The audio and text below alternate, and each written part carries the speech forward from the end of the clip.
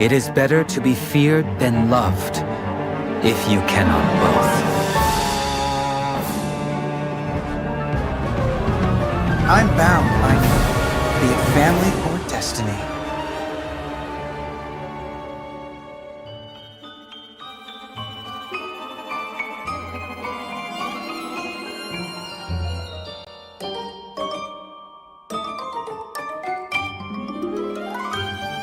Didn't your mother ever tell you, never get too close to needles? An artist's work is never finished.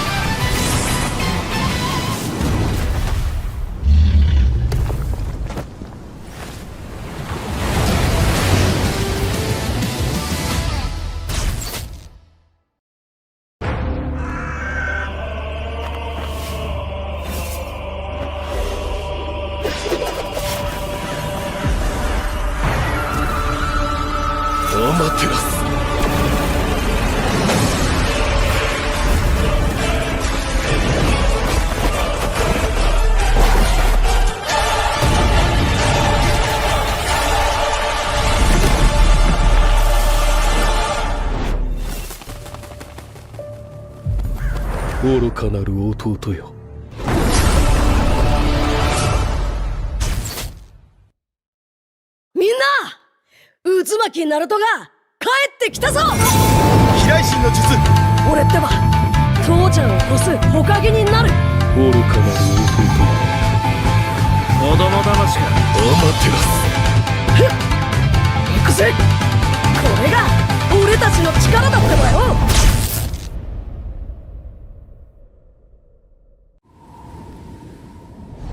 Solace. The kid says demons have invaded the border. Solace! It's been far too long. We got a new Leonin in the squad. He reminds me of you.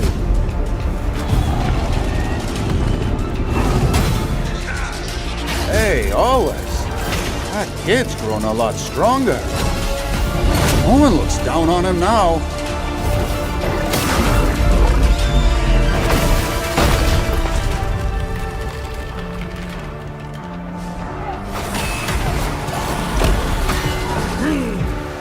Hey, kid!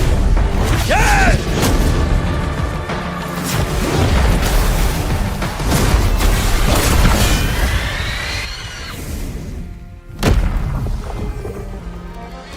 This is the end of my journey. The road ahead. I'll leave it to you, kid.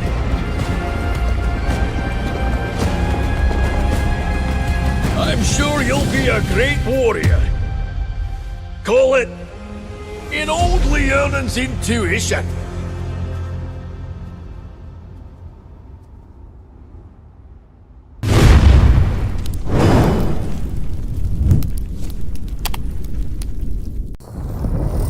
We've searched all this time for this.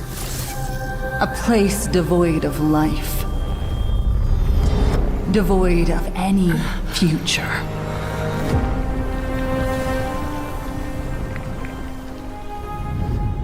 With this, we'll definitely go beyond the stars.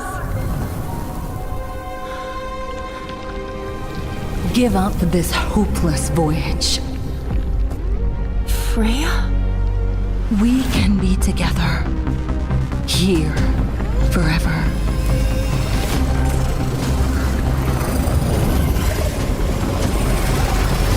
Don't leave. Stay here with me.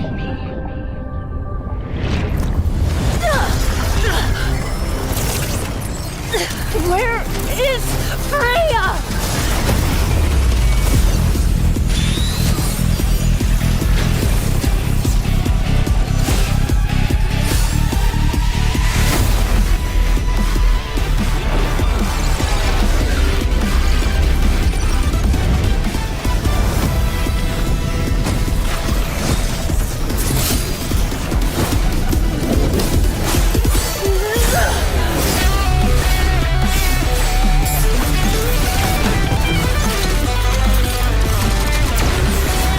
Against the endless void,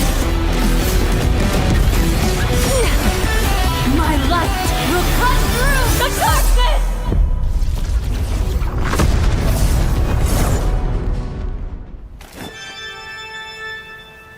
So, what shall my lens capture today? Anguish. Turmoil. Regret. No! Perspective comes down to composition. Only a photograph can capture unexpected beauty. I believe we found the answer. Allow me to introduce myself. I am Marcel, a photographer. And Clamar! Yes, we are one. We capture art's every moment. Balanced composition. Perfect lighting. Art at its finest. Despite the overflowing emotions, I still feel something is missing. Then look outward through my lens. Perhaps I need to look inward. The letter, sir. It's time to seek new inspiration.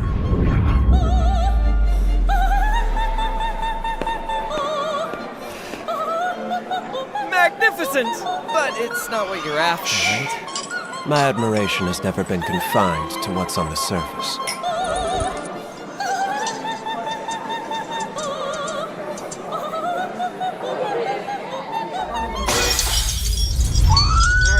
Focus! Captured!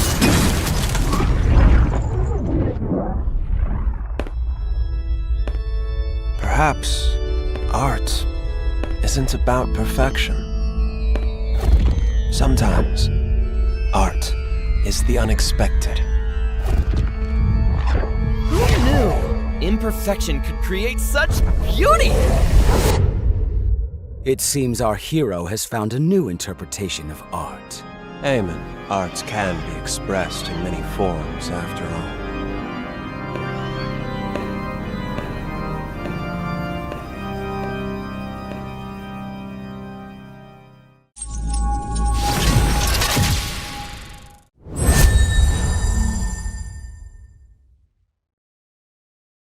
House Taxley.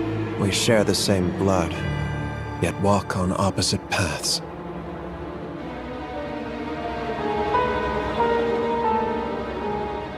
I don't mind leading the Paxleys from a rise to a fall.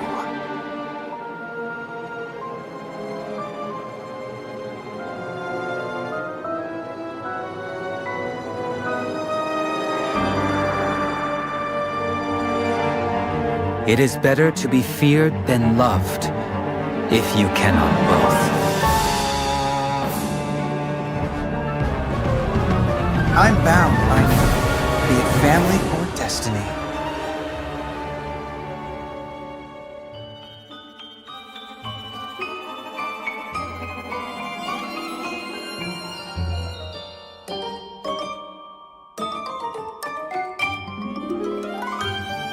Didn't your mother ever tell you, never get too close to needles?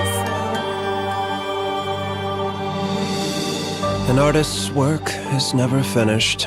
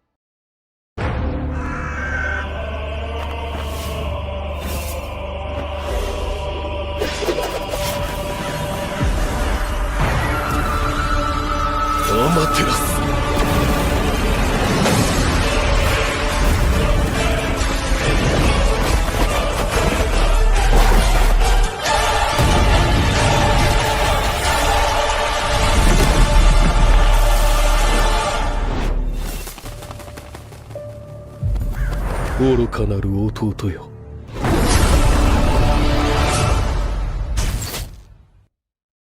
みんな、渦巻きナルトが帰ってきたぞ。飛来神の術。俺ってば父ちゃんを越す火影になる。愚かなる弟よ。子供騙しが余ってます。行くぜ。これが俺たちの力だってばよ。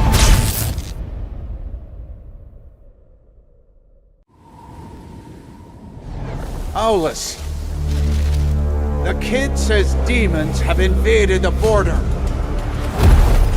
Solace! It's been far too long. We got a new Leonin in the squad. He reminds me of you.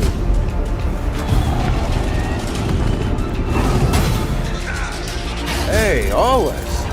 That kid's grown a lot stronger.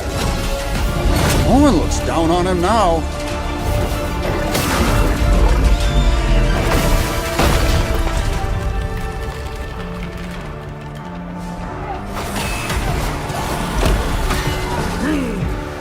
Hey, kid!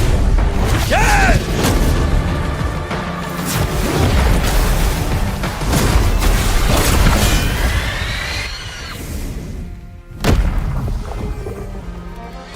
This is the end of my journey. The road ahead. I'll leave it to you, kid.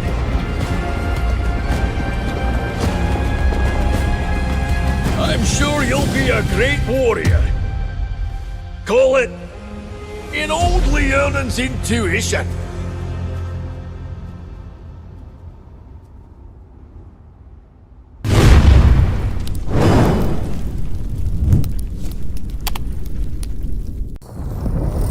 We've searched all this time for this.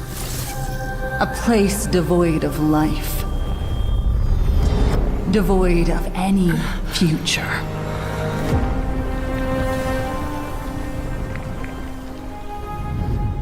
With this, we'll definitely go beyond the stars. Give up this hopeless voyage. Freya? We can be together. Here. Forever.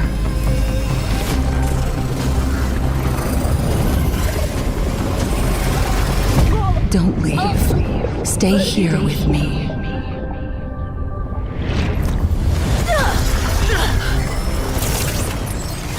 Where is Freya?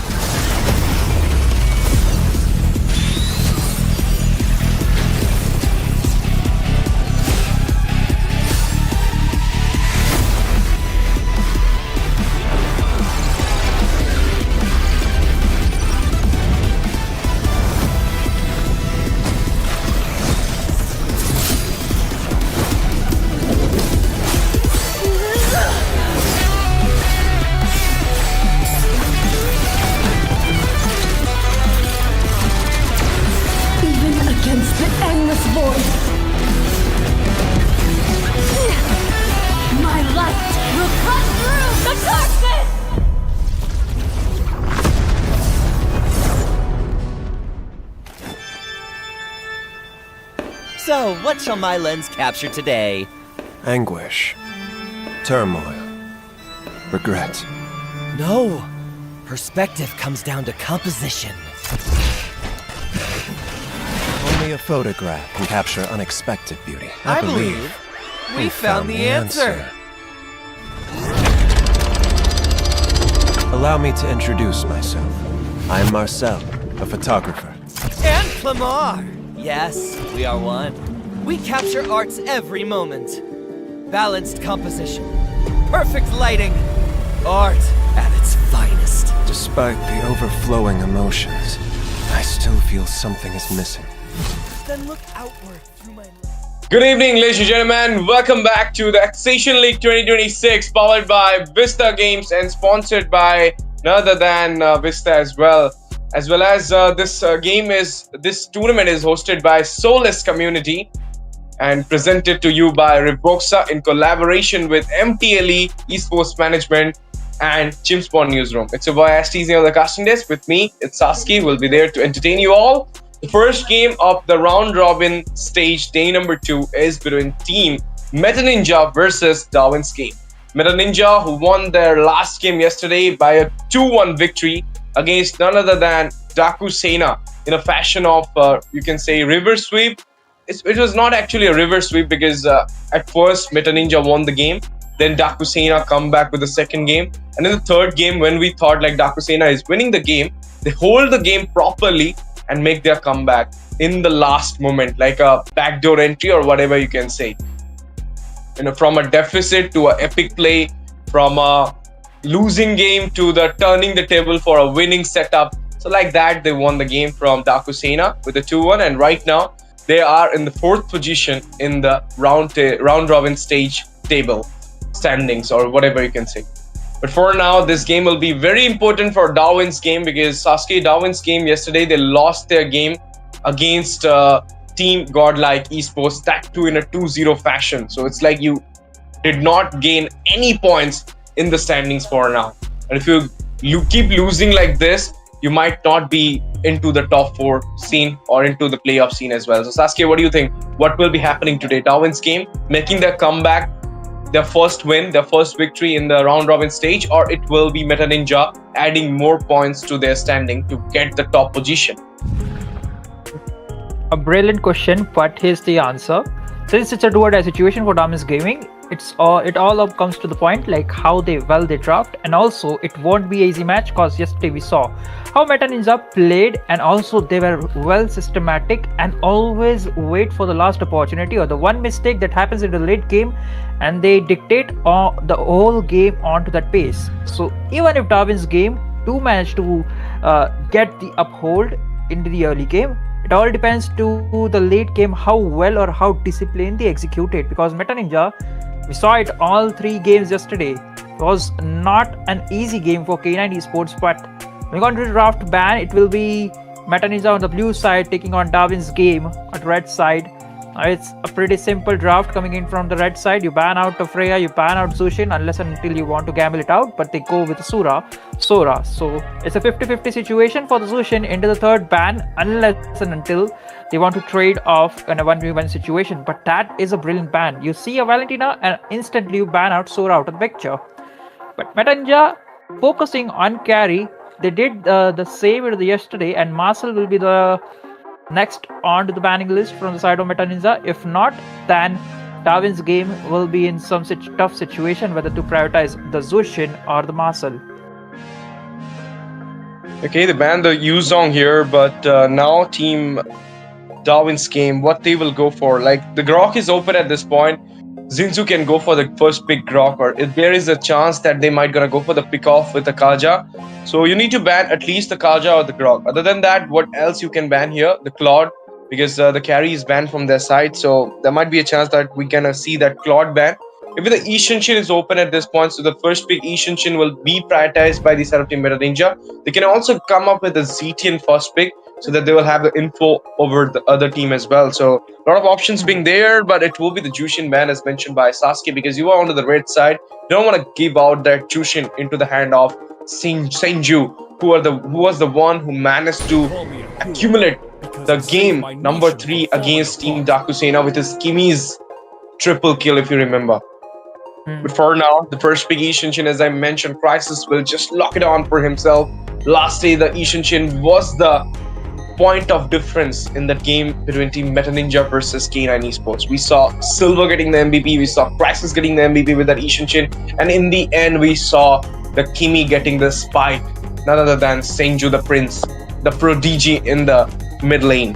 And for now, Darwin's Game, there are obviously, when you're taking out the Ishinshin, you're gonna trade out some heroes as well. So the Grok will get prioritized here, so do the Zetian and maybe, but no, that will be the Eve coming in. Why not the Zetian? I mean, you could have got the initiative for your side so that the tech charge would have been in a better setup for your side. What do you feel, Sasuke? Leaving out the Zetian is a good choice.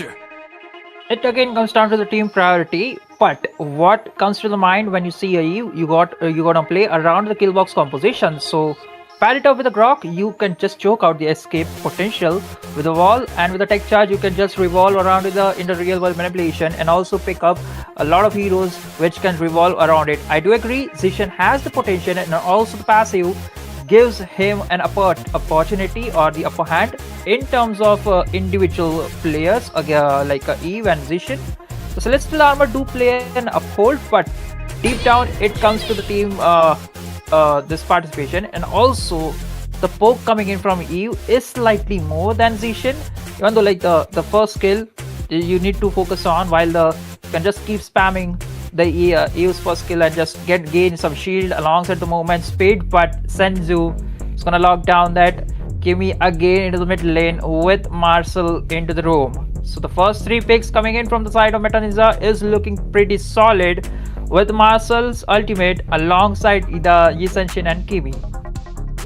The main thing is the combination we're talking about. The golden hour plus distraction pulse from the Kimi is literally lethal right now for the side of Darwin's game. Yesterday only we saw that thing, same thing, which happened to the Darwin's game, by the way, Sasuke. You were not there. Me and Ray were casting that game, Godlike versus Darwin's game. In the second game only, we saw the Kimi pick from mid and Marshall pick once again being taken on by none other than Art. And we saw that last spike moment in the last inhibitor, in the top inhibitor, when the Lord was marching on to the side of Darwin's game's base.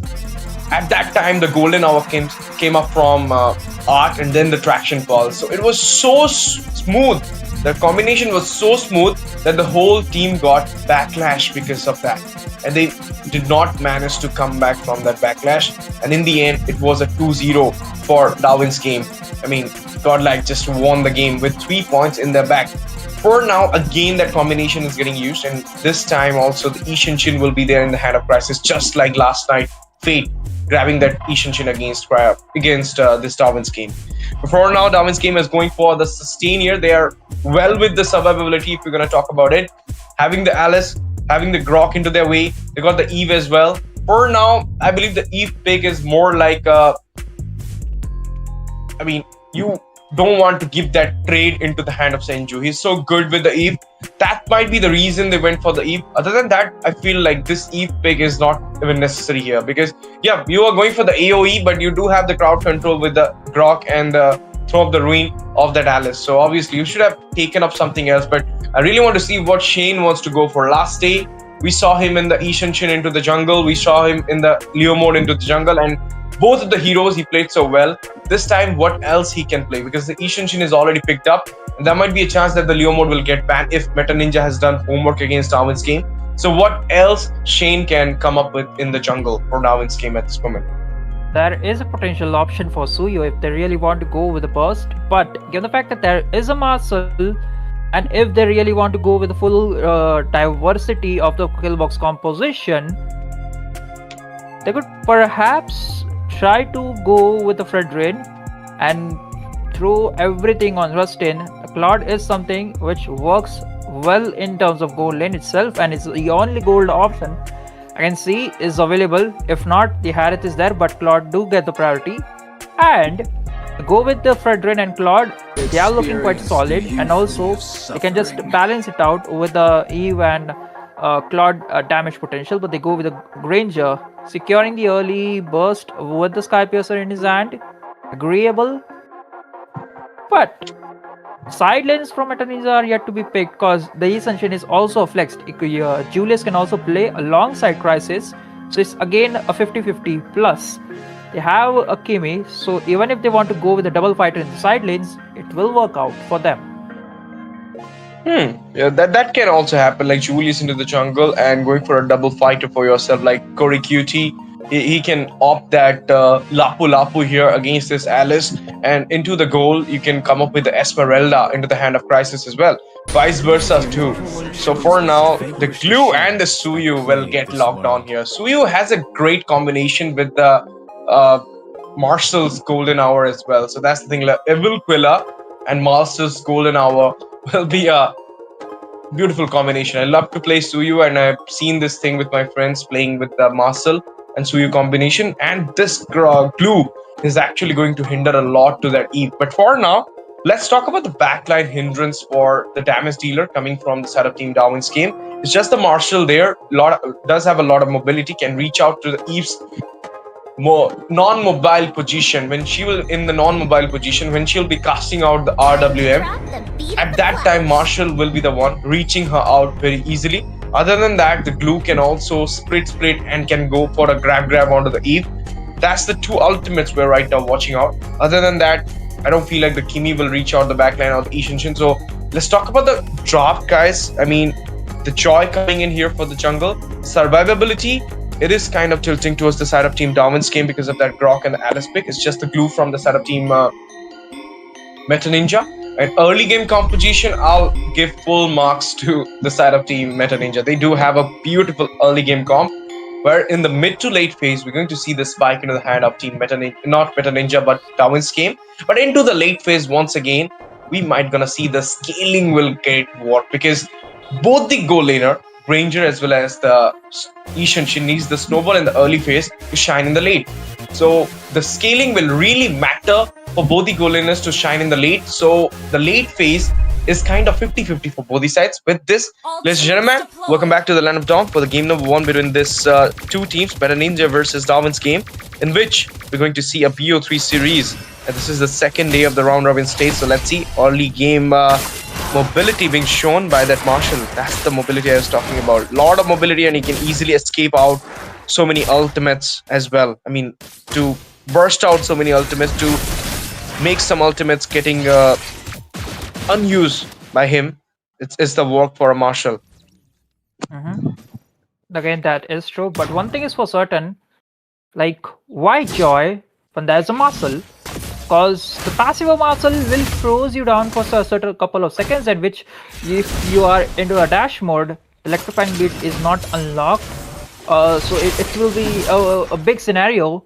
But I think Darwin's game are going with that kind of a point where the whole 4 members of them will fight into the front lines, and the chainsaw will be to dish out or reach the back liners at this point, because he's the only one in this current situation could just go into the back line. Pick has been forced Jinju into a safe spot, but the aggression he played was really sustainable amount. He did manage to try to bait out a lot of things, but the XP lane, again, it's nothing, just trying to check or giving the pokes into the enemies. But in the top lane, Essential might have an upper hand in terms of farmability and poke constantly out to the Rustin Cole, unless and until Darwin's game burst him out and get Rustin Cole the Skypiercer stack, which he need in the early game, were 10 or 20 stacks at this point. Of course, defensive stuff from both the sides. Don't want to go for those unnecessary fights here. Waiting for the perfect moment to burst in. That's the total first tutorial objective, which is here into the Land of Dawn. And we can see the total dance starting from the side of Team Meta Ninja. They have a lot of sets and no Joy in the vicinity of the turtle. So free uncontested turtle coming out from the side of Meta Ninja. They're going for the fight. Engage happen. Mount Shocker release for the info. And there might be a kill flickering out from the situation. Beautiful defense coming out from the Gog. The plot out being used here. Alice might gonna go for the throw of the rain, but not into the deep. Will use it onto the wave, but now getting a lot of strumble here. The grab is on to that Alice, but does have that blood on. And look at the slash coming in. He went inside the tier. A lot of damage continues. Burst coming out from Saint Ju, but first blood was secured by Cody Cutie with a final blow coming with that glue. A constant pressure over to the Alice, which was still not able to do so. Tetsu falls down as the first blood, and Cody Cutie picks up the scrap, but again, the constant poke coming from Jinju is still on point. He's making sure that he's constant harasser for Shane in his own jungle. Meanwhile, Crisis is getting a good poke. Like, there is no flicker, so it's a lot of burst coming in from Rustin Cole at this point. If Joy managed to get into that safe spot, he'll be able to pick up some kills, but again,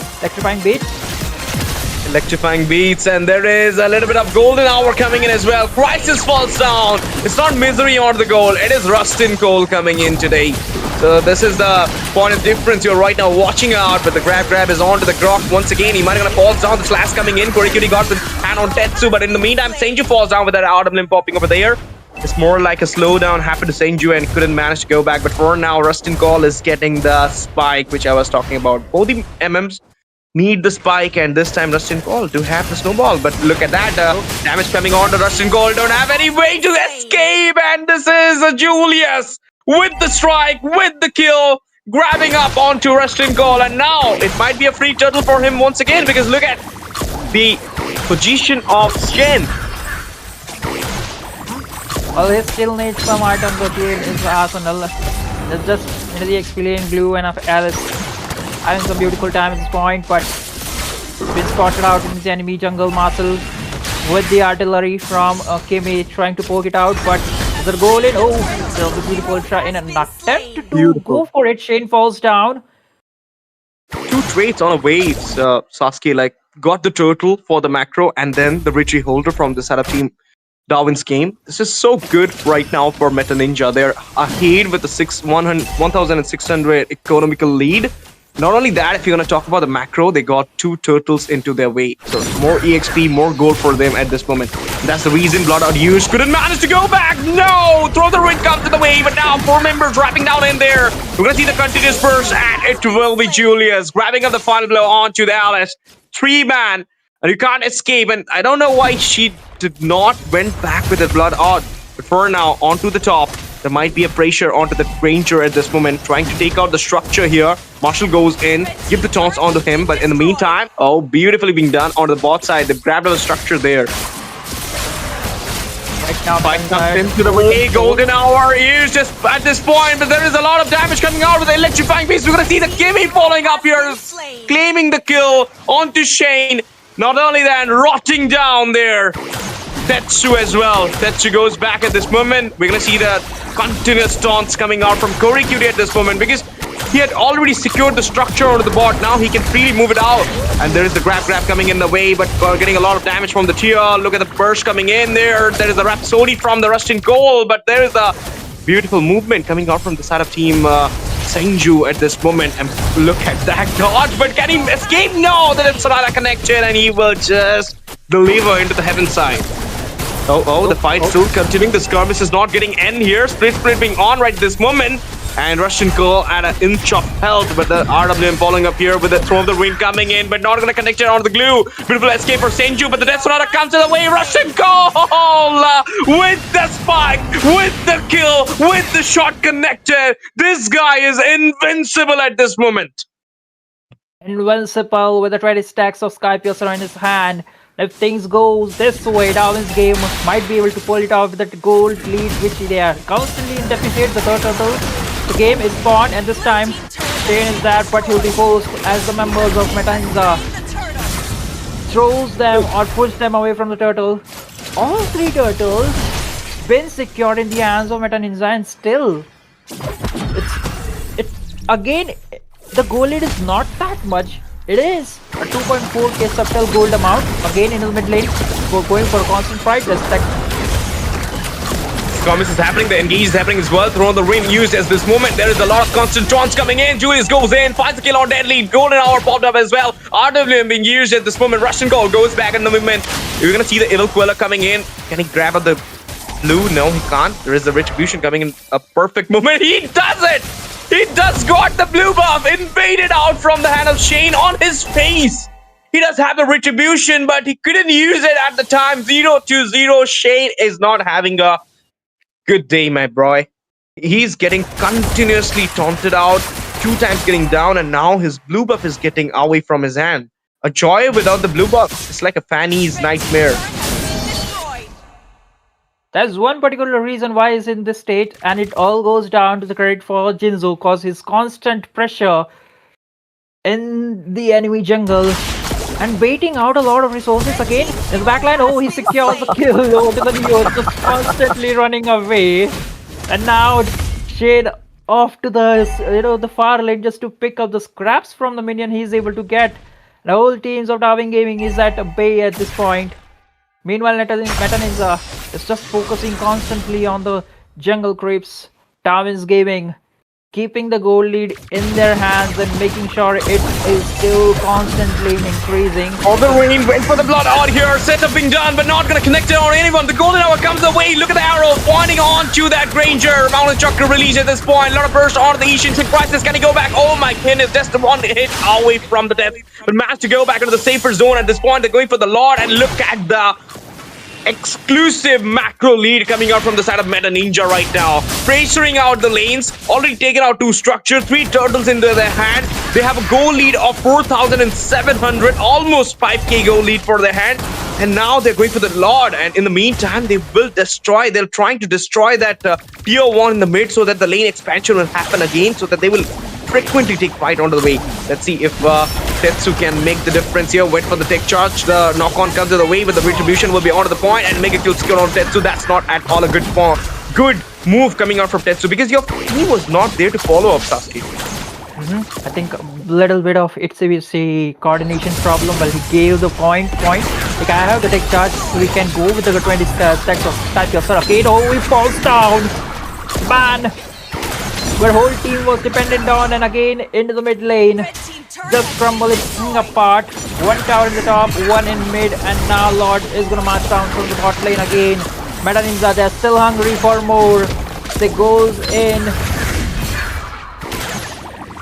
Holy Shield goes off.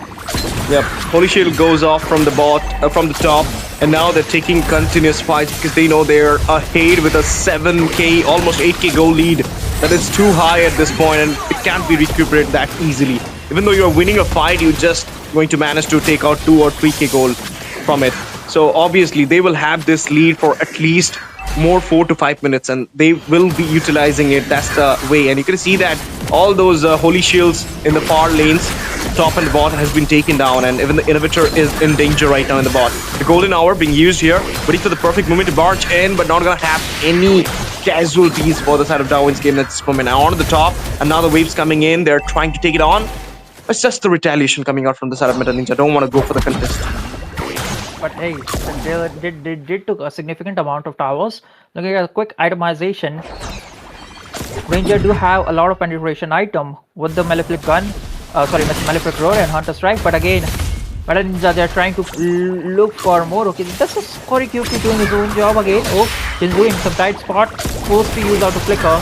That is the big resources taken out. Again, look at the damage coming in from Ranger. Constant Rhapsody bullets melting down Korikuki and forced to recall. Okay, went for the fight here. Beautiful escape coming out from none other than Julius with the Evil Quiller. Now he might gonna go for the Soul Saber. No, another Evil Quiller just gonna strike here. The advanced one though. For now, there is a beautiful moment coming out from Jinzu here with that mobility he's using at this moment. And this is the thing, like I was talking about from the very beginning, the mobility of the new hero, that is the Marshal, is not ignorable or negligible for now. Before he gonna get that nerf onto him, you cannot ignore him. Like the way Soul Saber comes to the way, went for the charge on the 3-member rush to go match, go back out of the bombing over there. Julius falls down there, Death to grab up the kill. Now the Rhapsody with that Death Sonata coming onto the way. Korikuki in a very dangerous position. Oh, Shane busted down with just a sniper bow and a crashes. Well, the Mountain Shocker gets rusting gold. He falls down in the process. Yep, and we're gonna see the blood out coming in as well. Neo goes down, Senju strikes in, but that continuous burn from his Gibby. And now he gonna accrue the kill onto the Alice as well. Look at the burst. Blood out for the defense, went back into the safer zone, but now minions marching in. They're might gonna target out that inhibitor at this moment. We're gonna see the knock-on coming in. There is the throw the ruin with the beautiful knock-on from the glue as well. Went back into the safer side. Julius falls down in the team fight, and now he is back into the team. So he might gonna go for the Lord, because they have a chance to grab this Lord on. I don't feel like Shane going to be contested out. He's at a 0-3-1 deficit. Well, he do have the Holy Crystal, so just a matter of time how well he positioned himself again. Electrified big. Electrified boost with a Rhapsody coming in. Golden hour popped up there as well. We're gonna see the traction fall. That is the combination I'm talking about. And look at that spike onto Curry. Finds the kill onto Rustin. Deadly falls down. Slave happen onto Tetsu as well. And now it's just the 2 members. They need the Lord. I believe they're not gonna go for the Lord. They're going for the mighty push here into the mid, I believe. because it's more like the Shane's doesn't have the electrifying beats. Even the RWM is there, but it's not going to use on for this base turret. It will be using to defend the base at this moment. Look at that. He needs the position. He went for that. Now he will be clearing out the minions, so it's a better time to go for the Lord, my bro. But mid tower has been decimated, and now is the perfect time for Meta Ninja to go with the Lord, get an end with this game number 1 in their favor. Quick look at the replay, what actually happened. Oh, it's just like how they are trying to pose the tower, but yeah, there's absolutely no point in this 2v5 situation. Darwin's game could have defended it, even though they have the RWM in the pocket. It's just a matter of timing to be on the safe spot. Corey QT made sure that he zoned Neo away and make a constant threat like, hey, if you're gonna pop out the RWM, I'm just gonna be using my skills and just grab over you and just like push you over to my side against Jinzu, being a constant nuisance in this whole game. That's the Divine Glaive being secured in the hands of Neo again. Julius with the damage he had at this point, like a few minutes ago, he got the Blade of Despair again. Oh,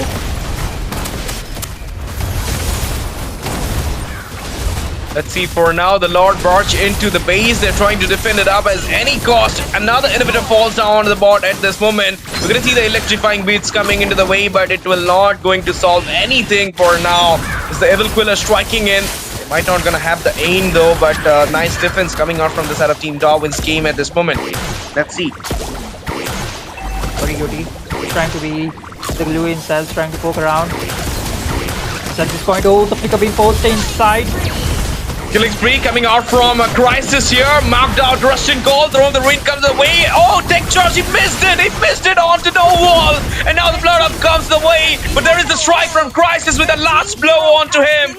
And this might be the end. The crown is totally open. It doesn't have the ultimate. The resources are down. RWM popping with aim for the defense. But look at the backline entrance coming out from Julius. Mark out Neo to get the win over Team Darwin's game. Meta Ninja with the lead in this BO3 series. What a start for them.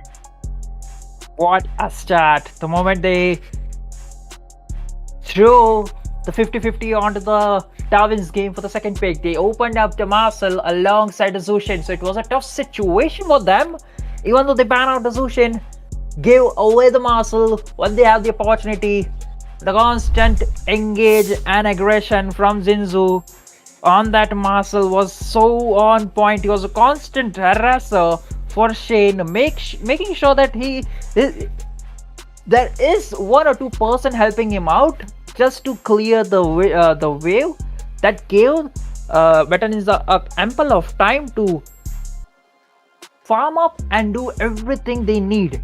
There was a ray of a light in the goal lane. Rustin Cole was doing fine. He got the 20 stacks of Sky Piercer in the early game, but Suyo was able to shut him down, and that was the ray of light being choked off right on point from the side of Meta Ninja at this point. Went yesterday, 3 of the games other than the Meta Ninja and K9 went on for a 2-0 clean sweep. It's just that Meta Ninja game between Team K9 Esports, which went on to the 3rd game decider. You and me were casting that game, and we know how much craze that game got because of the roller coaster rides we are watching out.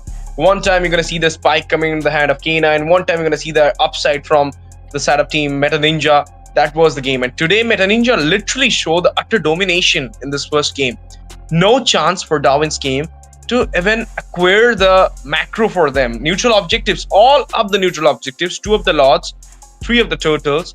They're not even into the vicinity. Even in the 3rd Turtle, they were in the vicinity, but then suddenly Shane goes apart. The Joy pick in this meta against a Marshall was not at all a good pick, as you mentioned before, because the constant taunts with this Marshalls onto the mobility kind of heroes cannot be ignored. And you went for the Joy. I told you, like yesterday, he went on to a Ishinshin jungle and a Leomord jungle. Today, what he's going to acquire. And this time, no, nothing was there because the Ishinshin is already picked up by Meta Ninja. And there was a chance that Leomord could have been there, but then the Leomord got banned when they saw the ban onto the Guinea. And in the end, you just strapped on to go for that Joy. And you couldn't do much. 0-5-1. Look at that. 7-1-4, 0-5-1. It's like a, head-to-toe comparison for now. Because 13k goal. He was kind of ahead, like almost 5k almost 5k ahead from you in the damage also. Everywhere he was giving his A+, where you were on your B and C game. For now, Saint Drew 3-2-12, not much into the aggressive comp, but much into the utility this time. 12 assist with the traction pulse. He does have the Sky Piercer, but couldn't follow up more into the kills because Crisis was doing better with Julius onto that Suyu. Marshall, no comments to say here. They did not go for that Grog. They straight away went for the Marshall. They traded out the Grog into their side, and look at the result. He got the MVP. Zinzu with the MVP. And not only that, this is the head-to-head I was talking about. 21-6. You're going to see 3-0-10 for Meta Ninja's Cody Cutie, whereas 0-4-3 coming out from the side of team Darwin's game. EXP laner, that is Deadly, but I'll say Deadly might be the sandbag here, if I'm not wrong. Yep, he's the sandbag. With the lower damage from his side, that is 1,65,789. That is high with the sustain. He did his part, but what can we say? The follow-up was not there. Even like Tetsu going for some Lord, going for some turtle setups, but without any follows. I don't know why. I mean, yep, you are going to zone them out, but you're giving them those kills as well. So it's just more like Julius was getting free farm this time from the very beginning. And that's why team Meta Ninja were not in a bad spot. They were always greater than Darwin's game in each and every part of the game. Early, mid, late, everywhere they outshine themselves. But for now, second game coming soon. Are we going to see a redemption arc, a revenge from the side of team Darwin's game, a reverse sweep kind of game? Or we going to see another clean sweep coming into the round robin stage? Because yesterday after the Meta Ninja versus K9, we saw all those clean sweeps. Will it be Godlike versus Darwin's game? Will it be team Autobots going against CRQ? Every matches goes into a 2-0 fashion. And now Meta Ninja wants to grab up that 3 points into their pocket, into the standings, so that they will be in the top one. What do you think? Are we going to see a redemption Sasuke or a full-fledged 2-0 clean sweep? Well, if Darwin's game wanted to go with the redemption in a 2-1 fashion, and if they really want to win, they need to ban out Marcel. If not, then Joy was agreeable, a questionable pick, even though it was a clear picture like, hey, the Joy could work, but the rest of the team need to be in a proper spot, and Joy will just mark down the backlines, especially the Kimi. If not, Yisanshin was constantly revolving around Glue and Suyo. So it was just Kimi who's left out, and you can just go with the dashes, electrifying bait, and just poke him out. But overall scenario, constant poke and the aggression coming in from Zinzo over the Marcel was something that Darwin's game was not able to anticipate it. But this time they had the first pick, so if they want, they could pick it. If not, Marcel is 90% confirmed that it's going to be into the banning section. Right now they're banning out the Esmeralda finally, so this could lead to like, hey, we might see an Harriet into the goal lane. If not, there could be other heroes. But right now Meta Ninja just bound, Lapu Lapu also, but Meta Ninja bound to ban that Freya into the second pick. Now I think the Zushin will already be into the picture. If not, the Isanshin is something I'm looking forward for it. Yeah, Zushin it is. Zushin it is. They ban the Grok here. There is a chance to go for the Isanshin first pick. Even the Zetian is open for you, so you can also go for the Zetian first pick. Marshall, what are you going to do? You're going to ban the Marshall, or are you going to play the Marshall? That's the question. But no, they're going to ban the Marshall. They don't have the hero pool for the Marshall, I believe. That's the reason they're banning the Marshall. They don't want the Marshall to be into their side. Or else, if they even have that into their hero pool, they don't want it to get used, because, you know, with a Marshall, you have to go something for the combination. You have to force pick the Kimi, you have to force pick the Beatrix into the goal, just like that. So even the Aurora into the mid as well. So that's the reason they don't want the Marshall. They don't want to give the Marshall as well. Now the first pick, what it could be, the Ishin Shin is banned.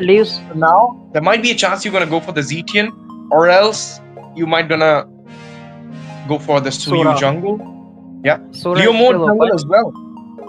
There's a lot of options technically. They go with the Sora. That means Meta Ninja could prioritize the EU into the mid lane, which they have been waiting for a lot of time. Yeah, Valentina into either of the side lanes also works, but since if they want to throw the Valentina or bring the Valentina into the picture, meaning they need to pick a Kimi again in the mid lane. If not, Eve is something that they could go with. They go with the Guinevere alongside a carry. So that wins Darwin's game. Even if they want to plot it around the whole tanky situation, they won't be able to do so. If they want to do it, they need to keep carry at bay and also need to rectify or just end the game as early as possible. It's more like Rustin Call. They thought Rustin Call might be going for the Sora gold, but it's not the case. Rustin Call directly selecting down that Cloud for the gold lane against the carry, but that's the main thing I'm talking about. The carry in the late phase, you need to ignore him in the early phase, of course. You need to smash him down in the early phase, but you cannot ignore her in the late game. The late game, if she got the spike, she is like a tank killer. She can easily outburst the damage with the physical and true damage kind of thing. For now, the Valentina will not be given. It will be taken out as the first pick because they got a Sora into their way, so they don't want to give that Valentina into the side of team Meta Ninja. Even the Meta Ninja went for the 4 PS now. That's quite good, I'll say. Backline hindrance onto the Claude. Even it's more like they will be ignore the pick for the Joy as well as for the Suyu. So now what will be the option coming out for the Shane into the jungle? Because the Leo mode, you can't take the Leo mode. There is already a Gwynny. And if you are going for the Suyu, you're getting the hindrance from the Phobius. Same goes for the Joy. So what else? Are you going to go for the utility? You already have the Sora into your way. So is the utility will be the option? If they are going to utility, something that they could look out for, that Turtles was also down the focus, which is to tank. And also the Ninja go with something crowd control in terms of roam or mid. IMU behind the Baksha, and they also have Sora. It's just a matter of time whether he wants to play with the farm, the torrent farm, but Sora can also go with Baksha. So I think if they go with play, they could ban out Baksha. If not, the Frederick is something they could ban out if they want to target the whole jungle else. They could just go with the Suyo ban at the point. They banned the Khalid, they banned the Suyu as well at this moment. I mean, that's the point Sasuke was explaining for now. But what will be the last ban coming out from the side of team Meta Ninja right now? Because the Farsa is getting banned here. It's more like respect to Senju. They might gonna go for the last ban onto the Kimi as well. Who knows? But for now, the Harley and the Khalid will be the bans coming out from the Meta Ninja. They don't want to give that early invasion, and that proper magic burst kind of a jungle into their hand. The cooldown is so less that he can always spam that Harley's hat and can escape out easily.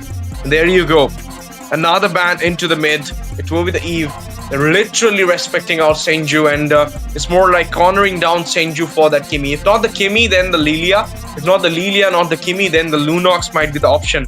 And Lunox carry is a deadly composition, we all know. So there might be a chance Senju can come up with that Lunox, but at the same time, what will be in the roam for the side of team Darwin's game at this moment? The Gatot Kacha, the Hylos is open for them. They can come up with a pick off like a Kaja or a Kaleya. What do you feel? A Kaleya for the heal and the pick off, or other than that, a set off heal like a Minotaur? They go with the Akai. Jungle. The Takai is for shade. The Takai is for shade. Yeah. And also, a Hylos at this point is a good option. If not, a Hilda into the roam is something that they could look out for, because they are really lacking the early burst or the early damage. Because they have the Valentina, even though she does glaze some damage over to the targets, but it's not a constant poke or the constant burst damage. It's literally just basically she's just a utility mage. She does as a comparable mages that has been banned. So a Hilda at this point might be a way to go option. They go with the Badang, that is also a good. So the wall alongside the Hurricane Dance is something they're looking forward to go with, pairing up with the Blazing Duet. So it's just all the damage will be from the side of Rustin Cole and Deadly, but the early game is just farming and hoping that Neo and Badang somehow might just poke and just go bleed the enemies out, and they might find something out of the picture. If Deadly is level 4 and they get something, then they have the clear picture. But Cho comes into the hand for the side of Meta Ninja. Cho against a Badang. I like the fact that the Cho is into the picture, giving the Way of the Dragon, provides also the passive for the side of Kori Cutie. So Meta Ninja do have a constant big or a good draft with the Cho initiation, and with the Way of Dragon you have the Chaos Darkening from the side of Lunox to burst down the potential enemies. But a lot of crowd control has been there from the side of Darwin's Gaming as well. I'm quite not sure how Valentina is going to play, and also which ultimate is she going to prioritize at this point. Could prioritize the Lunox Brilliance just to escape, and perhaps a Way of Dragon from Cho to initiate the priority target over to the Crisis. Indeed, you're right about it, Sasuke, but the main thing currently is that Cho pick. That is because you're going to give the ultimate to the IMU as well. The Way of Dragon, the Spatial Migration Valid Requiem, as well as the Pobius Infernal Pursuit, even the Brilliance for the defense kind of thing coming out for the Valentina at this moment. Other than that, if you're going to talk about the Akai and not going for a high loss, not going for a Gatotkacha, is because of the true damage and the burst that side is having. Lunox and the carry are the main tank killers. The burst is so high, even if you're putting the Athena, putting the not antique, but the Radiant, still you're gonna get that burst. That's the reason they did not go for those sustained kind of tank. It's more like a hindrance kind of tank they went for, like more taunts with that wall. But for now, there is a early game aggression coming in. The wall popped up, fish crack, but look at the domination from Senju. Grabbed at the kill, Julius falls down, flickering back into the safer zone. It's 1-for-1 right now. It's the Roma for the jungler. Gets Shane picks another in a crucial moment in the XP lane. I mean, into the gold lane. Crisis versus Rust and Coal at this point. Just testing out the water at this point. BMI away, out of the arm's way, but now out of this game, they are looking forward for the early aggression or the early contest over the Valentina and the Kai. But one mistake from them could just turn away the tides and the hands of Meta Ninja as well. Because they have the Lunox, after the level 4 is just blood apart or blood in the water, and things will fall even in the first turtle. You look at that, Tetsu and Jinzu just trying to poke each other with the Badang and Joe. It's just a constant brawl fight between these two tanks. Like, hey, just boxing. Just giving the extravagant taunts from that Badang will not gonna work out much here, because you need to control the setups as well. But for now, the 2-1 score is coming out from the Darwin's game. They do have a lead in the micro. They might gonna go for this turtle because they have a utility jungler into their side. Even the Gwynny is there. Let's see the Shundering Strike. Use the cloud shifting ultimate, and Deadly will grab up the turtle. Julius falls down once again with the killing spree coming out for our Shane here with that Akai, and again the Infernal Pursuit into the way, but getting a lot of damage from the behind, and you're gonna see the double force. Shane here, Kori falls down, a lot of damage being dodged out, but Senju will goes off with Tetsu falling in there. Redemption happened. Can he survive? Oh, beautiful escape for Zinzu though. But now it will be a 5-on-2 with a turtle into the hand of Darwin's. It's just like the recap of the first game, but sides got changed. 1k goldie. Flicker goes in for the burst, and this is the Brilliance coming in and grab up a kill onto Crisis carry. You know that you don't have to give the early game snowballing for that carry, and that's the reason that constant taunts into the backline is coming in, and now he doesn't have a flicker. He doesn't have a way to go back. Beautiful setup coming out from Julius. Redemption happened instantly from the side of Team Meta Ninja for Crisis death. Great spin takeoff at this point, but again in the bottom lane. This is going to be Jinzo falling out. Rusting Coal picks up that scrap. Just back and forth in this game number 2, but Darwin's game still gets a hold into the gold lead. 1.7k at this point. Speedy Light Wheels taken away, used away, and also in the top lane, Chieftain Sky has been used just to throw Kori Cutie into the base. Second turtle will be spawning in 35 seconds. But still, the proactiveness of both the teams are still on point. Let's see. I mean, this is the setups coming out from the side of Meta Ninja. 7 for 3. Brawl game is going on right now. If you're gonna see 1 kill coming out from Meta Ninja, then sooner you're gonna see 2 kills from the side of Darwin's game. They're in a better position, obviously, because of this Akai's being there. Off by the pick though, but working so well at this moment. Nobody's there to taunt this Akai for now, but into the late phase, let's see how the domination coming in. Way up the dragon comes in the way. Heavy spins war onto Zinzu's Chow, but in the meantime, Neo falls down. Zinzu goes down as well. Unstoppable for the Akai, but in the mid, onto the bot. We're gonna see the domination onto Crisis there. The goes in, finds a kill, comes back, but in the meantime, there will be a kill onto Rustin Cole as well. 1 for 1 into the goal. And even 1 for 1 into the jungle, because that was a Neo for Zinzu. Fish Crack comes into the way. Infernal Pursuit into the way as well. 3 members getting caught. Tetsu falls down. Julius grabs the turtle. Slane happens deadly, and they're going beyond the limits at this point. As shut down with Senju striking in. Double kill. Neo goes back with the defense. Not gonna come for the attack here, but onto the top. Lane exchange happened there. Crisis. Can he go for the structure? Okay, he went for the fight. 1v1. BMI for the defense. Went back. Fan and the Empire, the foundation with Tami's game, created with the goal lead. Now been trembling apart from the side of Meta Ninja. 1.3k. They dictate the goal lead. They took the control, but again, this could be anyone's game given the fact that how well they are playing, and it's just a matter of time. They need to focus on Senzu. They did focus on the Crisis, shutting him down again. While Requiem. Requiem, as well as the special migration. Shundering Strike used for the defense. Went back onto the safer side. That's the crowd control you're right now watching out from the side of Team Darwin's game. But in the meantime, Crisis falls down. Off-cam kill comes in the way. And now they're going to grab up the structure on the top. We're going to see the follow from Senju there. But into the mid, 2v1 situation going in. There is a little bit of poke coming out from Neo as well. But somehow Senju's follow-up will defend the structure 1 onto the top, but in a very less health. Senzu in the mid lane is trying to deal a lot of damage. They're shutting down the Crisis. 0-3-1 is the score. But in the overall team fight, they also need to look out for Senzu at this point, because he's the one with the chaos of darkening is melting down everyone. Whoever Jinzu picks it up again. Hurricane Dance being used up. We have the dragon. And for the heavy spin, we have dragon this time. The bot now will goes down. Crisis striking him with the 2 damage. Mega kill come up from Senju. Deadly falls down as well. Immediately, 2 of the frontliners from the side of Team Meta Ninja goes down with the fish crack coming in. He went for the ultimate, but now getting taunted down with the Infernal Pursuit flicker. Flickering out for the defense. Went back into the base with a recall, but will lose out the turtle eventually. Team Meta Ninja coming back into the scene. We're gonna see the Phobius marking down. Grab up the turtle. Gwynny went for the retribution, and now we'll be checking out the lava golem from the jungle as well. The creeps are going back from the hand of Team Darwin's game.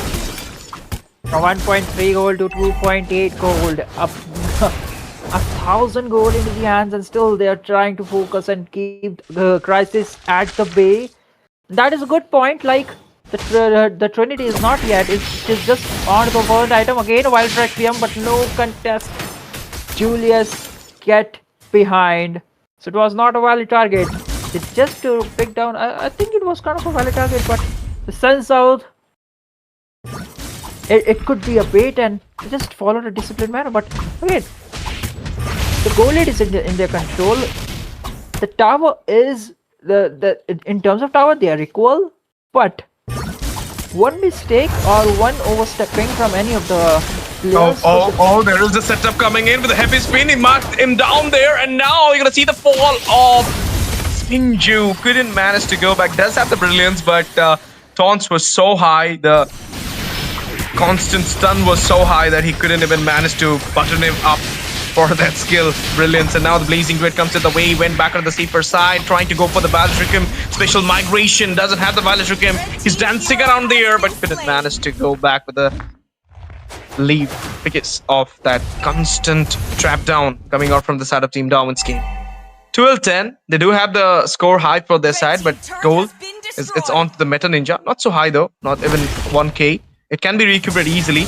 But let's see who will have the retribution out of the lot. With 2k, with the 2 kills, just managed to gap out the 2k gold lead again into the jungle. Brilliant's been used out away, so that is a big resources out of the picture. With the Lord into the game, it is a green signal for the side of Darwin's game to engage for this Lord. Again, Infernal Pursuit along with a focus jumping around. Let's see, the Lord vicinity is on right now. Look at that, Chandering Shrine, Cloud Sifting in use. Zinju falls down, Russian Call got the kill there. Tetsu goes down, but Senju striking in. Senju the Prince goes in, double kill onto Deadly, but now he's getting a lot of damage from Julius as well. We're gonna see the Blazing Duet connecting on to 3 people. Now it does have the BMI, goes back for the step. And that was a clone of Julius Gwynny. Infernal Pursuit striking in, engaging for another fight. But at an inch of health, we're gonna see the spatial migration being connected. Can he survive? Corey Cutie going back there, as well as Julius. Grab up the retribution onto that blue buff. Doesn't have a retrieve for the Lord right now, so it might be an uncontested Lord. Even Shade does not have a retribution. So if they have that intel, Meta Ninja could pull off a thread. Again, it's a 50-50 situation at the point. Not gonna happen. Looking forward and there is a little bit of fight coming in as well. Fistcrack will be taking up the hindrance. There is the ultimate coming in as well. But look at the setup being done. Oh my goodness, Julius falls down, making it secure. Lord being secured by Shane here. And that's what it is, guys. Jun Zenzu going back with a Shunpo, getting hindrance, but now he might gonna get marked down. A beautiful escape is happening. Brilliance being used, Blazing Duet coming into the way. Look at that, can he survive? Senju goes back. Infinite Pursuit in the way, but look at that deadly catch onto Senju here. With that, the slither of HP. Corey Cutie falls down immediately. Can't do anything. Meta Ninja needs to go back, needs to defend their base and the structures alongside the tiers. Quick replay, it's actually what happened. Falls down, Julius was looking forward for a steal, but retribution was on point for the guy. He used it, and again, Blazing Duet, just stealing a lot of damage. And with a leap of faith, using the flicker, Deadly managed to secure a kill over to the Shenzhou. And now with the 2v4 situation or 2v5 situation on the mid lane, Madden is forced to back down the lane, Violent Requiem. Sorry. Jump. Spatial migration, yep, and that's the thing, like, I believe that Lord fight was solely lost because of Crisis not being there. He was onto the top, securing the structure. He was not in the team fight, and he joins it late. That's the reason they couldn't manage to win that fight. Even Shane doesn't have the retribution just like Julius, but Julius falls down immediately with the striking coming out with that Russian calls. Physical damage with that Claude. That's the reason. If Crisis would have been there, scenario could have been changed for the side of the Meta Ninja. For now, another fight being done. They doesn't have the AoE special migration used. Oh, beautifully reset it down with the help of the heavy spin now. And now Jinzu in a very bad position will go for a flicker for the defense. Tetsu falls down. Crisis striking in. Got a killing spree on the Tetsu. And now look at that. He does have the cloud shifting. Shane goes down. Infernal Pursuit connecting on him. And Deadly will get trapped down there by 5 members. They're going for the tier 1. Nobody's there to defend it out. Oh my goodness. That last hit out of the Cannon Minion will be taking it out. And now they have a chance to defend this tier 1. But they are recalling back into the base. They are low in health at this moment. There might be 2 structures coming into the back of Team Meta Ninja, opening the whole mid lane for them. Oh, he was not anticipating it. Voluntary Grim, make it. There is the special migration. Went for that. Winter Crown play as well. Neo falls down. Does have the Cannon Minion. Will not going to extend the fight. Will not going for the overextension. That's a nice decision coming out from Meta Ninja. Retaliating back with a 2k almost lead in economical side onto Darwin's game. Agree. A quick replay. Actually, what happened was into the hands of Darwin's game until and unless they forgot to mark down the carry. And look at that. Shows all into the back line, melting down one by one each enemy of the Darwin's game. And with the Way of Dragon connecting down to the Deadly, it was all apart. Crisis along with the Senzu melting down. And they were all left with the 2v5 situation in the mid lane. With that, they lost the mid tower. Now the second lord of the game is spawned. Still both the teams are looking forward for this Lord dance. Fight back, got the knock on. Nobody's there in the vicinity of the Lord. Let's see if they can go for the retribution. Oh my goodness, Julius with the retreat! Grab of the Lord there! And now it's Darwin's game in danger. They're retaliating back. They need to deface the base. Their structures are not so much into the Land of Dawn. That's why they are in danger. And look at this. +1 again into the structure for Meta Ninja. The Cannon Minion will get the MVP for it. He managed to solo taking down that mid tier 1, and now they will strike on the bot tier 2 as well. There is the constant knockouts coming out from the Badang. Will not be helping them to defend this structure, because Meta Ninja will eventually secure it out. Went for the flicker, went for the setup. Can he go for it? Look at the special migration. There is a huge crowd control coming in. Blazing Duet being used here, as well as the deadly catch onto the Julius. There will be Tetsu falling down. Corey Cutie goes down. Double onto Saint-Ju. Rustin Call, the savior, the defender for the side of Team Darwin's game, is striking in. BMI, he does have the BMI. Will be using it for the defense, not going ahead for the extension, because he have to defend the Lord as well. One mistake coming in from the side of Meta Ninja, and Darwin's game totally defending it in old-fashioned way. Just 3 members taking away from the side of Meta Ninja. And again, look at that beautiful Hurricane dance. Right on point with the Blazing Duet. Koi Cutie left unshakable. Tetsu falls down, but they get 3 in trade. And with a successful tower defense, even though the top tower took some damage, it's okay. Jinzu now been spotted out to run away. With the front lining coming in from the Shane, and also the Stetsu and the Barang, seems like it's looking favorable condition for the side of Darwin's game. A quick look again into the itemization. The Trinity is on point for carry alongside the Malefic gun. With the Wind of Nature, looking pride kitted, fully kitted, but is the same situation for the Claude, and with the Winter Crown is looking forward for an untargetable prey with a Blazing Duet in middle of the 5 members of Meta Ninja.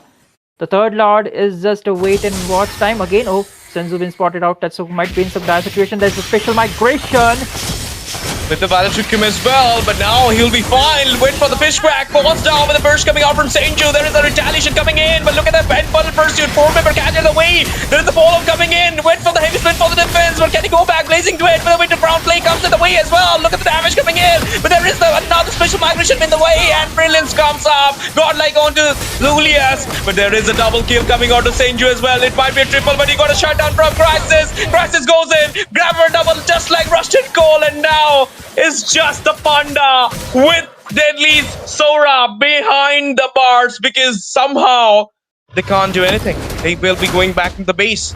This is what the team fights is getting resulted, because now the carry got the spike, 2,500 gold lead in the hand of Meta Ninja, Lord into the way, but they do not have the Retribution holder, while Saint is still alive from the side of Team Darwin's game. Point like Deadly need to mark down Crisis at this point with the Shifting Sky Thunder form, and solely needs to gamble his life in process of making sure that Crisis use the Wind of Nature. That would be already one of the sole point. If not, the other situation is like he managed to take down 3 to 4 members and pair it up with the Shane's ultimate, and that would be a green signal for Darwin's Gaming to fish out a lot of damage. Look at the 2 position coming for the backline damage. There for the defense, but now the heavy spins comes for the side of Team Darwin's game. Shane goes in. They went back into the safer side that doesn't have a lot of resources at this point. But look at that way of the dragon. Saint-Ju, Rustin Call, Manus not to go back.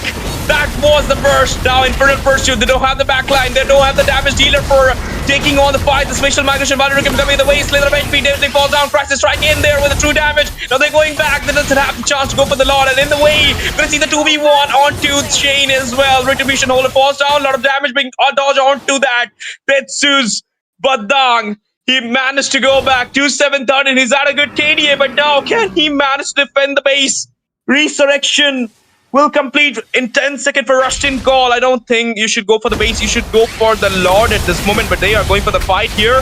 Another Infernal First should be used. We have Dragon in the way, they're gonna mark him up. Look at that, inhibitor falls down in the mid. This is open for them, and the top inhibitor will goes down as well, with 1 hit coming out from Zinzu there, and now they are retaliating back into the Lord. They need to grab the Lord first, then they might go for the mighty push. Even in this fight, Crisis was unmarked, and man, the beautiful wave of dragon coming in from Jinzu. Zon pointer again, Neo goes down. Okay, Neo takes Jinzu down for my fault, but again with the Blazing Duet, Neo takes double for Neo. He not just got Saint-Ju, but he got another kill onto Julius, and the Lord as well. This is the game-changing moment for Darwin's game. They do have the Lord. They do have their 5 members in the crew. They might gonna finish the game against Meta Ninja. This is the changing moment for the game. Look at this. Went for the fish crack, fine skill on his Senju there, and now you go for the follow-up. Even the carry was there, but no, the hindrance, and there is the blazing duet with the Lord getting steal and Julius falling down. So much happened in that Lord fight, and now they need to take on the innovator. They're trying to do so. 3 members trying to defend it up, but look at the burst coming on to Curry Cutie, not gonna survive it.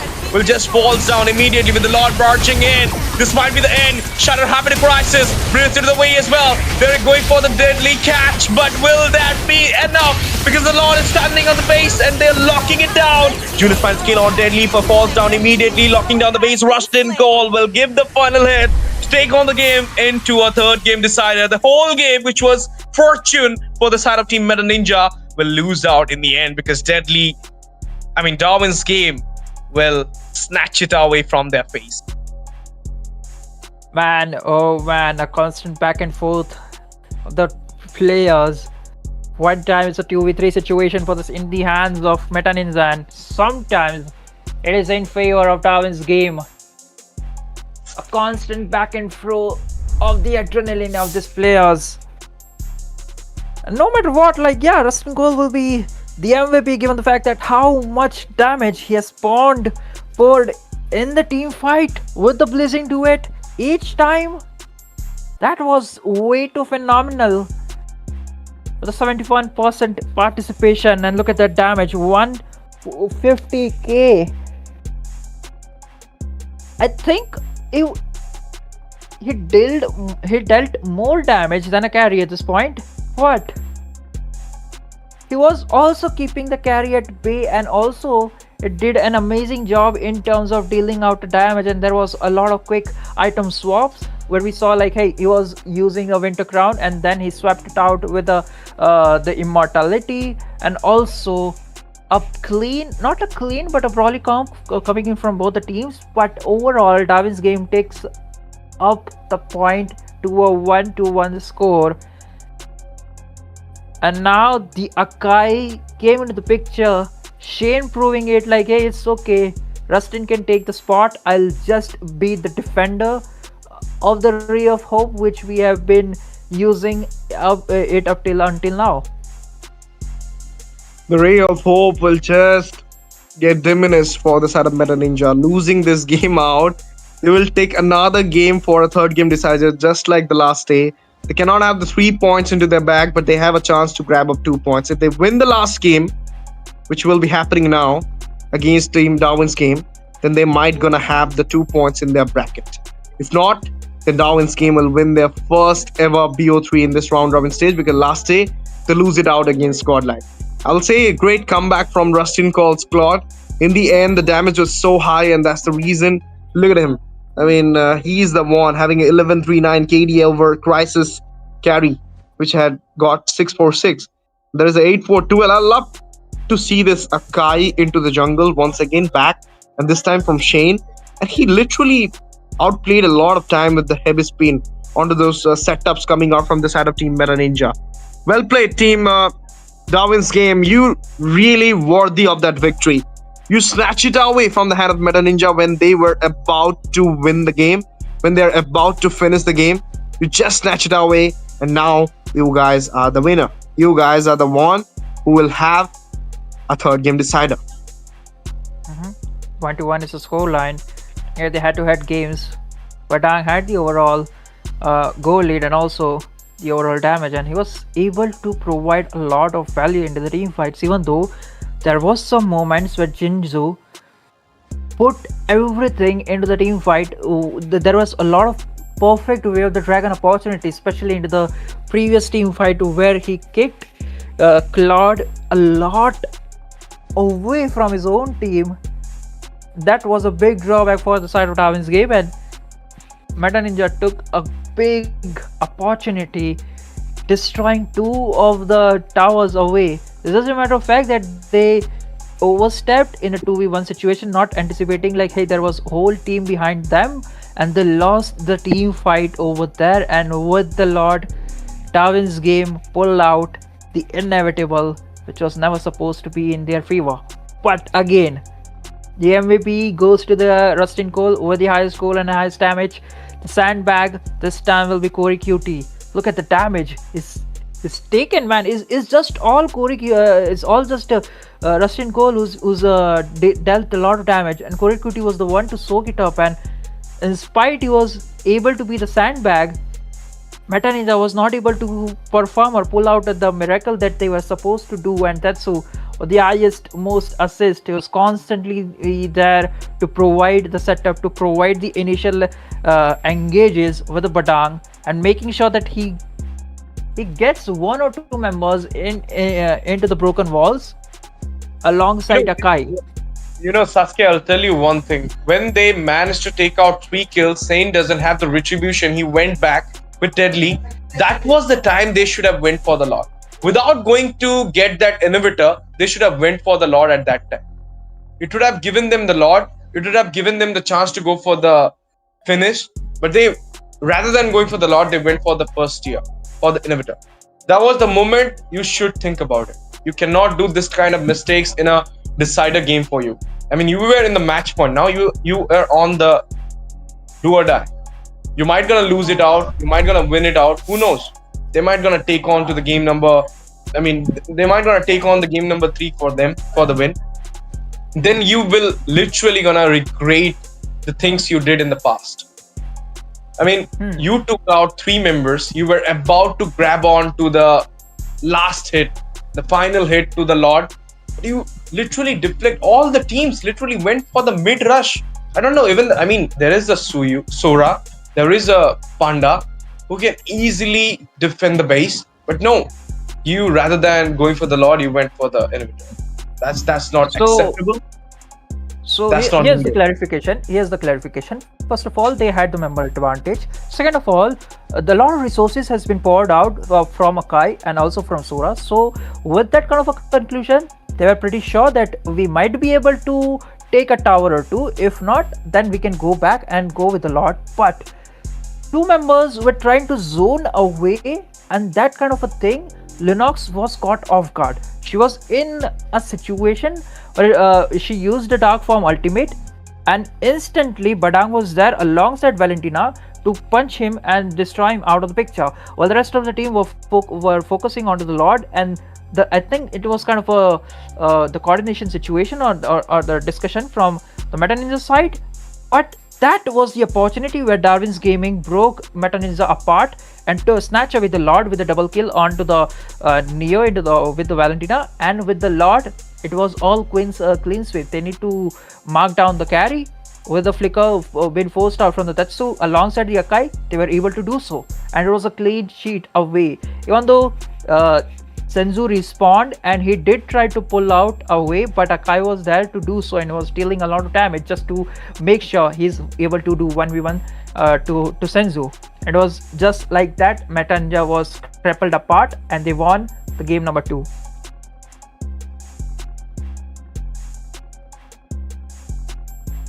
Got it.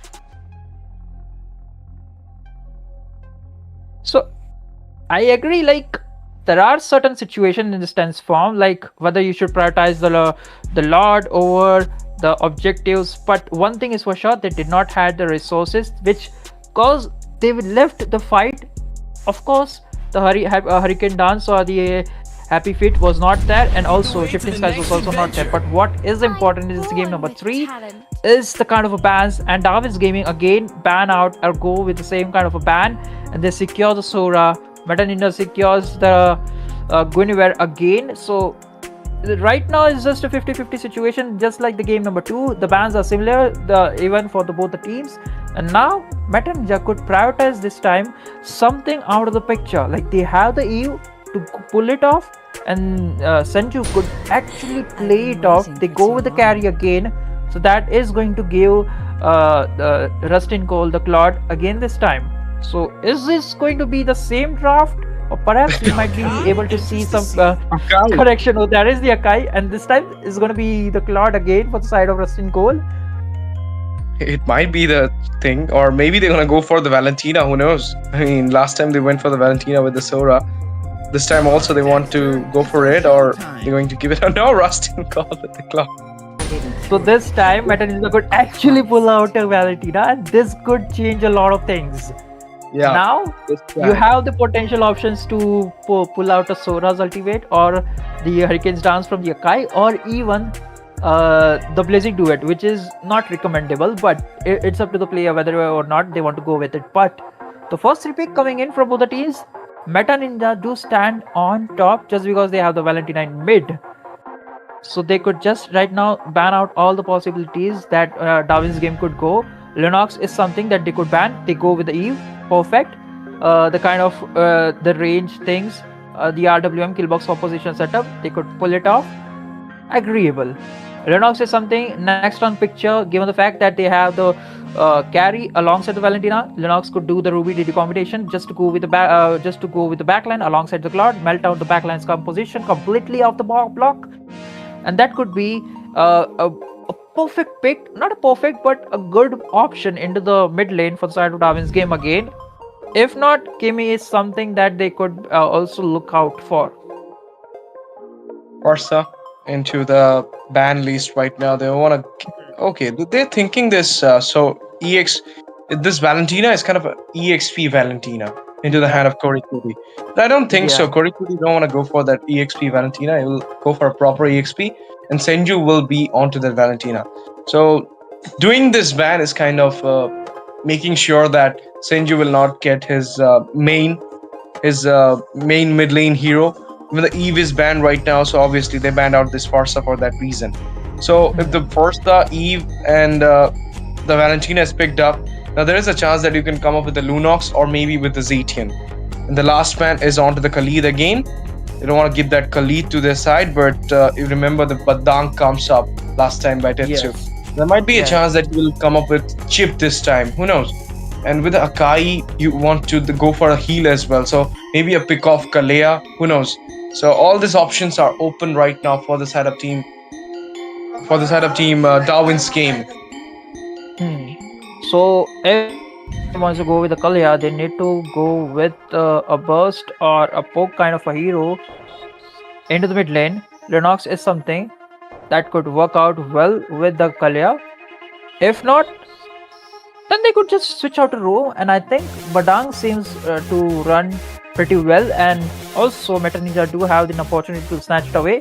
Even though the Cho was a good pick, but this time Rustin could just run with the Purify instead of a Flicker this time, and again he could just evade from the way of the dragon alongside the special migration.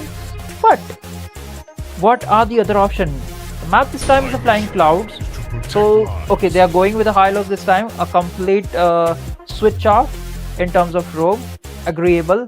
With the Glorious Pathway, they have the in and out situation kind of a thing, and also to re-engage and disengage orientation drop. But it all now falls down to the limelight of Darwin's game. How they want to go with the draft pick this time.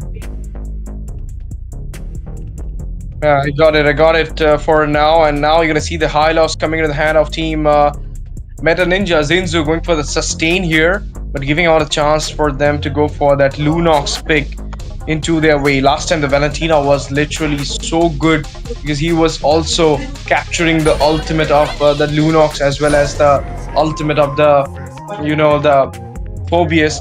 That's the reason a lot of backline hindrance was coming, or oh my goodness. But Dang will still be there into the hand of Tetsu, with a Kimi coming this time in the mid. So this time this Kimi is going into the hand of into the Meta Ninja, but into the Darwin scheme, into the hand of Neo. Let's see how he is going to regulate the Kimi in this meta. And now the last pick is coming out from the side of Meta Ninja. What it could be, a lot of options are open for them. Into the jungle, or is the Gwynny's the jungler? Obviously the Gwynny's the jungler because there is a roam Hylos. So are we going to see Senju in the mid, or are we going to see Uri coming in? Yeah, Yuzhong is something that you could go, okay, so go with the Lilia and throw Kori QT onto the Valentina. This is also a good thing. But you are something was not expecting, or perhaps maybe expected after we saw the Parsha ban alongside the Zation ban. But understandable. Now the thing is, Meta Ninja, they have something to burst out Akai alongside Badang constantly, or the constant poke coming in from Lilia is something that need to look out for. But it all comes down to the thing like how Meta Ninja are gonna convert this around, because they have the two backliners. They need to deal with the Claude alongside the Kimi. So if Julius is able to grab one of them with a special migration, it would be a big deal.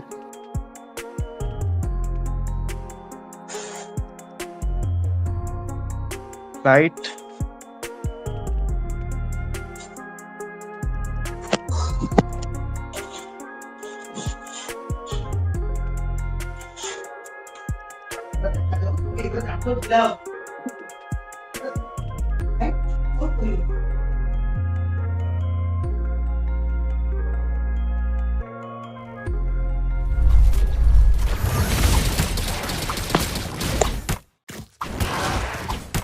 Yo, ladies and gentlemen, welcome back to the game number 3 between Team Darwin's game versus Meta Ninja.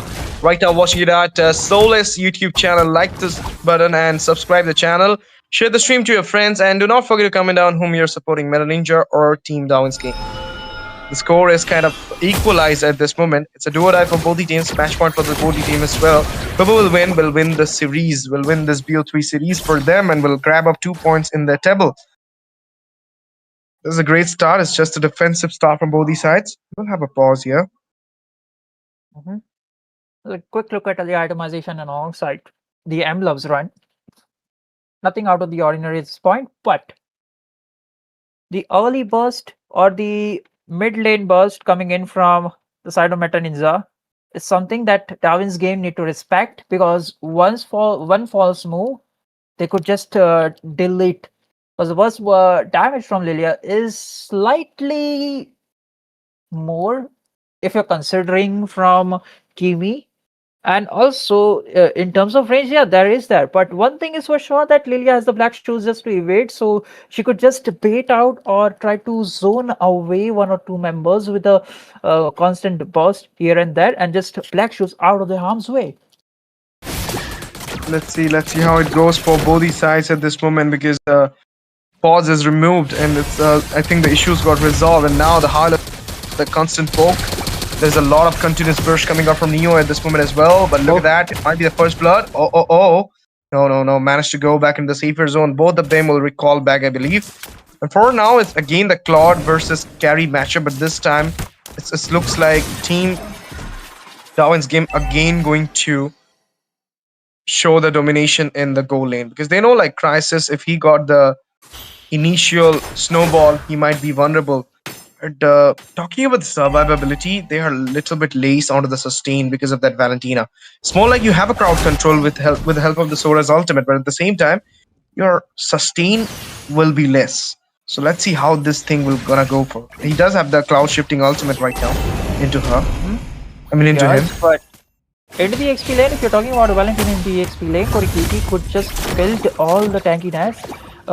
Then you can just use and he can be the sustainable guy, even though if there will be the problem, he won't be the first one to engage. But again, oh, there's a thunder bomb. A little bit of poke coming in as this comes. Traction balls huge to the Tetsu. Korigiri falls down immediately, double on to Zinzo.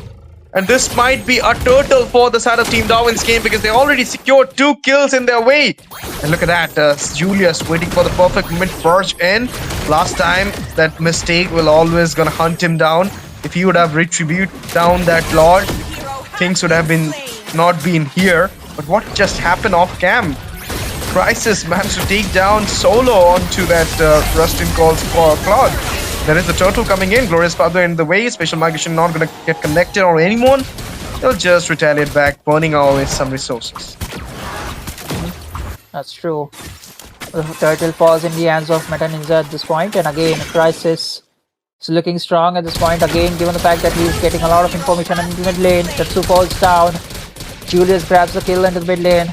Neo constantly poking down. Crisis joins the fight as the speedy like wheels.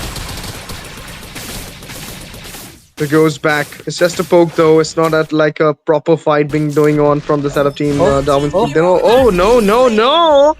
What's a sneaky move coming out from Cody Cutie, watching for the hunt. the flicker comes up, he went on to the barge into the Curry Cutie, but in the meantime, we're going to see the Crisis is getting a lot of taunts there. 2v1 situation, he went back on the safer side. Now the Sundering Strike comes to the way. There is the Lightning Strike. We're not going to find any casualties from the side of Meta Ninja. Meta Ninja in a better position. Look at that sneaky position coming in from Shane. Crisis sends the blood in the water. It throws the first kill. Oh, it dodges it again. Hurricane dance. Every spin comes to the way. He wants to go for the barge into the wall, but now he's in a very bad position. Shane will be taken out. Slain happen onto Shane. And this will be Corey Cutie, who will be playing better with that Valentina this time. I mean, the way he is rotating out from top to mid is really remarkable. Overall, Crisis into a better spot in this game, and overall, Meta Ninja looking quite happy. In the top lane is just the Sora versus Sora with the Valentina being the Shadow Ninja. Oh, different sides on the farm, but Deadly is on top. He burst him down. Deadly goes down there with the Crisis right now clearing out the minions wave. And then we're gonna see the second total barging into the Land of Dawn as well. We're gonna see the zone coming out from Zinzu. Let's see if the Retribution comes up at time for Julius. He's not in the vicinity though. This time he's taking out the red buff, so it might be a free turtle. Yep, it will be the free turtle for the set of Team Darwin's team, losing out the red buff. But now there is a gang coming in. BMI used for the defense, but we're gonna lose out that structure on the board. Down the tower, they are looking forward, but Hylos might be in some trouble. There's the Clueless pathway. Corey Cutie.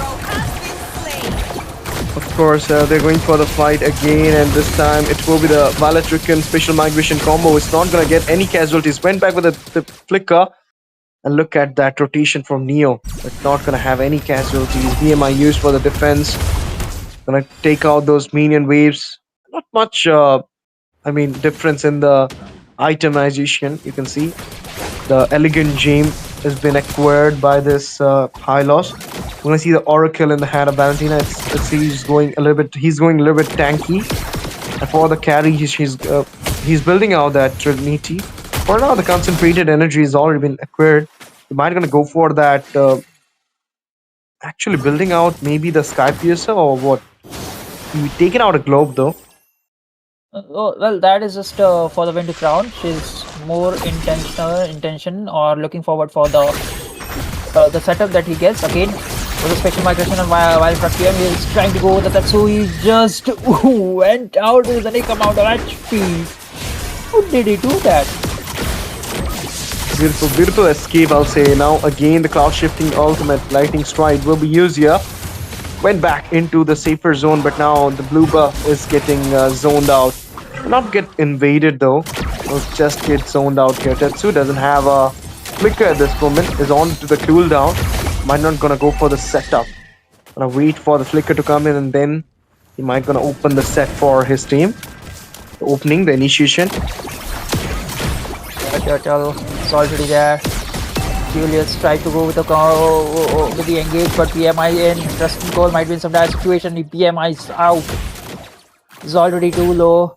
Turtle might be looking forward into the hands of Meta Ninja at this point, given the fact that Rustin Cole might have to recall. But Tatsu.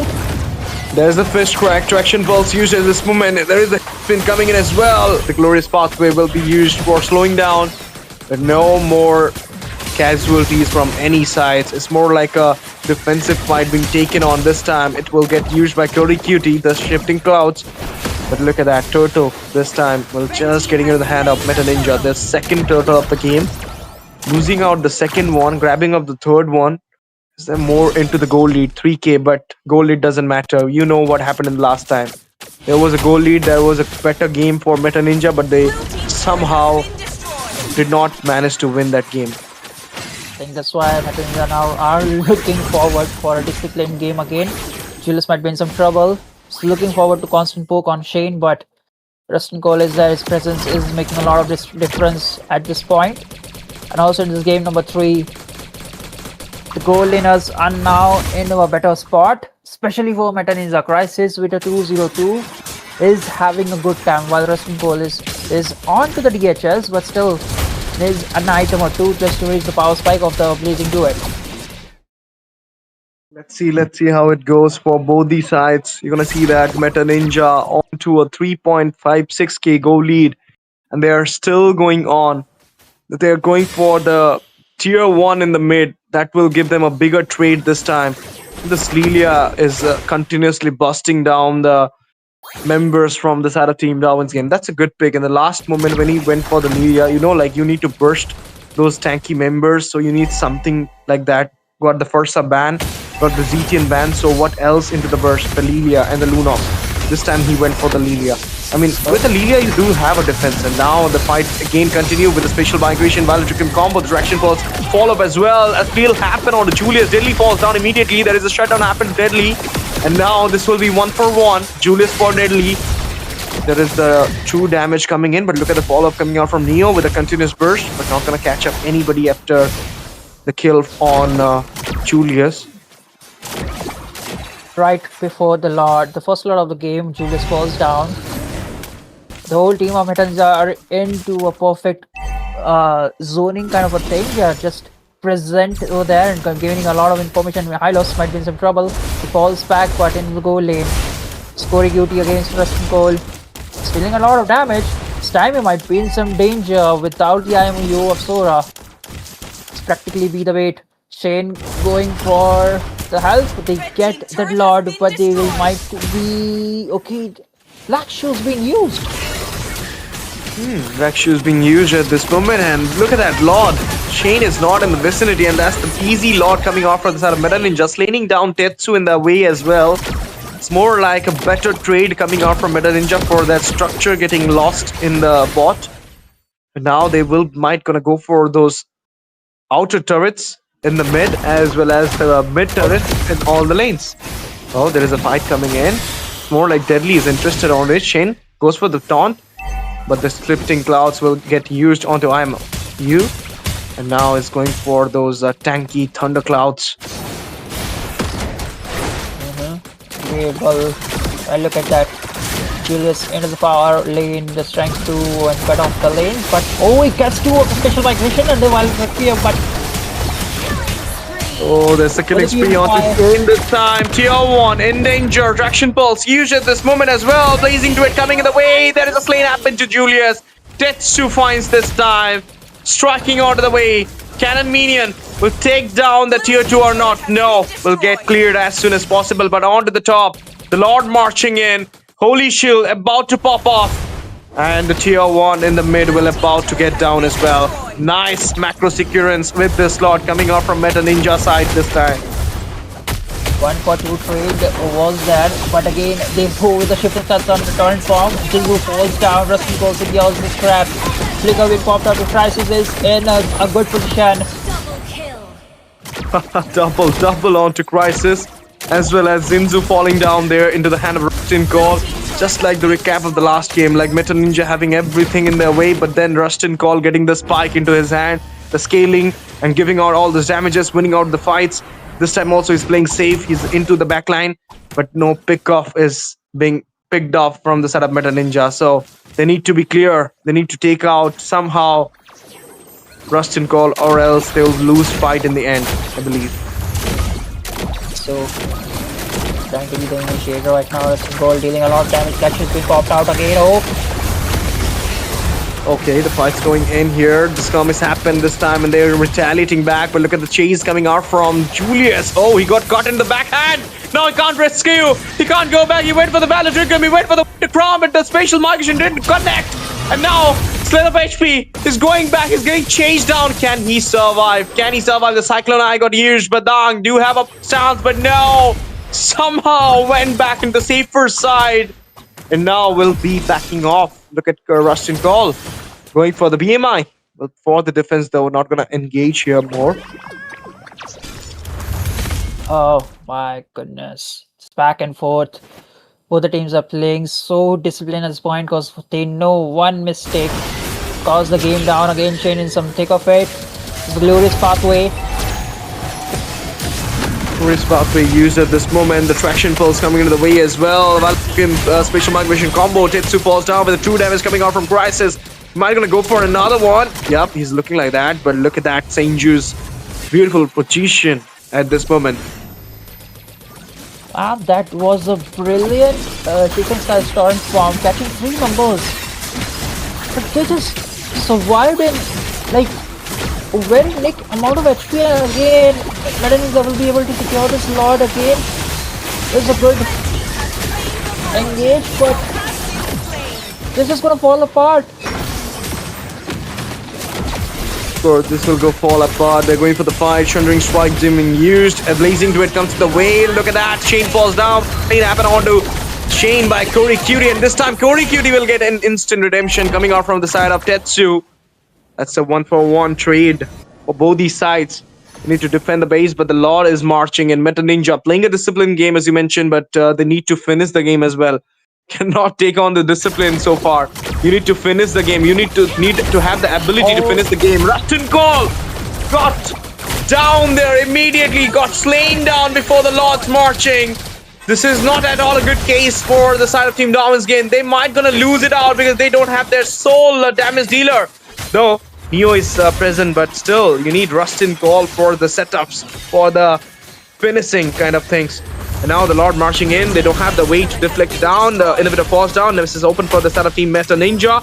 Deflected way into the mid. But for now, the mid tier 1 is in danger as well. Spatial migration used. A lot of damage being ditched out. Heavy spin for the defense. Glorious pathway slowing down Neo as well as Deadly to catch up the tier 1 in the mid as well. Now they're going for the fight here. A lot of damage onto Deadly as well. Can he survive? He goes back with an inch of health. Blocking down the base is the only cause, but they can't do it. All the tiers in the base has been taken on by Meta Ninja, but they will not able to finish the game, and that's a good decision going back, because if you lose out the fights, then there might be a chance they're gonna retaliate. They're gonna recoil onto you. Man, the damage from Neo. Looking at the itemization, it's still there, but on theory, Hylos is just soaking up all that damage. He's not passing through the back lines, and Senzu along with the Crisis are able to deal and unload the massive damage over to the Darwin's game. And even though at this point the one mistake that Rustin Cole did BMI'd away, but the damage from Crisis was way too much to melt him down on spot. And again, Shelly might be looking for some kills as the shifting Crisis on the form, but Requiem is there. Rustin Cole goes down. And Rustin Cole, not only Rustin Cole, now they're in a very... Tetsu goes down, Deadly into the hand of Crisis. Senju grab up a double, and there you go. Crisis finish up the story with a wipeout. This is the end. This is the end, and there you go. Meta Ninja with a 2-1 victory again in the second day of the round robin stage. Grab up 2 points for their standings. They are the winner once again in the BO3 series. In the end, it is Meta Ninja. Even though they lose one game, they manage somehow to pick up the last game for them.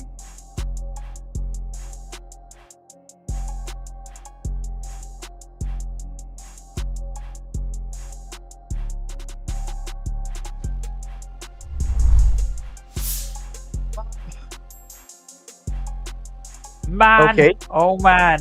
Even at this game, Crisis was untouchable. And in the previous game, was shut down in the early game multiple times.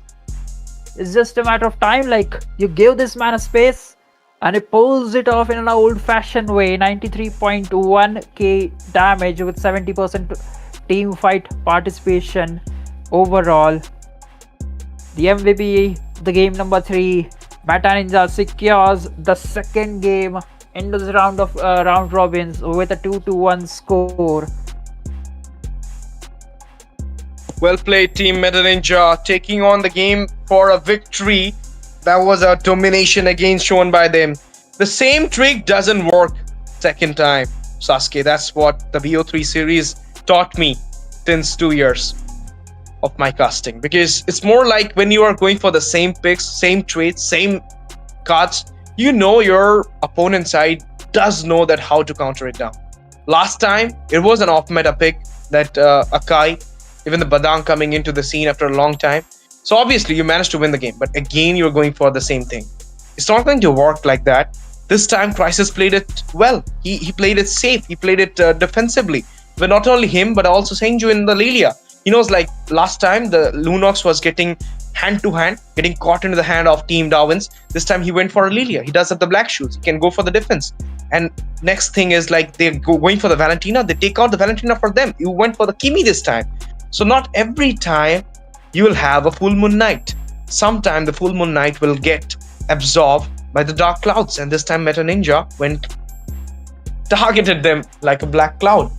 And this is the end, guys. Team Meta Ninja, they lost it out, and now it's time for Team Darwin's game to go with the losing streak again. They lost from Godlike yesterday, and now they will lose it from Darwin's game with just 1 point into their hand because they somehow picked up one match for them.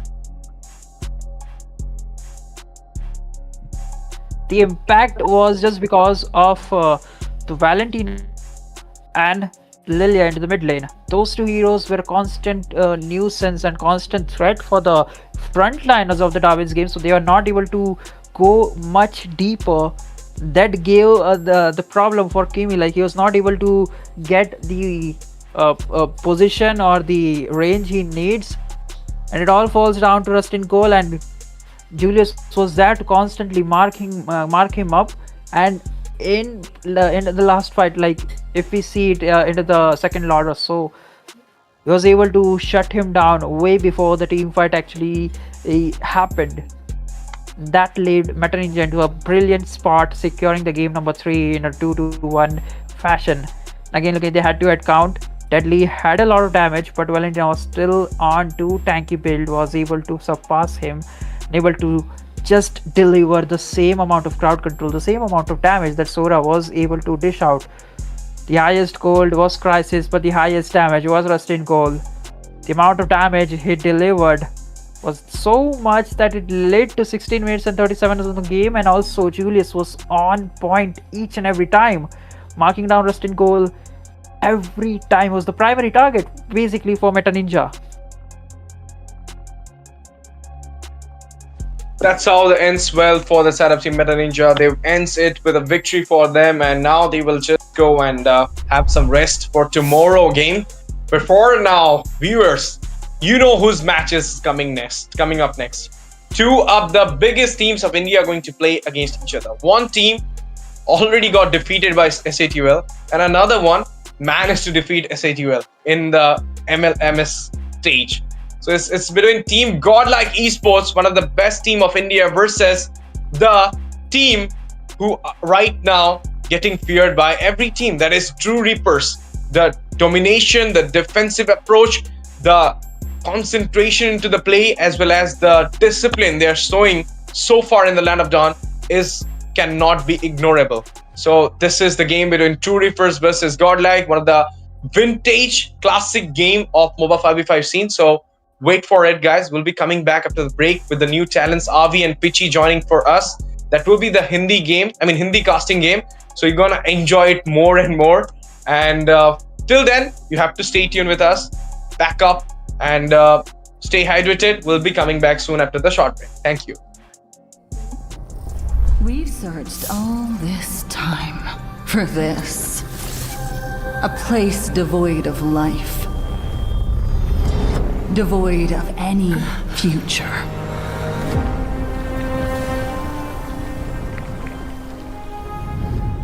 With this, we'll definitely go beyond the stars. Give up this hopeless voyage. Freya? We can be together. Here. Forever.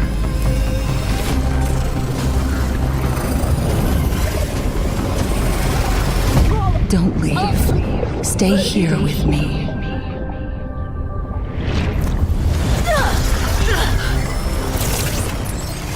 Where is Freya?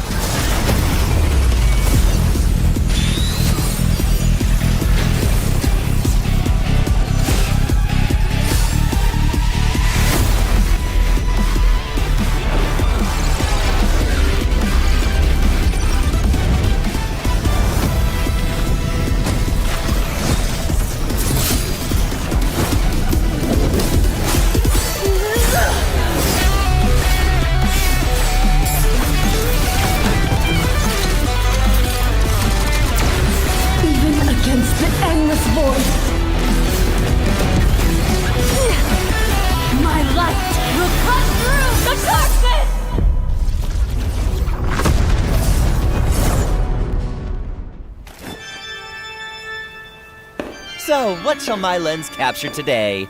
Anguish. Turmoil. Regret. No. Perspective comes down to composition. Only a photograph can capture unexpected beauty. I believe we found the answer. Allow me to introduce myself. I'm Marcel, a photographer. And Clamar. Yes, we are one. We capture art's every moment. Balanced composition. Perfect lighting. Art at its finest. Despite the overflowing emotions, I still feel something is missing. Then look outward through my lens. Perhaps I need to look inward. The letter, sir. It's time to seek new inspiration.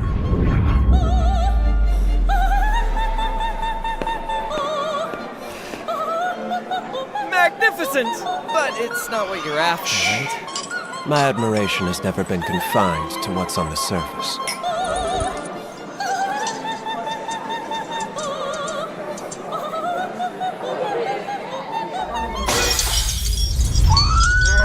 Focus! Captured!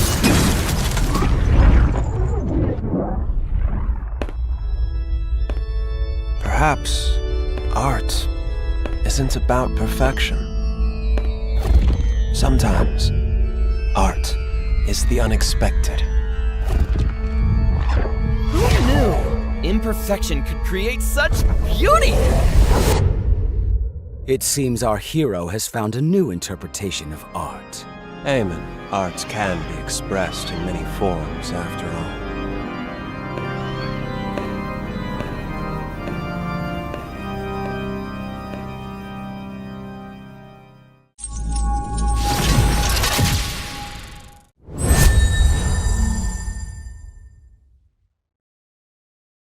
House Taxley. We share the same blood, yet walk on opposite paths.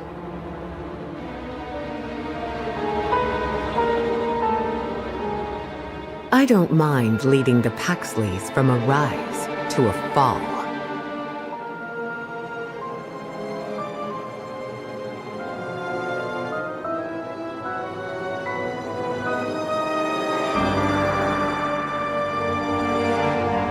It is better to be feared than loved, if you cannot both. I'm bound by be it family or destiny.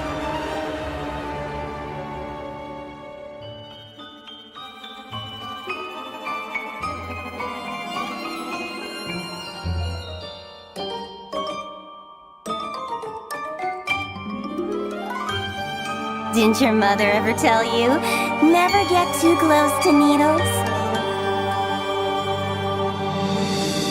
An artist's work is never finished.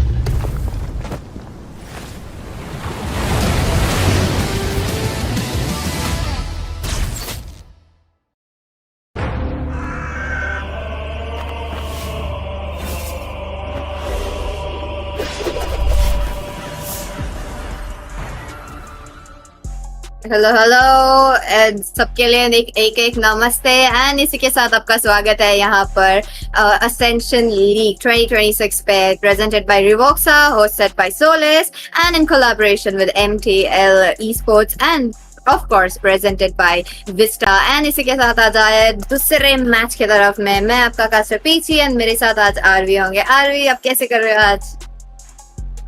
मैं बहुत ज्यादा खुश and बहुत ज्यादा excited हूँ, क्योंकि हमें एक ऐसा मुकाबला देखने को मिलने वाला है जो एक्सपेक्टेड होने वाला है। क्या कहते हैं, MLMS the moba legend master series में। वहां भी एक समय आएगा जहां पर गॉडलाइक वर्सेस ट्रू रिपर्स आपस में भिड़ते हुए दिखाई देंगे। तो ये मैच मुकाबला कह लो एक तरह से टेस्ट मैच होगा दोनों टीम्स के अपने अपकमिंग फाइनल्स मुकाबले के लिए। यहाँ से दोनों टीम्स को एक दूसरे की बहुत सारी कमियों का या बहुत सारी क्या कहते हैं अच्छाइयों का पता चल जाएगी, कौन सी टीम किस हीरो के साथ ज्यादा प्रेफर करती है, ज्यादा कंफर्टेबल है। तो ये बहुत इंटरेस्टिंग मुकाबला रहने वाला है, क्योंकि ये मुकाबला जो फ्यूचर में मुकाबला होना है ना, उसका फ्यूचर भी डिसाइड करेगी।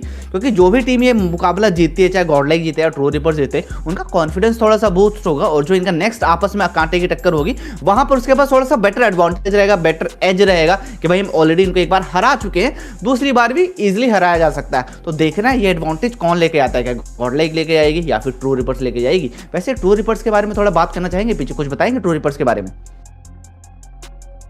ट्रू रिपर्स अभी आई थिंक जितना मुझे पता है अभी के लिए उनके पास आई थिंक 2 इम्पोर्ट्स है बाहर के देश से। एंड इसी के साथ काफी स्ट्रॉन्ग सा टीम है। सडनली उन्होंने अपना लेके आया लाइनअप यहाँ पर मोबा लेजेंड्स 5v5 पे। तो मुझे आज देखना पड़ेगा कि कैसे क्या खेलेंगे। आई थिंक 1-2 मेंबर्स तो डेफिनेटली हमें पता होगा ट्रू रिपर्स के। सो आज देखते हैं क्या होगा। एंड इसी के साथ ड्राफ्ट में जाएंगे थोड़ी देर में ही। बट ये जैसे आप बोल रहे थे कि राउंड रॉबिन स्टेज है, एक टीम हर एक टीम के साथ लड़ने ही वाली है कैसे भी। तो ये राउंड रॉबिन में पॉइंट्स लेके आना बहुत जरूरी है। वो एक विन भी काफी मायने रखता है। तो ये टीम क्या करे ये। एंड आज की टीम्स में तो डेफिनेटली काफी ज्यादा लोग देखने आए रहेंगे, काफी लोग वेट कर रहे होंगे कि क्या होने वाला है। बोथ साइड से मैं फैंस देख रही हूँ। तो आप लोग का क्या प्रेडिक्शंस है ऑडियंस, तो वो भी हमें बता दीजिए। बिल्कुल बिल्कुल, जो हमारे गॉडलाइक के फैंस हैं उनकी उम्मीदें यहाँ पर बहुत ज़्यादा होंगी, क्योंकि ऑलरेडी MLMS के एक टूर्नामेंट में गॉडलाइक बहुत बुरी तरीके से हारी थी। K9 के अगेंस्ट में 2-0 का स्कोर था। तो उनकी थोड़ी अपेक्षाएं होंगी, उम्मीदें होंगी कि अगर गॉडलाइक यहाँ जीतती है तो वो बड़े प्यार से MLMS में अच्छा परफॉर्म कर पाएगी। इसलिए उनके फैंस उन्हें चीयर करने आए होंगे। और देखते हैं गॉडलाइक कैसा परफॉर्म करती है। Godlike and K9 I think इकलौती ऐसी टीम्स है, दो लौती ऐसी टीम्स, इकलौती नहीं, दो लौती ऐसी टीम्स हैं जो पूरे MLMS में प्योर इंडियन प्लेयर्स के साथ जा रही है। बाकी सभी में इंपोर्ट्स है। और इंपोर्ट्स की बात करें तो ट्रू रिपर्स ने अपने इंपोर्ट्स के साथ एक आउटस्टैंडिंग परफॉर्मेंस दिखाया था टीम्स SCTL के अगेंस्ट में, जो अनएक्सपेक्टेड था। किसी ने उम्मीद नहीं की थी कि ट्रू रिपर्स SCTL को हरा के पहले राउंड में पहले मैच में हरा देगी। तो ये थोड़ा सा हमारे लिए अपसेटिंग था, नॉट हमारे लिए, के लिए अपसेटिंग था और पूरी कम्युनिटी के लिए, क्योंकि प्रेडिक्शंस वहां पर बहुत ज्यादा गलत होगी। हमारे क्रोनोस सर ने टीम क्या कहते हैं SCTL को S कैटेगरी में रखा था। बाकी गॉडलाइक, RNTX और ट्रू रिपर्स A कैटेगरी में आई थी। पर दोनों A कैटेगरी की टीम्स RNTX और ट्रू रिपर ने S टियर वाली परफॉर्मेंस वहां पे दिखाई थी। देखते हैं आज क्या हमें सिनारियो देखने को मिलने वाला है। क्या जो ट्रू रिपर्स सेम लाइनअप के साथ, सेम एक्साइटमेंट के साथ जाएगी और उसी एक्साइटमेंट के साथ गॉडलाइक को भी एक करारा शिकस्त दे सकती है। क्या हमें 2-1 देखने को मिलेगा या 2-0 देखने को मिलेगा? क्या वो ट्रू रिपर विनिंग होगी या फिर गॉडलाइक की तरफ से कमबैक देखने को मिलेगा? जो मैच हमारा है 2 मिनट में ऑलमोस्ट स्टार्ट हो जाएगा पीछे। उससे पहले हम थोड़ा गॉडलाइक की हिस्ट्री के बारे में बात करना चाहेंगे। थोड़ा बताएंगे आप, पर्दाफाश करेंगे उनकी उपलब्धियों का।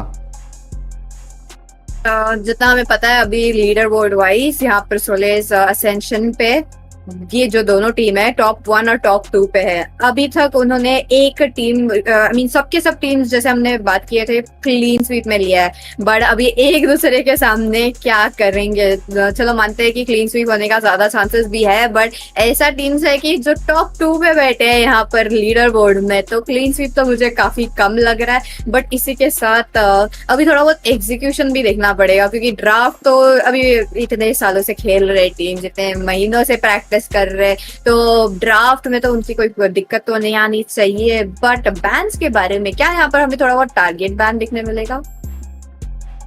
बिल्कुल, बहुत हाई चांसेस है कि हमें टारगेटेड बैन देखने को मिलेगा दोनों टीम्स को लेके, क्योंकि आप प्लेयर्स आप एक दूसरे को बहुत अच्छे से जानते हैं। मोबा कम्युनिटी में बहुत टाइम से एक दूसरे के अगेंस्ट में खेल रहे हैं, तो उनकी फेवरेट हीरोज, फेवरेट पिक्स का ना बहुत ईजिली पता होता है, वो तो रहेगा। But what I am expecting कि दोनों टीम शायद एक दूसरे के यहाँ पर कुछ एक्सपेरिमेंट करती हुई नजर आ सकती हैं। कुछ हमें न्यू यूनिक पिक्स देखने को मिल सकते हैं जो शायद उन्होंने पहले ना किया हो, यहाँ पर बस टेस्ट करने के लिए। क्योंकि ऑलरेडी आप टॉप 2 में है, अगर आप ये मुकाबला हार भी जाते हैं ना तो इससे बहुत ज्यादा फर्क नहीं पड़ेगा। ठीक है, आप 3 या 4th पोजीशन पे आ जाएंगे, जिसको दोबारा से आप नेक्स्ट मैचेस जीत के क्लाइंब अप कर सकते हैं। तो यहाँ पर एक बहुत अच्छा टेस्टिंग ग्राउंड आपको मिला, एक दूसरे की स्किल्स को, एक दूसरे की एबिलिटीज को टेस्ट करने का और खुद को देखना कि हम कितने पानी में। तो देखते हैं कैसा होता है, या फिर दोनों टीम्स क्लीन स्वीप की तरफ जाती है अपना डोमिनेशन दिखाने के लिए। आई थिंक आज के बैंस के बारे में बात करें तो मार्शल थोड़ा 50-50 चांसेस लग रहा है। आई थिंक टीम्स ओपन रखने के भी चांसेस ज्यादा है और बैन करने के भी ज्यादा है, क्योंकि ऐसा एक्सपेरिमेंटल पिक है, इतने दिनों से बैन था क्योंकि बहुत नया हीरो है तो 2 वीक बैन तो बनता है। बैन इसी के साथ चलते हैं ड्राफ्ट पे। यहाँ पर ड्राफ्ट में हमें देखने मिल रहा है हार्ली, जूशन, बाक्शिया, ओके फ्रेया भी है, फ्रेया, ब्लियोमोड और बाक्शिया पहले से ही आउट है, तो अभी एक हीरो अभी भी बैन है क्या, मार्शल। एंड गॉड लाइक को मार्शल काफी ज्यादा पसंद है, अभी उनके हाथ में फर्स्ट पिक है तो क्यों नहीं लेते हैं। देयर आर चांसेस कि मार्शल के साथ जा सकते हैं, but Marshal is as I told earlier double edge sword होता है कि आपको बहुत ज्यादा केयरफुली खेलना पड़ता है। वैलेंटीना बैन किया है। To be honest True Rippers को वैलेंटीना नहीं बैन करना चाहिए था, क्योंकि I have been watching god like matches for a very long time and आज तक रेयरली मैंने कभी देखा है कि गॉड लाइक वैलेंटीना पिक करे और वो मैच जीत जाए। अगर आपको गॉड लाइक को मैच हरवाना है तो उनको वैलेंटीना दे दो, उनके ऊपर वैलेंटीना कर्स चल रहा है और नहीं जीतते वैलेंटीना के साथ मैचेस। तो ये चीज आप ट्राई कर सकते थे, बट इसी के साथ हमारा फर्स्ट पिक आ चुका है गॉड लाइक की तरफ से रोम को। हम यहाँ सोरा के साथ जाएंगे एक्सपी लेन में। और सोरा क्या लगता है उतना ज्यादा आउटपुट दे पाएगा, बिकॉज आजकल सोरा ऑलमोस्ट जहां तक उसका एक बार नर्फ आया था उसका उतना ज्यादा पिक होता नहीं है, एंड पिक होता भी तो उतना ज्यादा आउटपुट निकाल नहीं पाता। बहुत रेयरली और बहुत शार्पली आपको खेलना पड़ता है। टीम फाइट्स बहुत ज्यादा आपको ध्यान से देनी पड़ती है। मार्शल आ चुका है, फेवरेट हीरो पीछे। Oh, let's go. मार्शल भी आ चुका है टीम टू रिपर्स के हाथ पे। आई feel like you know even अगर टीम स्क्रिम्स भी करती है ऑफलाइन यहाँ पर वो लोग प्रैक्टिस के लिए, यहाँ पर मार्शल काफी ज्यादा बैन होता है। तो जैसे हम देखते हैं कि वो लोग के लिए थोड़ा बहुत एक्सपेरिमेंटल पिक होता है, बट यहाँ पर ट्रू रिपर्स के पास थोड़ा स्क्विशी हो सकता है, क्योंकि मार्शल ना फ्रंट लेन में टैंक कर पाएगा, ना प्रॉपर डिफ्लेक्शन दे सकता है कि अगर तुम डैमेज दे रहे हो तो वो सोकअप नहीं कर पाएगा। जैसे कि माना कि हम बात करें तो हाइलॉस की, फ्रंट लेन में बैठ के वो कुछ भी कर सकते हैं, तो ये थोड़ा बहुत प्रॉब्लम आ सकता है। बट इसी के लिए यहाँ पर YSS और ईव का जो रेंज है वो यहाँ पर बहुत एडवांटेज पे आएगा। मैं बेड के ईव का बहुत बड़ा फैन हूँ, ठीक है। अब ट्रू रिपर्स को बहुत ज्यादा केयरफुली बिड को टारगेट करना पड़ेगा। वो उनकी पोजीशन इतनी ज्यादा शानदार रहती है ना, वो इतना ज्यादा सेफली खेलते हैं कि वो मोस्ट ऑफ द टाइम आपके टीम फाइट से बहुत पीछे रहेंगे और रेंज से बहुत ज्यादा बाहर रहेंगे। तो ट्रू रिपर्स को अगर ये मुकाबला जीतना आपको बिड को टारगेट करना पड़ेगा। साथ के साथ फेट विद YSS एक आउटस्टैंडिंग कॉम्बो मिलने वाला है, जिसकी वजह से मार्शल की मूवमेंट्स को रिस्ट्रिक्ट किया जाएगा, टीम फाइट्स में स्टॉप करने की कोशिश की जाएगी। बट इसी के साथ फोवियस भी आ चुका है ट्रू रिपर्स की तरफ से, तो ये थोड़ा बहुत इफेक्ट करेगा, बट मेरे को लगता है इससे बहुत ज्यादा फर्क पड़ने वाला है गॉडलाइक की कंपोजिशन को। बैंस की तरफ जाइए, हिल्डा बैन देखने को मिले पीछे।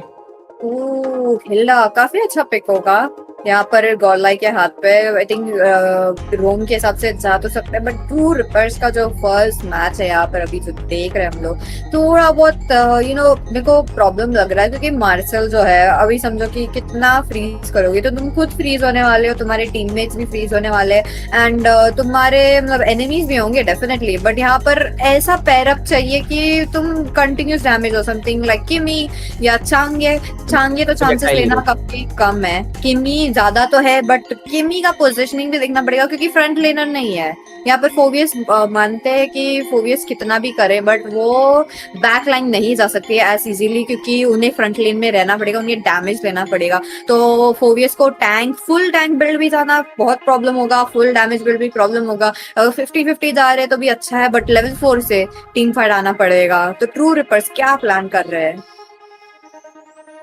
अब वो यहाँ पर एक और सभी टाइम के हीरोज पिक करना चाहेंगे, देखते हैं उनकी क्या रणनीति रहती है। साथ के साथ यहाँ पर ग्लोबी बैन कर दिया और लूनक्स बैन कर दिए।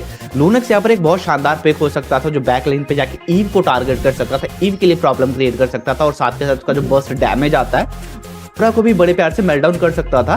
बट अब लूनक्स नहीं है, हैरत नहीं है, तो दिक्कतें बढ़ेंगी ट्रू रिपर्स को। उनको एक अभी भी ऐसा हीरो चाहिए जो स्पेशली बैक लेन पे जाके ईव को टारगेट कर सके। मेरा अभी भी मेन कंसर्न ईव रहने वाला है। अगर ट्रू रिपर्स मैच जीतना चाहती है, मुकाबला जीतना चाहती है, तो आपको ईव पे थोड़ी नजरें गड़ा के रखनी पड़ेगी। देखते हैं जो हमारे काइल है और स्पेशली आसुना कौन से हीरो के साथ जाएंगे, क्योंकि जो MLMS हुआ था वहां पर आसुना विनिंग MVP थे। उन्हें बड़े प्यार से अपने टीम्स को अच्छा खासा एज दिलवाया था, एडवांटेज दिलवाई थी अपने हीरोज के साथ। बड़ी क्लॉड आएंगे, क्लॉड यहाँ पर कोशिश करेंगे पीछे बैकलाइन पे जाकर टारगेट करने की, क्या ऐसा करने में सक्षम हो पाएंगे? लॉर्ड यहाँ पर हमने गॉडलाइक के हाथ से अब तक यू नो एंड मार्क्समैन नहीं देखा है ना, मार्क्समैन के ऊपर टारगेट देखा है पैन सेक्शन में, तो यहाँ पर मॉस्को लेने का ज्यादा चांसेस लग रहा है। एंड मॉस्को भी काफी अच्छा हीरो होगा बट ओवीएस के आगे दिक्कत तो देने वाला है। नहीं, मॉस्को अब नहीं जाएंगे। मॉस्को चांसेस मेरे अकॉर्डिंग कम है कि मॉस्को जाए, क्योंकि ऑलरेडी आपने फेट उठा लिया और fate most of the time gold lane ही खेलते हैं, तो जंगल पे फेट नहीं शिफ्ट होंगे। देखते हैं वॉन क्या यहाँ पर खेलना प्रेफर करेंगे। वॉन क्या यूटिलिटी जंगल्स के साथ जाएंगे या फिर अपने असेशन कोर जिनके लिए उन्हें जाना जाता है, जिनके लिए उनके पास इतनी सारी उपलब्धियां, उनको one of the best jungler कहा जाता है हमारे इंडियन में, उसके साथ जाएंगे। यस, वो यूटिलिटी जंगल के साथ जाएंगे। हमें एस्मरल्डा देखने को मिलेंगी, एस्मरल्डा के साथ हाइलोज। आई एम एक्सपेक्टिंग कि गॉडलाइक ना यहाँ पर फ्रंट चार्ज करती हुई नजर आएगी। पीछे अर्ली गेम से यहाँ पर थोड़ा पोक करने की कोशिश करेंगे, कोशिश करेंगे कि मैच को अर्ली गेम से अपनी तरफ बेंड किया जाए और वहां से एडवांटेज निकाला जाए, एडवांटेज को लीड किया जाए और मुकाबला खत्म करने की कोशिश की जाए। Lylia she is deadly, actually she is deadly. Yes, last match देखने मिला हमें डाविंस गेम के हाथ से एंड वो लास्ट गेम जीत के निकल गया है। क्या यहाँ पर ट्रू रिपर्स के हाथ पे लिलिया का ब्लेसिंग पड़ेगा या नहीं, वो देखना पड़ेगा। बट पोजीशनिंग वाइज तो दोनों के दोनों मैच काफी यू नो अच्छे तरह से खेलते हैं, तो लिलिया का अर्ली गेम पोटेंशियल है, अर्ली गेम पे ज्यादा डैमेज पड़ेगा। उन्हें लेवल 3 बनना है एंड वो अपने बॉल्स निकालते रहते हैं, बट ईव को यहाँ पर थोड़ा बहुत सेफ खेलना पड़ेगा। सब देखते हैं क्या होगा। देवी और सजना, ये हुई हमारा ड्राफ्ट, कैसा लग रहा है, कौन सी टीम जीतेगी ड्राफ्ट के हिसाब से कमेंट कीजिए।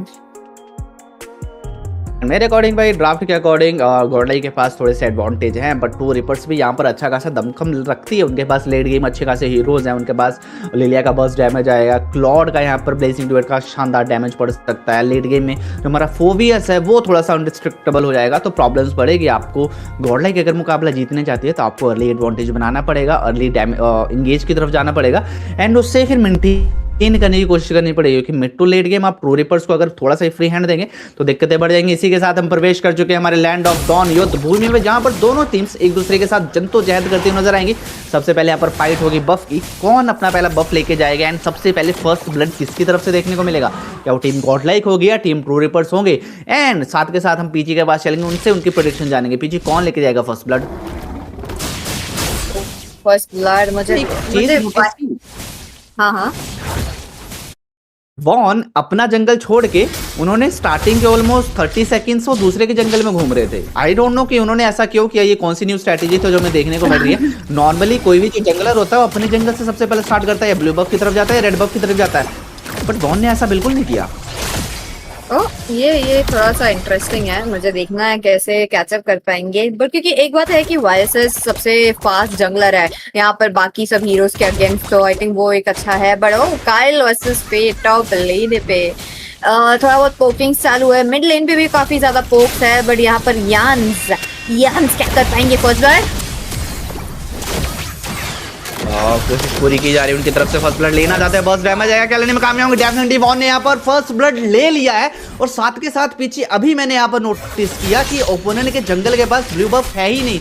वॉन वहाँ बड़े चालाकी से गए और उन्होंने ओपोनेंट का ब्लू बफ चुरा लिया था, जो बहुत ही काबिले तारीफ थी। अर्ली गेम से आप एडवांटेज बनाने की कोशिश की और उसमें कामयाबी हो गई। एक और किल की दरकार है, पकड़ना चाहते हैं, यहाँ पर पकड़ने में कामयाब हो पाएंगे, बट पीछे से उनका प्रॉपर बैकअप आ चुका है, यहाँ आ चुके हैं, साथ के साथ कीमी आ चुके हैं, दिक्कतें बढ़ सकती है। फाइट एक्सटेंड करना अभी आपके लिए लाजमी नहीं है, पीछे हटने यहाँ पर बहुत ही समझदारी रहेगी।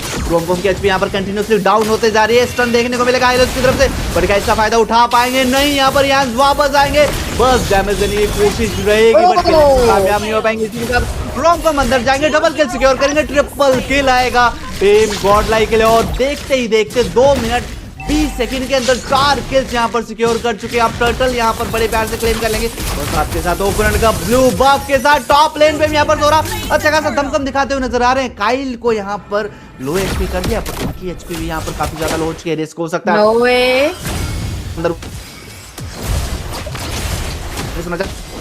की जा रही है।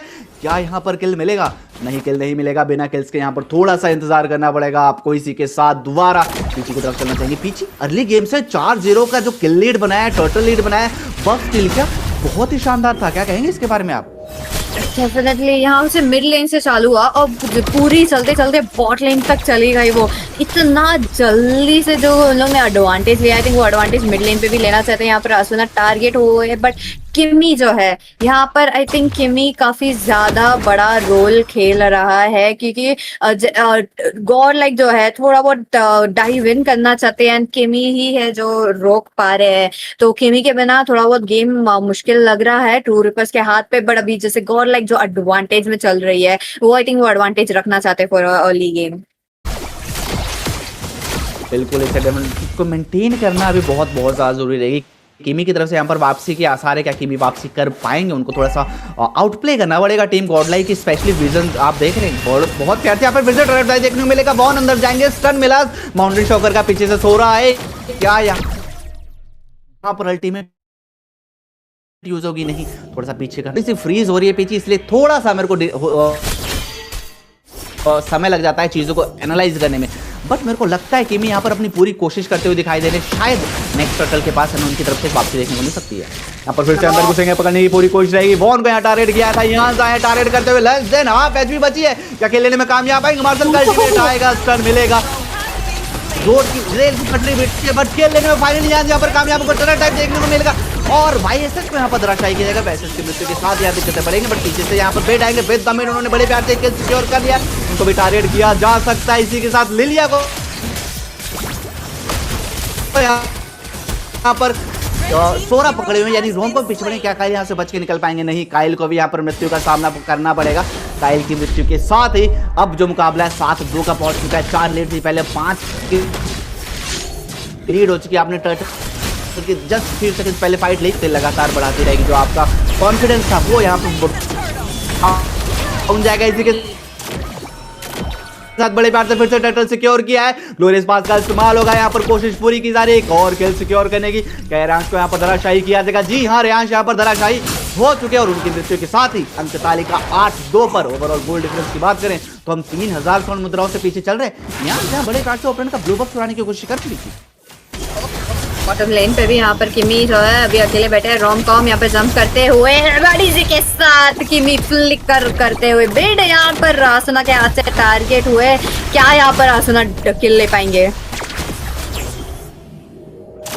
बिल्कुल यहाँ पर आसुना किल लेना चाहते थे, बट देर हो गई, थोड़ा सा पीछे हटना पड़ेगा। रोम को यहाँ बस डैमेज सस्टेन करना पड़ सकता है लिलिया की तरफ से। आसुना यहाँ पर टर्रेट डाइव करेंगे, पकड़ना चाहते हैं। आसुना की एचपी ऑलरेडी बहुत ज्यादा लो हो चुकी है। आसुना को यहाँ पर धराशायी किया जाएगा रियाज भागने की पूरी कोशिश करते हुए, बट उनकी तो जद्दोजहद थी, उसको यहाँ पर पूर्ण विराम लगाया जाएगा। और अंक तालिका दोबारा से 11-2 की हो चुकी है। इसी के साथ यहाँ पर आगे बढ़ना चाहते हैं यहाँ पूरी कोशिश करते हुए अपनी टीम को यहाँ बैकअप दिलाने की, बट शायद ऐसा करने में कामयाब नहीं हो पाएंगे। टॉप लेन पे भी दिक्कतें बढ़ेगी, टर्रेट टाइप देखने को मिल सकता है, बट उसके चांस बहुत ज्यादा कम है। मार्शल की बात करें तो एम्बुश कर रहे हैं, बार बार अपनी टीम के लिए स्टन कर रहे हैं और इसका कोई ज्यादा बहुत बेनिफिट नहीं निकाल पा रहे हैं, क्योंकि आपके पास कोई ऐसा टैंक नहीं है तो डैमेज को अब्सॉर्ब कर सके पीछे।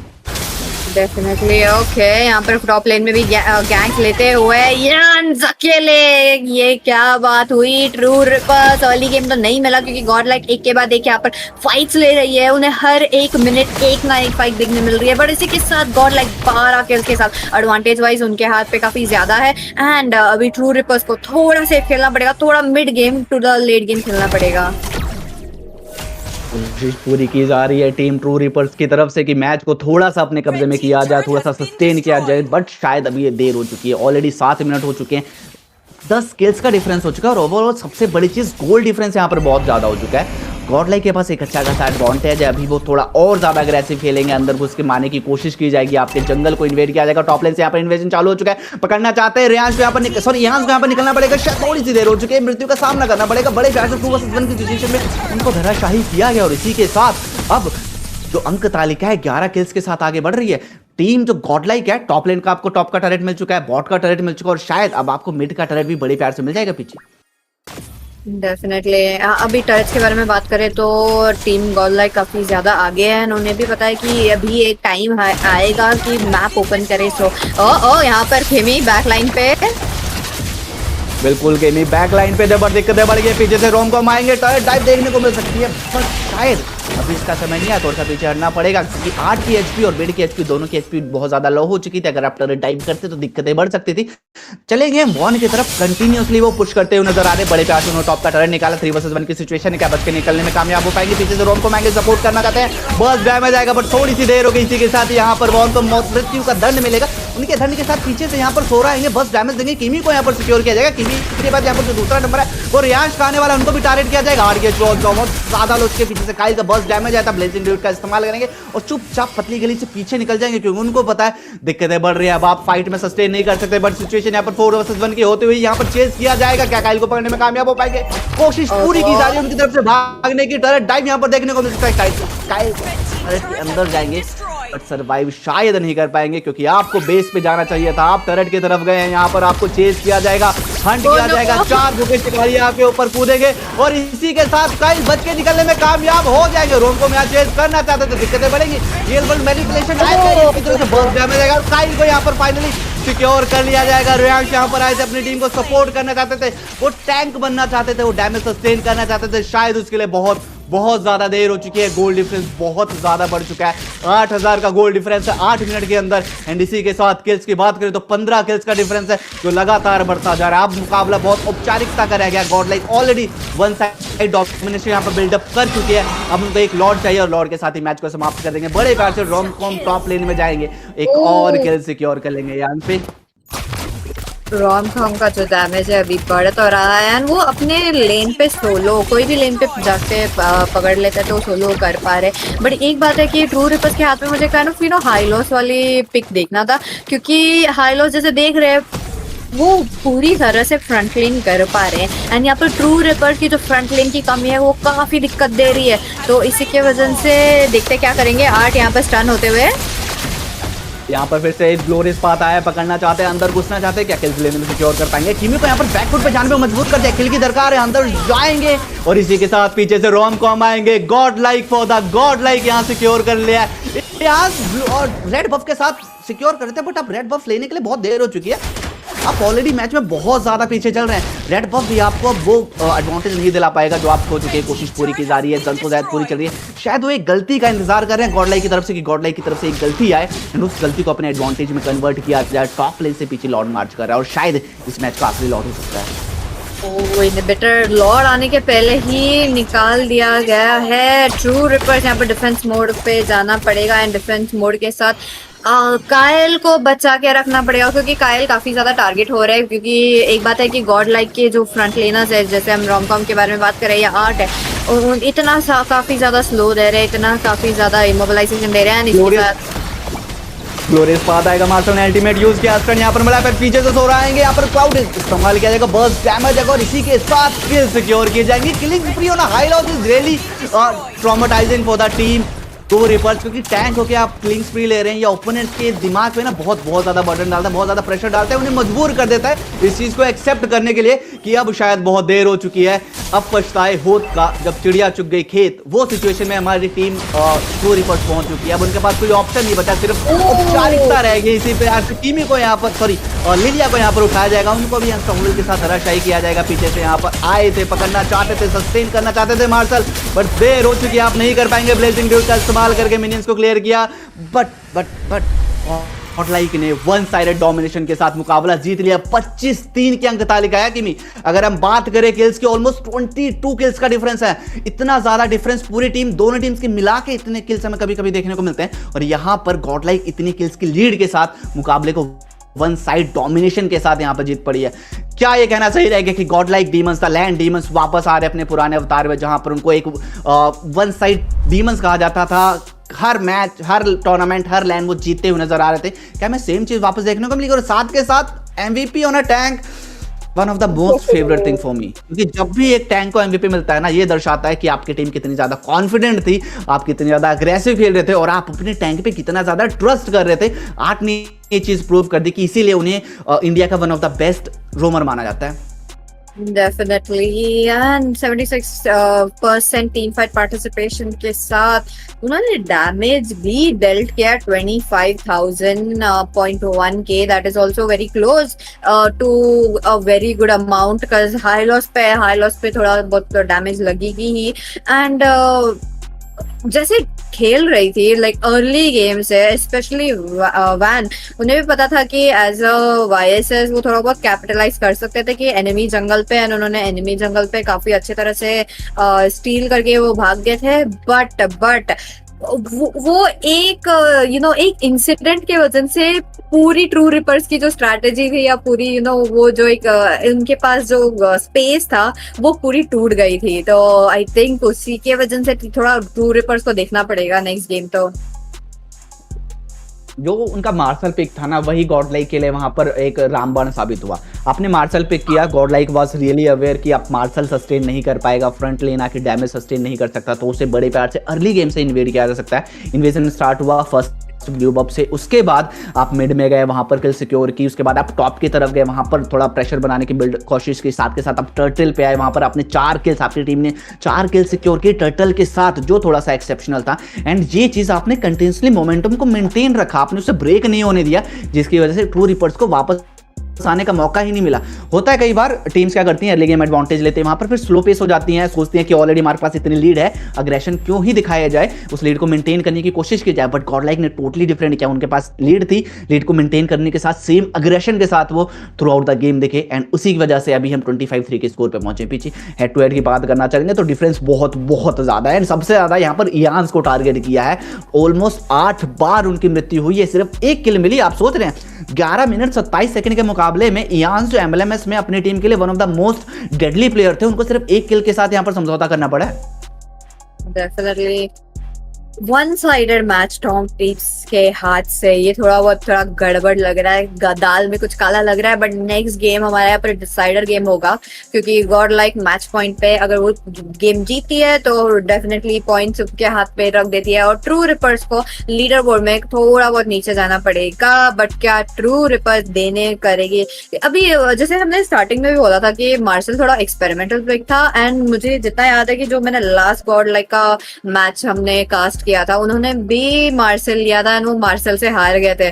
आई थिंक मार्शल का यहाँ पर थोड़ा बहुत टीम्स को सिनर्जी भी देखना पड़ेगा, या टीम के साथ भी थोड़ा बहुत देखना पड़ेगा। तो मे बी नेक्स्ट वीक तक मार्शल हमें थोड़ा इम्प्रूव दिखेगा। देखिए, मार्शल ओवरऑल अच्छा हीरो है, ठीक है, आप क्लासिक में स्पैम करिए, आप रैंक में स्पैम करिए, बट टूर्नामेंट्स में मार्शल पिक करना बहुत ज़्यादा प्रॉब्लम क्रिएट कर देता है आपकी टीम के लिए, क्योंकि आपके पास कोई फ्रंट लेनर नहीं था। स्पेशली लास्ट मैच की बात करें, आपके पास फ्रंट लेनर के रूप में एक फोवियस आपने सोचा था, जब हम टीम फाइट्स की तरफ जाएंगे फोवियस डैमेज सस्टेन कर पाएगा, बट उसके लिए बहुत ज़्यादा लेट हो चुकी थी। जब तक आपकी टीम फाइट आई, सिचुएशन बिगड़ चुकी थी। आप अगर चाहते तो सुयो की जगह एक सेमी टैंकी जंगलर ले सकते थे, यहाँ पर आप उसके फ्रेडरिन के साथ जा सकते थे। अगर फ्रेड रहता तो आपके पास एटलीस्ट यहाँ पर एक ऐसा हीरो होता जो थोड़ा बहुत डैमेज सस्टेन कर सकता था अर्ली गेम में। मिड टू लेट गेम में आपके पास फोवियस आ जाते, जो चीज़ें थोड़ी बहुत ज़्यादा इंप्रूव हो जाती। ओवरऑल हम बात करें तो हाईएस्ट गोल्ड, हाईएस्ट वो, एंड सिर्फ और सिर्फ क्या कहते हैं हाईएस्ट असिस्ट हमारे मार्शल के पास है। 3 असिस्ट था थ्रू आउट द मैच, 3 ही गर्ल्स मिली थी, तो हाईएस्ट असिस्ट वही होगा अभी के लिए टीम हमारी ट्रू रिपर्स की तरफ से। सेकेंड मुकाबला पीछी, बहुत सारी चीज़ें हैं। सबसे पहले क्या ट्रू रिपर्स क्या तोरा को बैन करेगी? क्या टीम टीआर हमारे वाइसेस को बैन करेगी? आप ऐसे ही आंख बंद करके क्या देख रहे थे? Oh, sorry. YSS, I don't think YSS ban यहाँ पर हमें बैन देखने मिलेगा, बट YSS ज्यादा तो सोरा होगा। अभी आई वॉज थिंकिंग कि आई थिंक ट्रू रिपर्स के दिमाग में ऐसे था कि टीम गॉड लाइक पहला मार्शल लेगी, उसी वजह से हम वैलेंटीना बैन कर देते और हमारे हाथ पे सोरा जाएगा। बट गॉड लाइक ने सीधा उल्टा मारा एंड उन्होंने ही सोरा ले लिया और मार्शल दे दिया। तो आई थिंक उसी की वजह से थोड़ा बहुत प्रॉब्लम हो रहा था। And on to the next game also हमें ऐसा सिनेरियो देखने मिलेगा, एंड यहाँ पर मार्शल बैन होने का काफी ज्यादा चांसेस है। गॉड लाइक को हमने देखा है मार्शल भी खेलते हुए, थोड़ा सा लाइक हटके खेलते तो है, बट प्रॉब्लम वही सेम प्रॉब्लम आता है कि फ्रंट लेनर कौन करेगा। एंड वैन हमें पता है वैन असैसिन ज्यादा खेलते हैं, तो उन्हें वो फ्रेडरिन बाक्शिया वाला पिक तो डेफिनेटली नहीं मिलने का चांसेस कम लग रहा है। तो आई एम क्यूरियस कि कैसे टीम देखेगी, कैसे टीम करेगी। But there is also another chance कि मार्शल ऐसे ही ओपन हो या ना पिक भी ना हो। पॉसिबिलिटी है कि मार्शल सिर्फ ओपन पड़ा हो, कोई टीम उसे ना भी उठाए। बट रिस्क है, उस चीज़ में भी रिस्क है। अगर गलती से गॉड लाइक ने मार्शल उठा लिया है, साथ के साथ वो ऐसे हीरोज के साथ जाते हैं जो सेमी टैंकी रहते हैं। आप देखिए एस्मा भी वहाँ पर सेमी टैंकी हीरो थी, ठीक है, आपके पास हाइलोज भी था, आपके पास फिर टॉप लेन में सोरा भी था। तो गॉडलाइक की बात करें, उनके पास 3 चार्जिंग हीरोज थे, हाइलोस भी चार्ज कर सकता है, सोरा भी चार्ज कर सकता है और एस्मा भी चार्ज कर सकती है। बट जब ट्रू रिपर्स की बात करें तो उनके पास सिर्फ एक ही हीरो था, तो सिर्फ मार्शल ही पिक गलती नहीं थी, वहाँ पर आपके पास कोई फ्रंट लेनर नहीं था दूसरा एक्सेप्ट मार्शल एंड फोबियस, वो भी एक बहुत ज़्यादा प्रॉब्लम थी। आपने क्लॉड उठाया टॉप लेन में सोरा के अगेंस्ट में, अच्छी रणनीति थी, अच्छी कोशिश थी, बट वो जब तक क्लोड का डैमेज का आउटपुट आता है ना, क्लोड बहुत ज़्यादा लेट गेम है, उसको अपने ट्रिनिटी बिल्ड का वेट करना पड़ता है, तो जब तक वो डैमेज आता है ना तब तक बहुत बार देर हो चुकी होती है। तो शायद हमें उन्हें ऐसे मार्क्समैन के साथ जाना चाहिए था जिसको इतना इंतजार ना करना पड़े, इतना वेट ना करना पड़े। बाकी चलते इस गेम की बात करते हैं। यहाँ पर फिर से हमें बहुत सारे कॉमन बैन्स देखने को मिलेंगे। लास्ट मैच में भी हार्ले बैन हुआ था, इस मैच में भी हार्ले बैन हुआ, लियोमोड लास्ट मैच में बैन था, इस मैच में लियोमोड बैन है। तो बैन्स के ऊपर ज़्यादा चर्चा नहीं करेंगे, बस कोशिश करेंगे, उम्मीद लगाते हैं जो लास्ट मैच के प्रो हीरोज थे, जो मेन हीरोज थे, वो यहाँ पर बैन ना हो। क्या यहाँ पर सेम चीज अगेन, क्या यहाँ पर वाइसेस बैन होगा? वाइसेस ने बहुत प्रॉब्लम क्रिएट की थी, सबसे पहले ब्लू बफ चुराने से लेके बैक टू बैक किल्स पे, एंड साथ के साथ जो गॉड लाइक हमें एस्मा की तरफ से देखने को मिला था, आउटस्टैंडिंग। डेफिनेटली, एंड इसी के साथ गॉड लाइक इंटरेस्टिंग। यहाँ पर वो लोग वैलेंटीना बैन की तरफ जाना चाहता है क्या? आई थिंक यहाँ पर सोरा नहीं लेना चाहते या वापस से सोरा लेना चाहते हैं। सोरा काफी अच्छा हीरो है डिस्पाइट द नर्स। एक तो है कि टीम फाइट पोटेंशियल काफी ज्यादा बढ़ जाती है, EXP के लिए वो इतना परफेक्ट है। एंड हम जैसे हम लास्ट मैच देखे थे फेट के हाथ में भी गोल लेन भी चले जाते हैं। टैंक का तो काफी कम था, लाइक 1% हमने कभी देखा नहीं है, तो वो बात है। बट इसी के साथ मार्शल के साथ ईडन सोरा नहीं लेना चाहते हैं, नहीं लेना चाहते क्योंकि सोरा बैन है, तो सोरा नहीं जाएंगे। बट यहाँ पर बड़े प्यार से उन्होंने मार्शल पिक कर दिया है। तो अगर गॉडलाइक ना मार्शल के साथ वो आउटस्टैंडिंग चीज कर दिखा पाती है, तो एक तरह से करारा जवाब होगा टीम ट्रू रिपर्स को के फेस पे, क्योंकि आपने मार्शल उठाया, आप बहुत बुरी तरीके से आ रहे हैं, आप सिर्फ हारे नहीं है, आप बहुत ज्यादा बुरी तरीके से आ रहे हैं। सिर्फ 3 किल्स मिली हैं थ्रू आउट 12 मिनट के मैच में, एंड वहां पर गॉडलाइक अगर आउट परफॉर्म कर पाती है तो एक एक्सेप्शनल विन रहेगी टीम गॉडलाइक के लिए। बट ट्रू रिपर्स पिक्स करती हुई नजर आ रही है। आसुना विद ईव प्रॉब्लम क्रिएट करेंगे। आसुना को हम जानते हैं कितना अच्छा वो खेलते हैं, मिड में टीम तो ऐसे टीम के लिए खेल रहे थे, एक अलग ही ऑरा है उनका। अगर सेम चीज़ यहाँ पर मेंटेन कर पाते हैं तो दिक्कतें बढ़ेंगी। साथ के साथ फिर से जो लास्ट मैच में टीम गॉडलाइक के पास था वाईएसएस, इस बार वो किमी के पास नहीं, काइल के पास ही जाएगा, क्योंकि मोस्ट ऑफ हमें गोल्ड लेन में ही देखने को मिलेगा, या फिर यांस के पास जा सकता है। तो देखते हैं ट्रू रिपर्स किस हिसाब से इस्तेमाल करती है, गोल्ड लेन की तरफ जाते हैं, जंगल की तरफ जाते हैं वाईएसएस के साथ। बट अब वाईएसएस और ईव के अगेंस्ट आप कौन से हीरोज पिक करना चाहेंगे पीछे? अगर आपको मिड खेलने को दिया जाए तो ईव के अगेंस्ट कौन सा मिड मेज होगा जिसे आप जाना चाहेंगे? लिलिया डेफिनेटली, जैसे मेटा हमें फेवर करती है, लिलिया काफी अच्छा हीरो हो सकता है, मोबिलिटी है, एंड बट वही प्रॉब्लम आता है कि तुम मार्शल के साथ कॉम्बो नहीं कर सकते हो। एंड मिड में काफी इंपॉर्टेंट होता है कि तुम मार्शल के साथ कॉम्बो करो। एंड ऐसे बेसिक अटैक हीरोज वाले डेफिनेटली इंटरेस्टिंगली अच्छा बैठते हैं। तो किमी वाज देयर, चांगी का तो चांस नहीं है। Chang'e I feel like is the best support for the Marshal, but Chang'e वो बहुत रेयर है। आई डोंट थिंक यहाँ पर टीम चांगी जैसे हीरोज उठाएंगे एक बार, क्योंकि ना क्राउड कंट्रोल है। बट किमी के हाथ में तो एटलीस्ट इमोबिलाइजेशन और ट्रैक्शन पल्स तो आती है। बट रोमकॉम अपने ही कंफर्ट हीरोज के साथ बैठे हुए, उन्हें फोबियस का ना डर है ना कोई हीरोज का डर है। बट एक बात था कि बाक्शा ओपन था, एंड टीम गॉडलाइक के लिए तो वो तो प्रॉब्लम है ही नहीं। बट अभी उन्हें ऐसा मार्क्समैन चाहिए जो दिक्कतें बढ़ेंगी। अब एस्मेराल्डा फ्रीली टीम फाइट्स में जहां मर्जी नहीं घूम सकते, उन्हें थोड़ा सा ध्यान रखना पड़ेगा। बाकिया की जो अल्टीमेट है उसका ध्यान रख के आपको आगे बढ़ना पड़ेगा। साथ के साथ बैंस की तरफ जाएंगे पीछे। अभी भी हमारे पास दोनों टीम्स के दो मैन पेंडिंग है। क्लॉड अभी ओपन है, क्या क्लॉड यहाँ पर बैन होगा या फिर क्लॉड यहाँ पर ओपन रखा जाएगा? टीम्स पिक करना चाहेंगे। ट्रू रिपर्स भी सिक्योर कर सकती है, गॉड लाइक भी सिक्योर कर सकती है, क्योंकि क्लॉड से बैकलाइन टारगेट करना ईजी हो जाता है। साथ के साथ यहाँ पर कैरी ओपन है जो बादशाह को मेल्ट डाउन करने की क्षमता रखती है। हमारे पास हैरत ओपन है जो बैकलाइन को टारगेट करने के लिए बहुत ज्यादा अच्छा हीरो रहता है। तो बहुत सारे हमारे पास गोल्डन ऑप्शंस बची हैं। किसके साथ जाना चाहेंगे टीम गॉड लाइक या ट्रू रिपर्स? गॉड लाइक के हाथ पे यहाँ पर कैरी ले सकते हैं, कैरी को काफी ज्यादा रिलाई करना पड़ेगा अपने फ्लिकर और डैश, एंड डैश का रेंज नहीं है, एंड वाइस इसके अगेंस्ट उतना कुछ ज्यादा नहीं कर सकते, तो आई डोंट थिंक यहाँ पर कैरी का चांस होगा। क्लॉड का चांस लग तो रहा है, बट बैन से जैसे हम चालू है तो मेरी यहाँ पर क्लॉड बैन होने का काफी ज्यादा चांसेस है। बट बैन के बारे में बात करें तो ब्लू है, ओके इंटरेस्टिंग, वो एक नया बैन हमें दिख रहा है सेकेंड गेम पे, बट मार्क्समैन टारगेट नहीं हो रहे, मार्क्समैन टारगेट नहीं हो रहे। बट आपने भी नोटिस किया होगा यहाँ पर फैनी बैन हुई है, बैन के one of the most favourite hero, साथ के साथ गुनीवर बैन देखने को मिलेगी। इसके बारे में आने वाला था कि गुनीवर यहाँ पर एक बहुत इंपॉर्टेंट रोल प्ले कर सकते थे, साथ के साथ टीम गॉडलाइक में अगर कॉम्पोजिशन देखने को मिलता तो वहाँ पर आप मार्शल के साथ उसके कॉम्बोज लगा सकते थे। बट शायद अभी थोड़ी सी जो देर हो चुकी है, लास्ट बैन हमें बैन ही देता देखने को मिलेगी।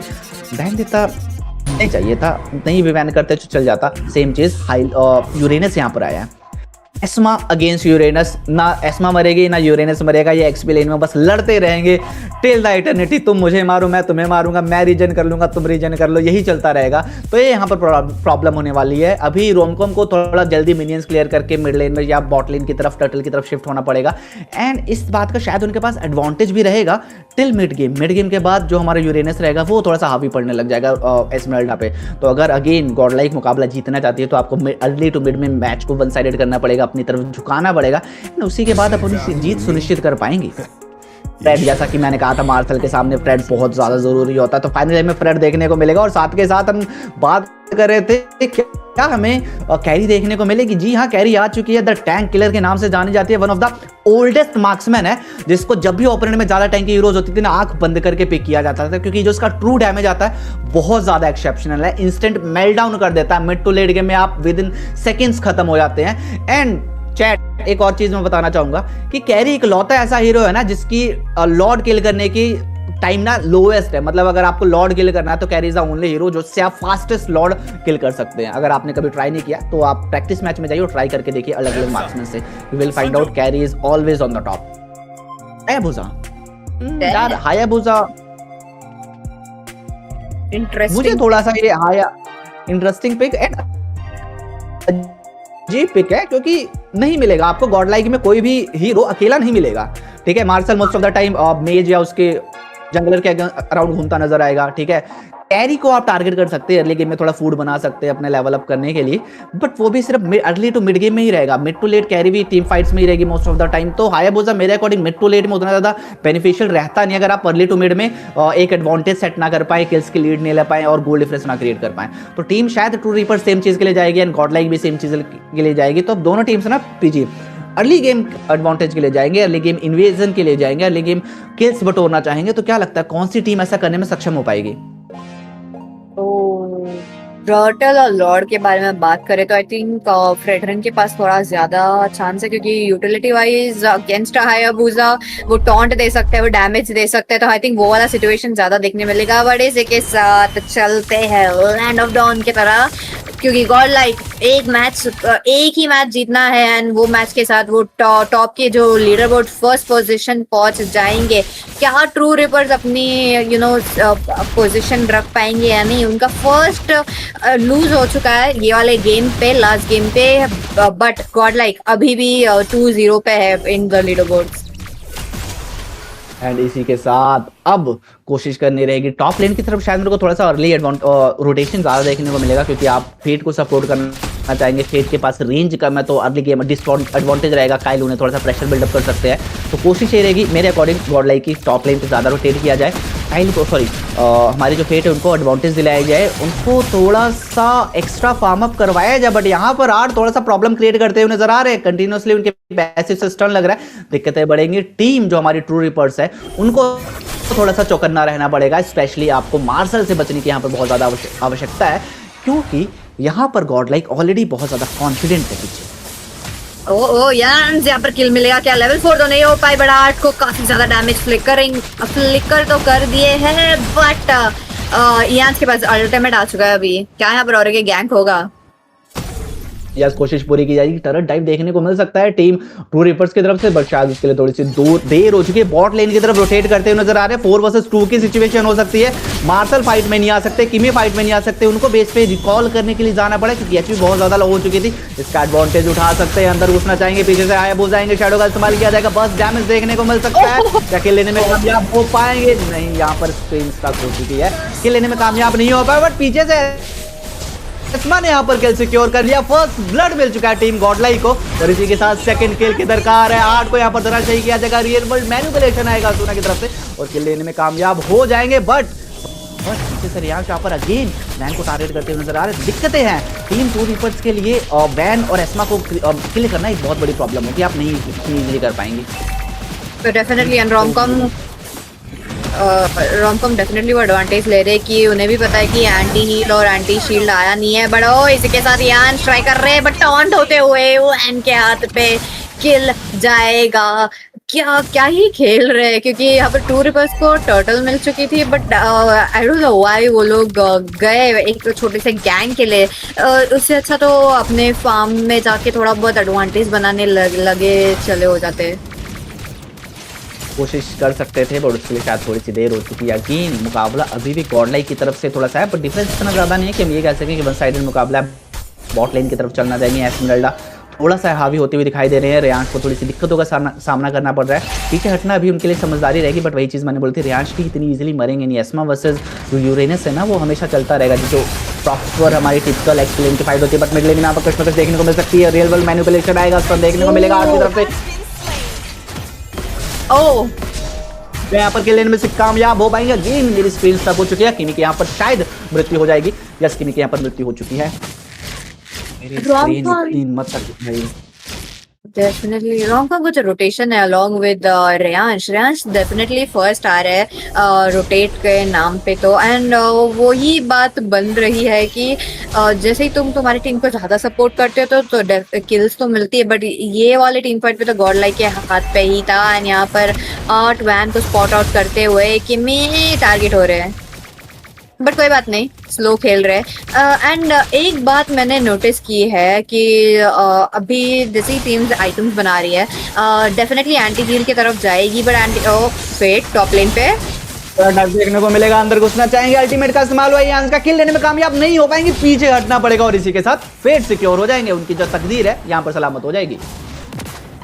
अरे बाप रे, किमी यहाँ पर टारगेट होते हुए बेड के हाथ से गोल्डन आ रहा है 8 के इसमें। यही बात था, जो जिसे स्टैकअप देखा हम लोग ने, वो चांगे कर सकती है, किमी कर सकती है, एंड आई थिंक गॉड का भी चांस है, बट गॉड का काफी कम लग रहा है क्योंकि वो थोड़ा स्किल बेस्ड है रादर देन ऐसे एओई देने के लिए। बट यहाँ पर वैन और रेयांश के बीच में रेट्रीब्यूशन बैट टल, रेयांश के पास रेट्री नहीं है, बट फिर भी वो ट्राई कर रहे थे स्टील करने का, उनका स्टील करने हुआ नहीं। तो गॉड लाइक अभी और ट्रू रिपेस के साथ 1-4-1 है। मिड लेन आसुना टारगेट हो गया है,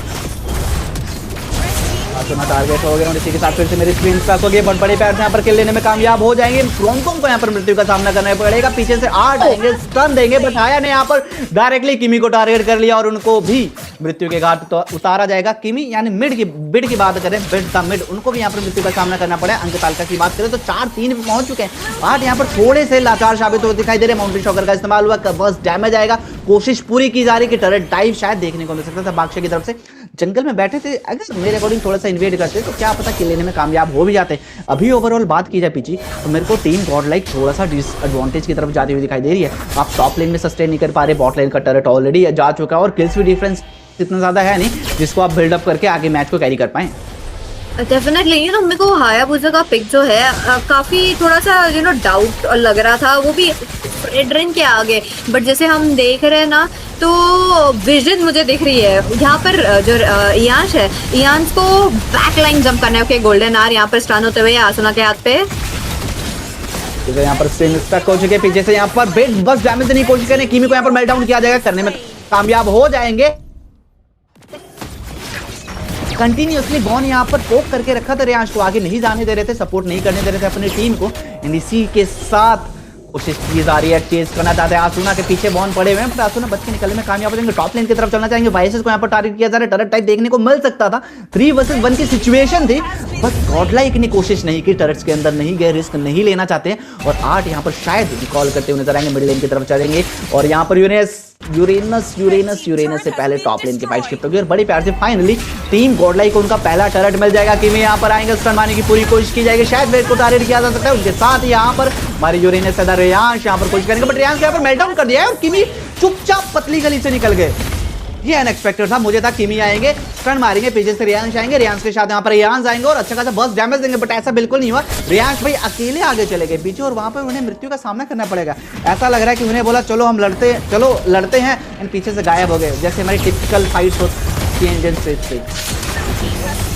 यहाँ पर अल्टीमेट आते हुए वैन काफी लो एचपी पे बच गए, बडाट और बिड अभी भी बैटल फील्ड में, रियांश काफी लो, बट कायल आ गए टीम फाइट पे, और एक मेंबर जाते हैं वो भी स्लिवर ऑफ एचपी के साथ, रोमकॉम के हाथ पे किलिंग स्प्री, वो हर एक लेन पे बैठ के ये फाइट पे आ पा रहे हैं, गोल्डन आर्ट के हाथ पे, बट नहीं बैक लेन्स पे अभी एक हो रही है, बट उस टर्न के बाद वो लोग ने आगे बढ़े नहीं, तो थोड़ा बहुत दिक्कत था। एंड बात कर रहे तो ट्रू रिपर्स की टीम गॉडलाइक अभी मैप ओपन कर रही है, मैप के साथ साथ यहाँ पर उन्होंने अपने किस्मत की चाबी भी ओपन कर ली है, ताला खुल चुका, और बड़े प्यार से अब शायद वो जो लीड उन्होंने बनाई है 6 किल्स की साथ के साथ 3000 गोल्ड की, उसको मेंटेन करके इस मैच में विक्ट्री हासिल कर सकते हैं। बट कहते हैं ना अभी मैच खत्म नहीं हुआ, और मोबा का जो मैच होता है ऐसा होता है ना कि लास्ट मोमेंट तक कुछ भी हो सकता है, ओपोनेंट की एक गलती आपको विक्ट्री दिला सकती है, और ऐसे भाई हमेशा कहते हैं एक गलती और मैच पर शायद उसी की कोशिश टर्नअराउंड देखने को मिलेगा, पनिशमेंट आएगी,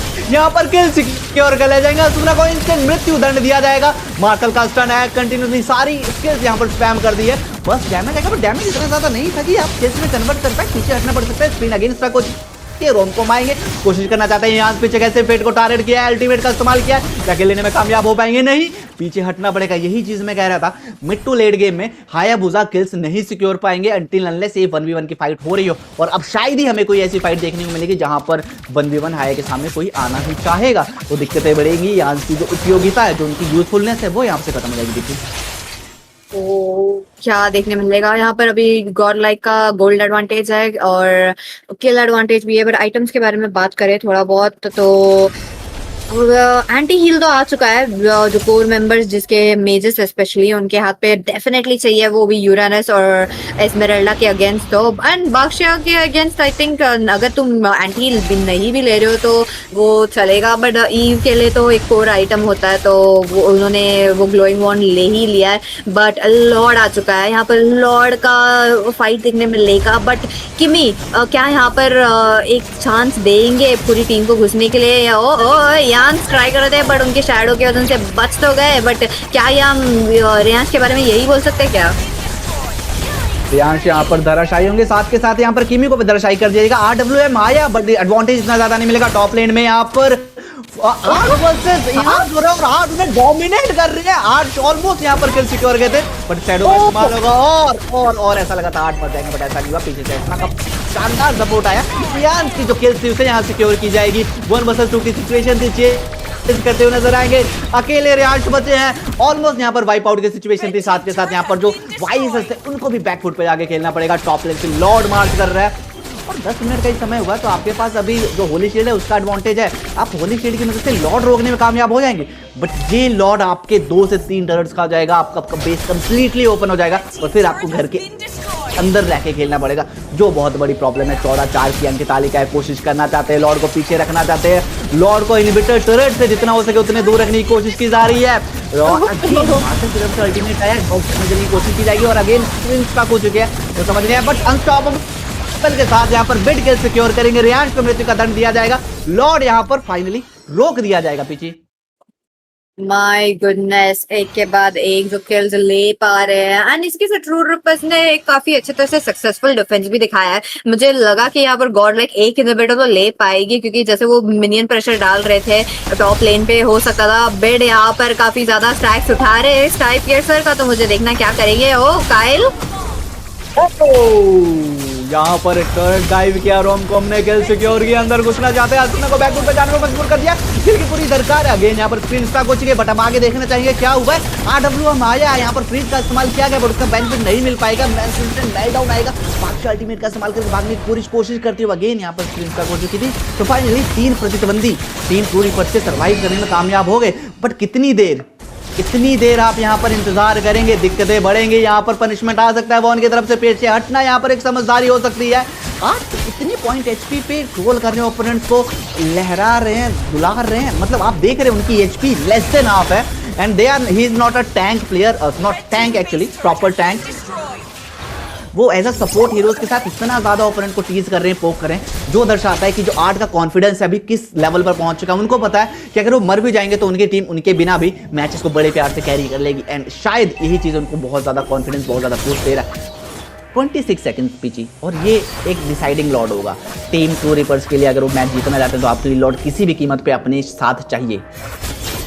डेफिनेटली यहाँ पर मार्शल जो है अपने गोल्डन आर के साथ काफी ज्यादा रोक रहे हैं, वो भी बैक लिंक को टारगेटिंग, और उनका जो रेंज है उनके हाथ से वो काफी अच्छी तरह से। ये देखिए तुम यू रैनर्स को पोक कर पा रही हो, पूरी टीम आ पा रही है, एंड इसी के साथ लॉर्ड आ चुका है। दैट मीन्स ट्रू रिपर्स यहाँ पर ट्राई तो कर सकते हैं, बट नहीं, उन्हें डिफेंस मोड जाना है। जैसे हम देख रहे हैं कि हायाबुसा टॉप लेन पे थे, वो टारगेट मार रहे थे। यहाँ पर 8 को छोड़ा गया है टॉप लेन में, काफी वो थोड़ा सा इंटरेस्टिंग लगा, क्योंकि मुझे लगा कि वो रोमकॉम जाएंगे और क्लियर करके आएंगे, but even without a tank such as a Marshal, they are able to sustain in the team fight, they are able to position themselves. तो आई थिंक उसी के वजह से उनको है नहीं। एंड एक बात वही बनती कि वैन खुद ही सेल्फ सफिशिएंट है अपने, ये बात करते हो यहाँ पर रियांश, तो यार रियांश फंसते हुए नजर आएंगे, नोट रियांश यहाँ पर फंसते नजर आ रहे हैं। 3 वर्सेस 1 की सिचुएशन है, भागने की पूरी कोशिश की जाएगी, बट शायद करने में कामयाब ना हो पाए। अल्टीमेट का इस्तेमाल किया, रोमकॉम के ऊपर कोई फायदा नहीं होने वाला, आपको कोशिश करनी पड़ेगी रन करने की, आउट रन करने की, बट शायद उसके लिए थोड़ी सी देर हो चुकी है कि यहाँ पर सिक्योर कर ली जाएगी। हायाबुसा यहाँ पर धराशायी हो जाएंगे उनकी मृत्यु के साथ ही। लॉर्ड मिडलेन से मार्च कर रहा है, काइल को यहाँ पर टारगेट किया जाएगा, बॉन एम्बुश करके बैठे और यहाँ पर चार्ज करेंगे, किमी को पकड़ा जाएगा, किमी को मेल्टडाउन करने की कोशिश की जाएगी। 3 वर्सेस 1 की सिचुएशन है, भागने की पूरी कोशिश की जा रहा है और भागने में कामयाब हो जाएंगे, क्योंकि टीम डायरेक्ट बेस की तरफ जाना चाहती है। गॉडलाइक यहाँ पर जितनी जल्दी उसके बेस को डिस्ट्रॉय करके मैच को अपने नाम करना चाहते हैं। स्क्रीन अगेन स्ट्रक हो चुकी है, आरडब्ल्यू का इस्तेमाल होगा मिनियंस क्लियर करने के लिए, बट क्या आप करने में कामयाब हो पाएंगे? अगेन वो आज बैक फुट पे जाके बैक लेन पे आके स्टन मार रहे हैं। कोशिश करें जितनी ज्यादा हो सके जल्दी बेस को डिस्ट्रॉय कर लिया जाए। अगेन मेरे स्क्रीन स्ट्रक हो चुके हैं मेरे साथियों और मित्रों, और इसी स्क्रीन स्ट्रक के साथ गॉडलाइक ने ये मुकाबला ट्रू रिपर्स के अगेंस्ट 2-0 से जीत लिया। उन्होंने दर्शा दिया कि जो एमएलएमएस के राउंड 1 में हुआ था, it was just a mistake. वो वापसी कर चुके हैं और इसी के साथ Godlike e sports best of 3 में 2-0 के साथ लीड लेके इस मुकाबले का जो ट्रॉफी थी वो अपने घर ले जाएगी। क्लीन स्वीप में ट्रू रिपर्स को निकाल दिया। उनका जो फर्स्ट पोजीशन था ट्रू रिपर्स का, वो रिटेन नहीं कर पाया। इसके साथ ही एक्सपी लेनर रोमकॉम को MVP 74% टीम फाइट पार्टिसिपेट। जितना मुझे याद आता कि लास्ट गेम पे इट वाज आर्ट का 76 था, तो हमें अर्ली गेम पे भी दिखा कि रोमकॉम काफी ज्यादा रोटेट कर रहे थे, एंड इसी के साथ I think well deserved MVP है। बिल्कुल बिल्कुल, रोमकॉम यहाँ पर वेल डिजर्व MVP रहेंगे। अर्ली गेम से रोटेशंस देखने को मिली, टर्रेट्स देखने को मिले, हर बार टीम के लिए चार्ज ले रहे थे, डैमेज सस्टेन कर रहे थे। डैमेज टेकन की बात करें तो 114K तो उन्होंने डैमेज सस्टेन किया। ओवरऑल गोल्ड पर मिनट 700 गोल्ड्स पर minute as our XP lane. ये बात करें तो ओवरऑल टीम फाइट पार्टिसिपेशन में जितना ज्यादा रोमकॉम ने कंट्रीब्यूट किया ना, वो एक्सपोनेंशियल था। मुझे ऐसा लग रहा था कि अर्ली गेम से शायद जो हमारे यूरेनस थे वो थोड़ा सा प्रॉब्लम क्रिएट कर सकते हैं, बट उन्होंने मौका ही नहीं दिया, उन्होंने वापसी करने का मौका नहीं दिया था। लास्ट मैच खत्म हुआ था 25-3 पे, ये मैच खत्म हुआ पीछे 19-4 पे। Match duration 14 minutes, actually 14 minutes में ट्रू रिपर्स को सिर्फ और सिर्फ 4 किल्स के साथ यहां पर गुजारा करना पड़ा है। डेफिनेटली यहाँ पे प्रॉब्लम तो आई है। मुझे हायाबुसा का पिक अच्छा लगा, लाइक मिड गेम से थोड़ा बहुत वो परफॉर्म कर पा रहे थे एंड बट वही प्रॉब्लम आ गई थी कि इतना ज्यादा टॉन्ट, इतना ज्यादा इमोबिलाइजेशन, इतना ज्यादा फ्रीज मार्शल का कि क्या ही करे। वहां पर काइल भी अटके थे जब भी अपना क्रिस्टल निकल रहा था गॉड लाइक के हाथ से, काइल आ नहीं पा रहे थे आगे, उन्हें अपने ही बेस में बैठ के फ्लिकर करना पड़ा। इतना ज्यादा प्रेशर गॉड लाइक ने दिया कि वो बेस के बाहर आ ही नहीं पाई टाइम पे। आसुना का भी सेम हालत था, मैंने देखा कि वो गोल्डन आर पे फंसे हुए थे, तो इसी के वजह से आई थिंक मार्शल का पिक तुम्हारा मिड लेन भी काफी इंपॉर्टेंट बनता है। आई थिंक लास्ट गेम पे लिलिया के साथ वो सिनर्जी नहीं था इन माय ओपिनियन। इसी के साथ हेड टू हेड की बात करें तो बहुत बहुत बड़ा डिफरेंस देखने को मिला लास्ट मैच में भी और इस मैच में भी। लास्ट मैच में भी यान्स की बात करें 3.4 3.5 समथिंग था, अगेन सेम मैच में 3.7। तो ये दर्शाता है कि यान्स को अभी इंडियन मेटा को समझने में थोड़ा सा टाइम लग सकता है भाई। जो आपने एसेटिवल के अगेंस्ट में किया करके दिखानी पड़ेगी अगर आप इंडियन कम्युनिटी में डोमिनेट करना चाहते हैं, अपना एक नाम बनाना चाहते हो, क्योंकि यहाँ पर बहुत सारे बीस्ट हैं जो कभी भी आपकी जो उपलब्धि है ना उसे खा सकते हैं। अगेन हेड टू हेड बात करें the mid learners bid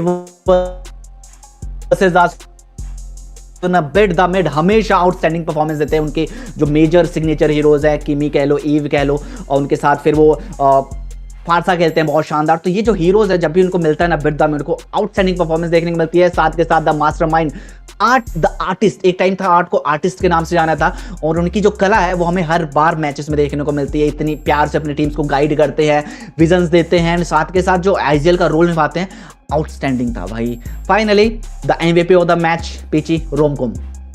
yes 9-1-5 का स्कोर। हमने पूरी मैच देखी है वो आसुना को ही टारगेट कर रहे थे। आसुना जैसे ही अपना अल्ट खोल देते थे तो थोड़ा बहुत शील्ड मिलता था एंड वही शील्ड रोमकॉम ने एडवांटेज लिया था। अर्ली गेम पे भी मैंने काफी अच्छी तरह से देखा है, क्योंकि वही आती है ना कि तुम एंटी हील उठाने लगते हो तो एस्मेराल्डा और यूनानस जैसा हीरो थोड़ा बहुत पीछे होने लगते हैं। बट जो एडवांटेज रोमकॉम ने दिया है, इवन दो हमने ग्लोइंग वॉन्ड देखा है, इवन दो बाक्शिया के अगेंस्ट, बाक्शिया को माना जाता है कि वो एक एंटी हील हीरो होता है, उनका जो अल्टीमेट है वो एंटी हील प्रोवाइड करता है, फिर भी आगे जाके डैमेज और 9 किल्स उठाया है तो वो काफी अच्छा है। तो ओके 700 गोल्ड था फेट का पर minute and I think romcom 1 या 2 गोल्ड प्लस पीछे थे उसी के। 699 या 698 समथिंग था। हाँ तो समझो कि रोमकॉम कैसे फाइट टीम फाइट है, तो वो एक तरफ से मार्क्समैन ही बने थे। बिल्कुल, साथ के साथ जो उनका 76% टीम फाइट पार्टिसिपेशन था ना वो बहुत बड़ा एज था टीम गॉडलाइक के लिए। क्योंकि लास्ट मैच में मैं यही चीज़ कहने वाला था कि लास्ट मैच में टीम ट्रू रीपर्स ने भी उठाया था, मार्शल उठाया था, बट उनके पास फ्रंट लेनर्स नहीं थे।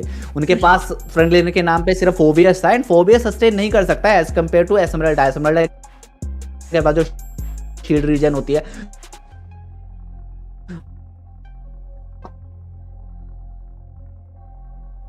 डेफिनेटली, तो आई थिंक सस्टेन मिलता है। मिड टू लेट के मिसालर होना चाहिए जो अर्ली की डैमेज होता है स्टेन कर ले। एंड से है इन चीज हमें जब आप मार्शल देखने को मिले बड़े प्यार से तो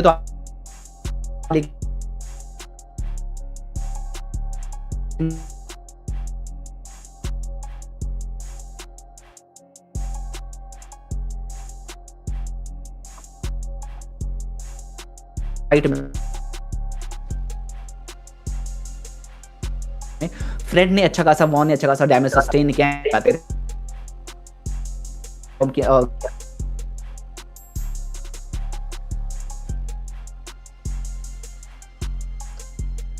एंड इसी के साथ ये मैच था true reapers versus Godlike, clean sweep हो चुका है। तो नेक्स्ट सीरीज के लिए बने रहिए, हमारे आगे के टैलेंट्स आने वाले हैं, so do stay tuned and we will be right back. We've searched all this time for this. A place devoid of life. Devoid of any future.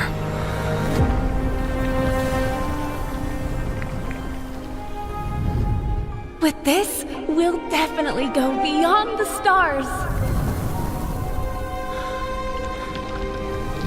Give up this hopeless voyage. Freya? We can be together. Here. Forever.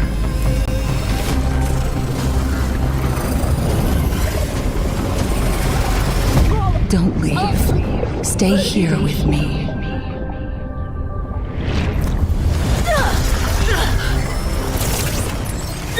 Where is Freya?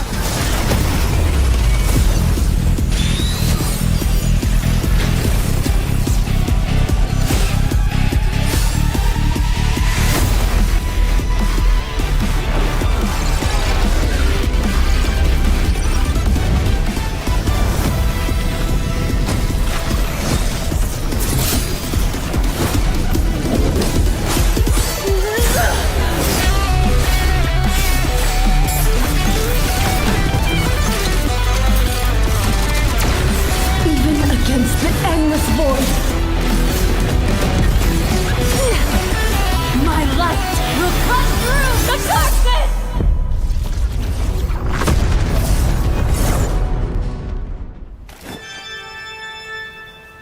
So, what shall my lens capture today? Anguish. Turmoil. Regret. No! Perspective comes down to composition. Only a photograph can capture unexpected beauty. I believe we found the answer. Allow me to introduce myself.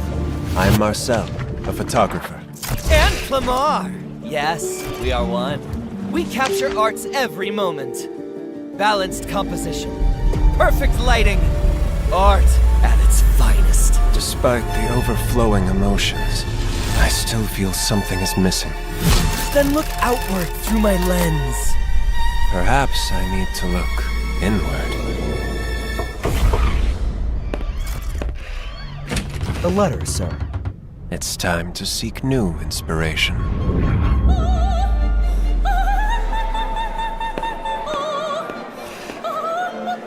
Magnificent! But it's not what you're after, right? My admiration has never been confined to what's on the surface.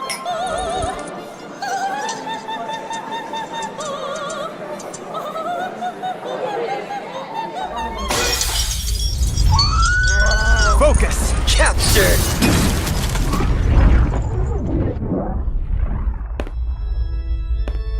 Perhaps art isn't about perfection. Sometimes art is the unexpected. Who knew imperfection could create such beauty?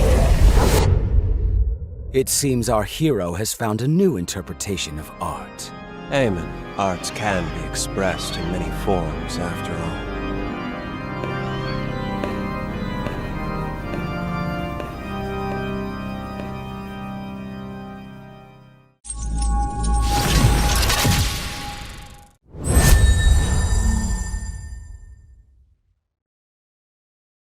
House Paxley. We share the same blood, yet walk on opposite paths.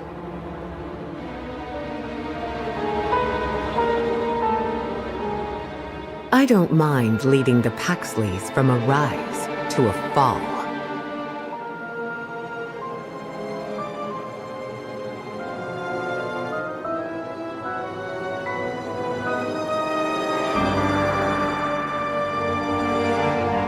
It is better to be feared than loved, if you cannot both. I'm bound by fate, be it family or destiny.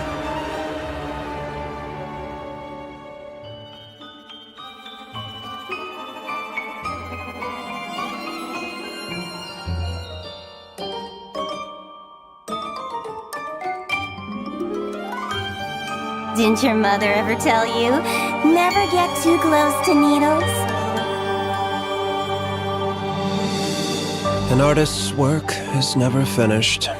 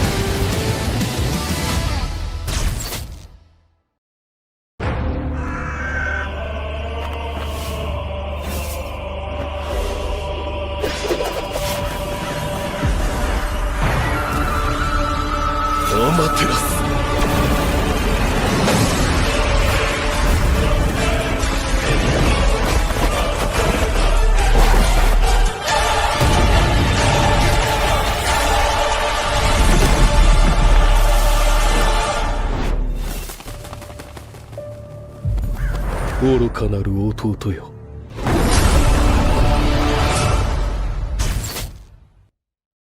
みんな渦巻きナルトが帰ってきたぞ。飛来神の術。俺ってば父ちゃんを越す火影になる。愚かなる弟よ。子供騙しか。アマテラス。行くぜ。これが俺たちの力だってばよ。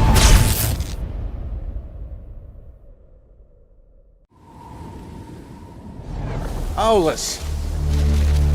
The kid says demons have invaded the border. Solace! It's been far too long. We got a new Leonin in the squad. He reminds me of you.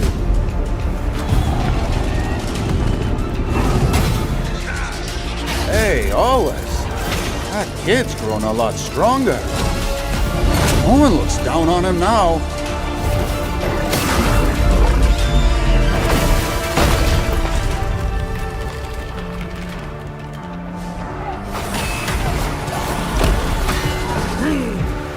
Hey, kid!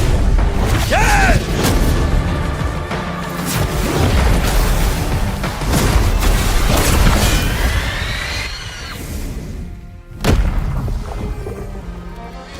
This is the end of my journey. The road ahead. I'll leave it to you, kid.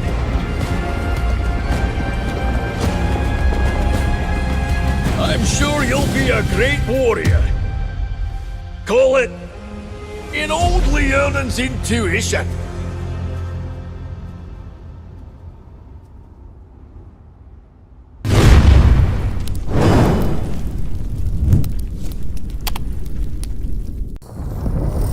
We've searched all this time for this. A place devoid of life. Devoid of any future.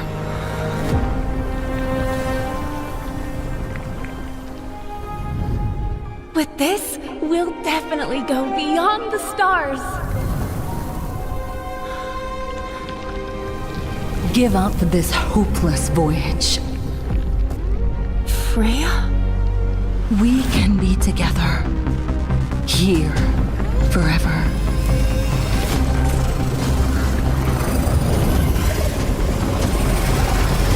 Don't leave. Stay here with me.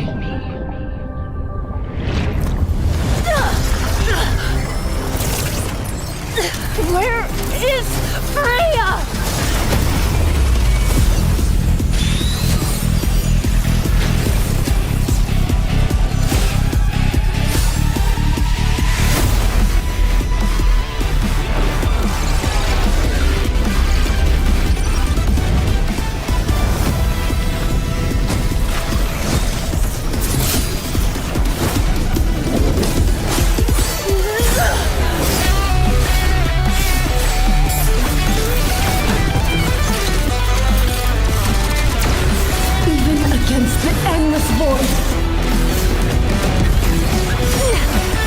My light will cut through the darkness!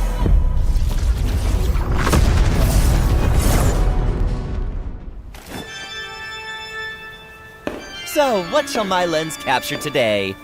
Anguish. Turmoil. Regret. No! Perspective comes down to composition. Only a photograph can capture unexpected beauty. I believe we found the answer. Allow me to introduce myself. I'm Marcel, a photographer. And Clamar! Yes, we are one. We capture art's every moment. Balanced composition. Perfect lighting. Art at its finest. Despite the overflowing emotions, I still feel something is missing.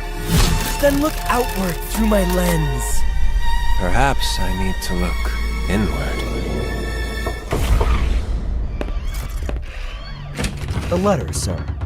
It's time to seek new inspiration.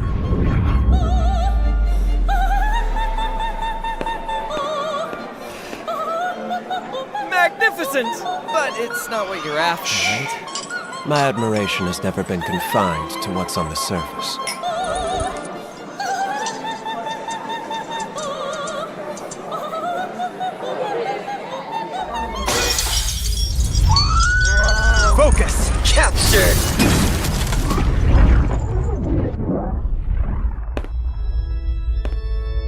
Perhaps art isn't about perfection. Sometimes art is the unexpected. Who knew imperfection could create such beauty? It seems our hero has found a new interpretation of art. Amen. Art can be expressed in many forms, after all.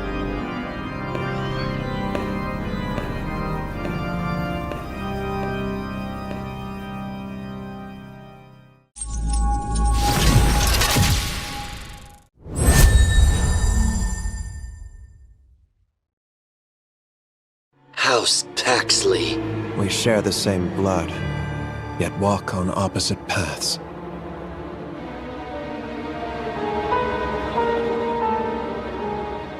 I don't mind leading the Paxleys from a rise to a fall.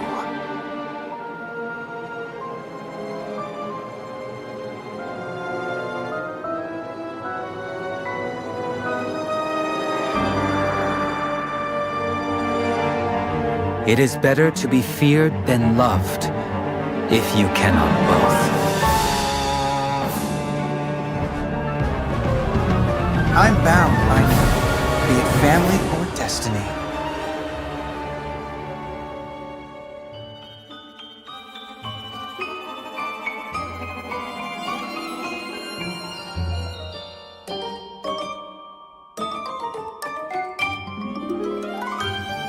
Didn't your mother ever tell you, never get too close to needles? An artist's work is never finished.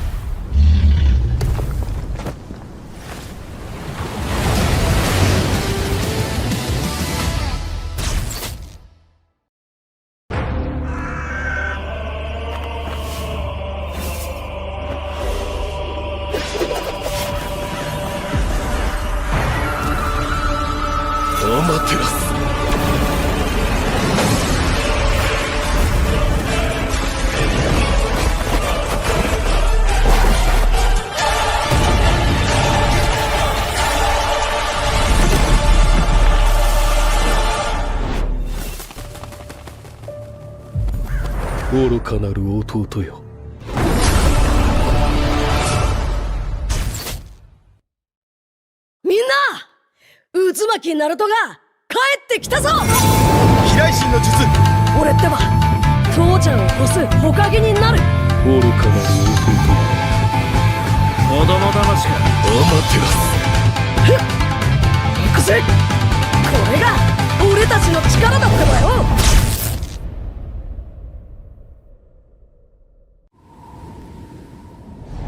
Solace.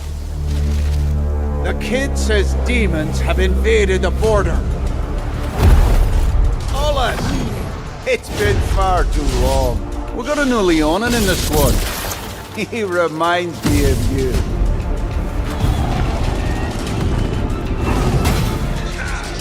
Hey, Solace. That kid's grown a lot stronger. No one looks down on him now.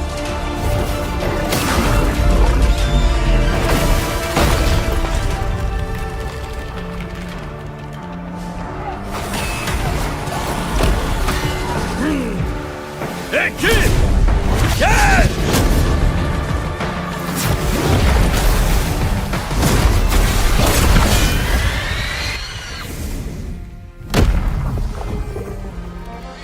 This is the end of my journey. The road ahead. I'll leave it to you, kid.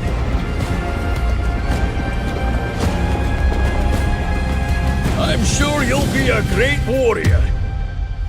Call it in old Leonan's intuition.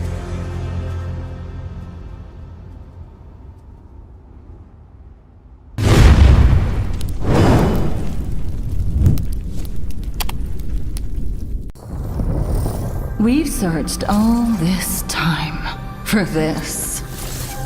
A place devoid of life. Devoid of any future.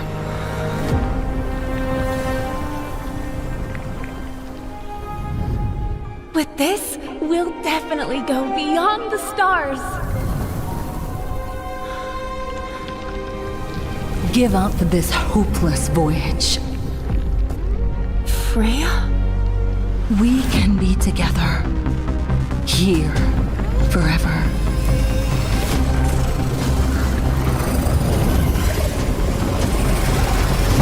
Don't leave. Stay here with me.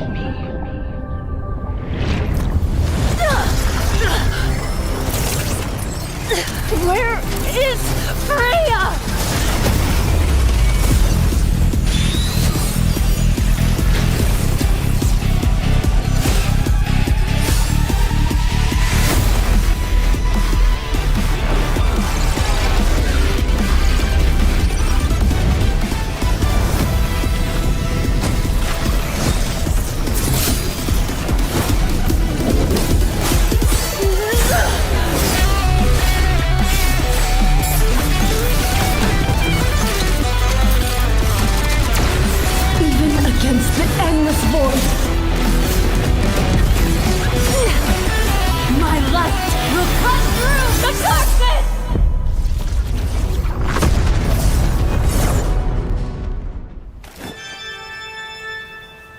So, what shall my lens capture today?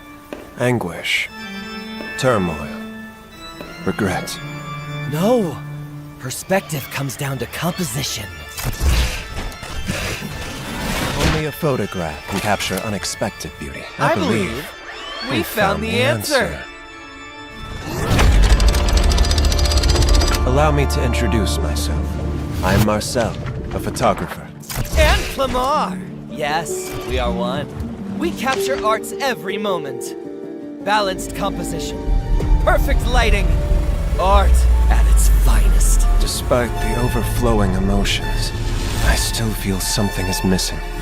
Then look outward through my lens. Perhaps I need to look inward. The letter, sir. It's time to seek new inspiration.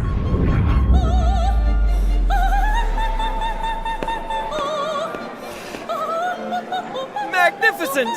But it's not what you're after, right? My admiration has never been confined to what's on the surface.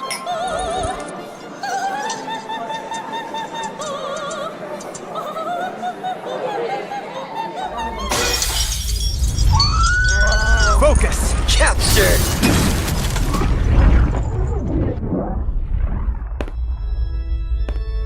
Perhaps art isn't about perfection. Sometimes, art is the unexpected. Who knew imperfection could create such beauty? It seems our hero has found a new interpretation of art. Amen. Art can be expressed in many forms, after all.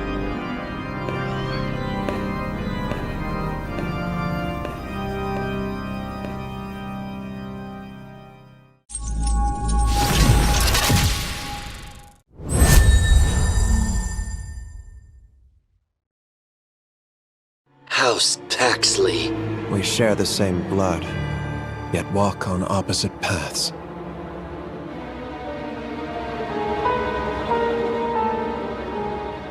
I don't mind leading the Paxleys from a rise to a fall.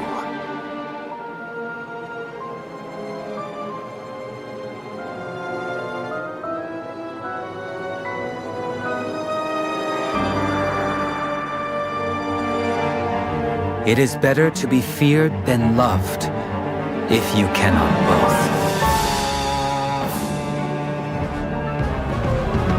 I'm bound by be it family or destiny.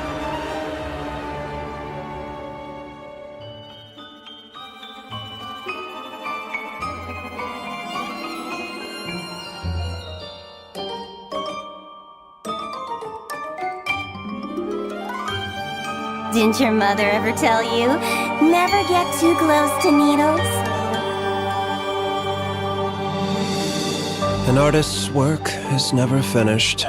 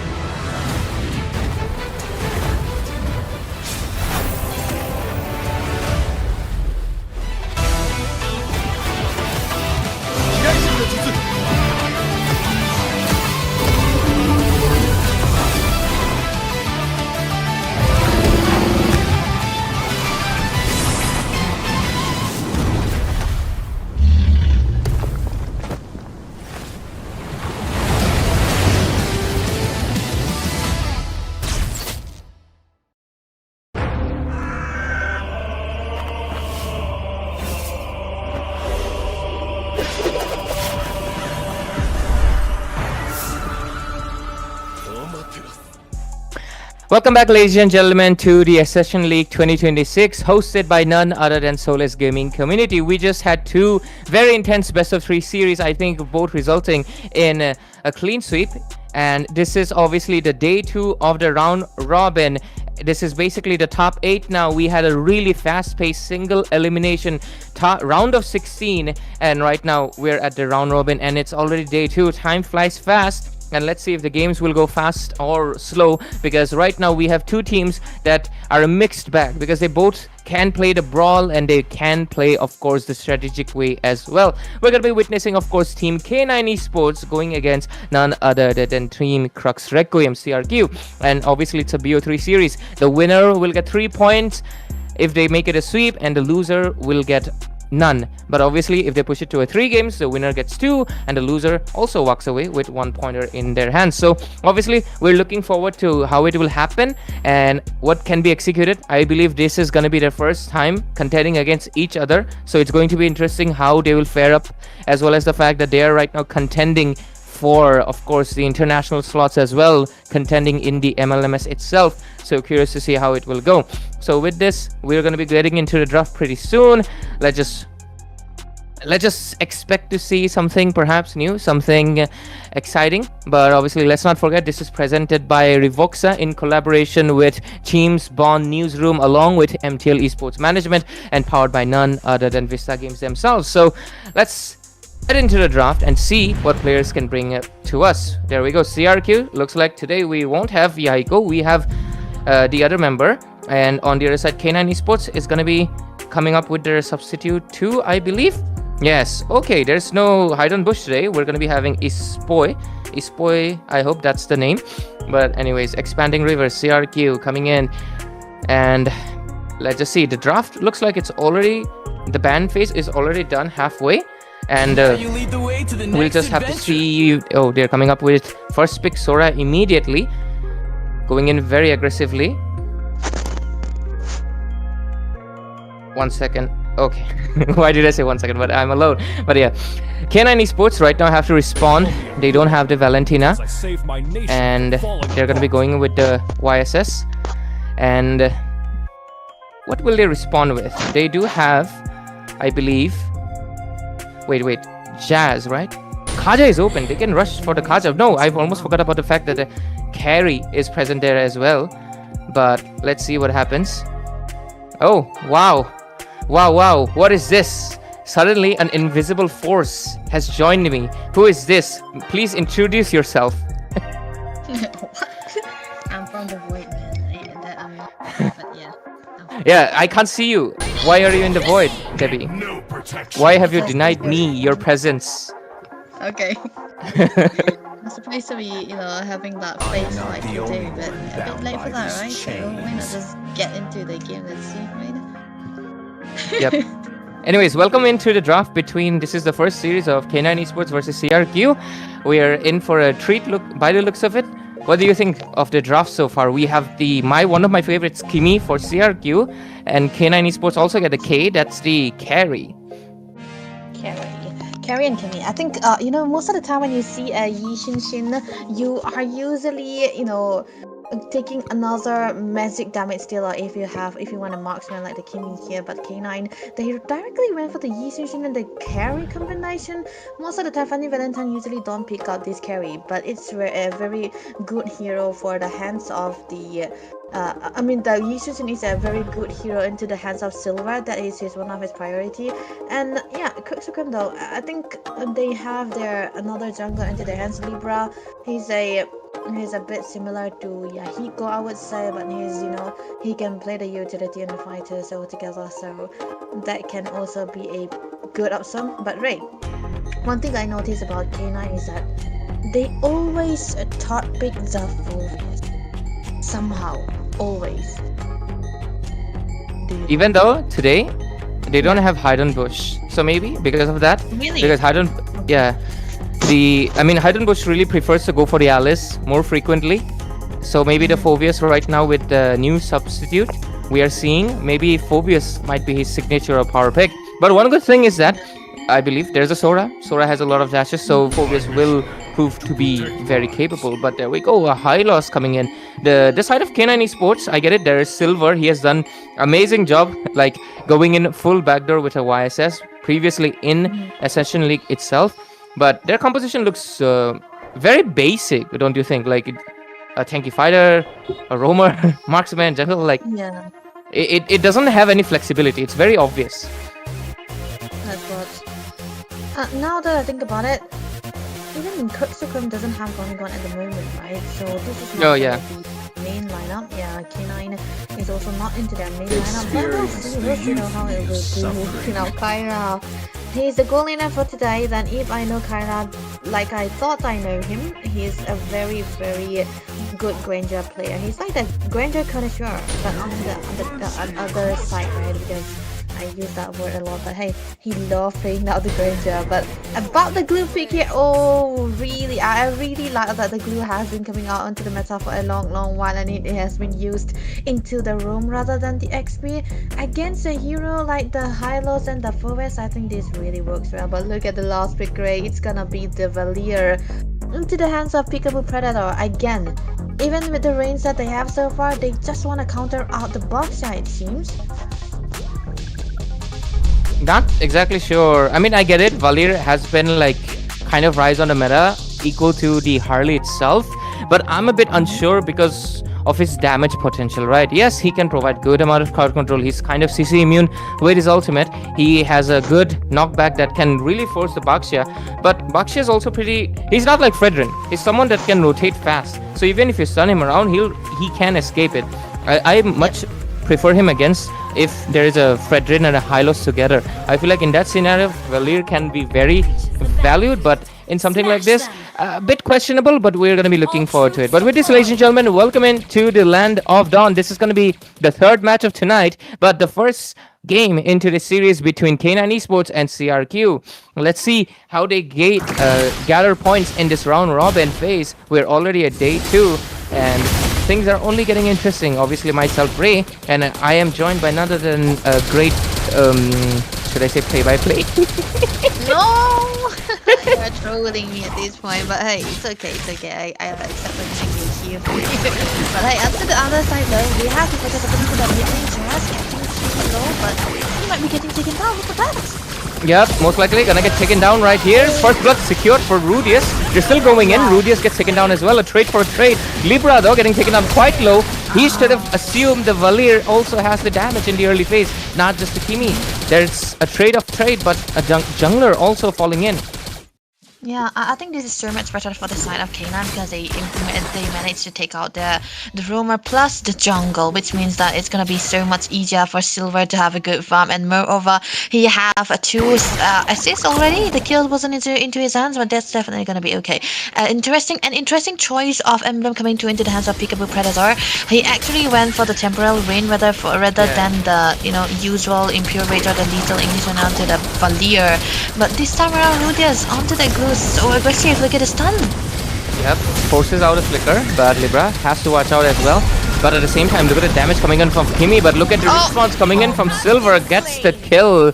And with this, most likely going to be able to take the turtle. Respawn time going to be fast because it's early game.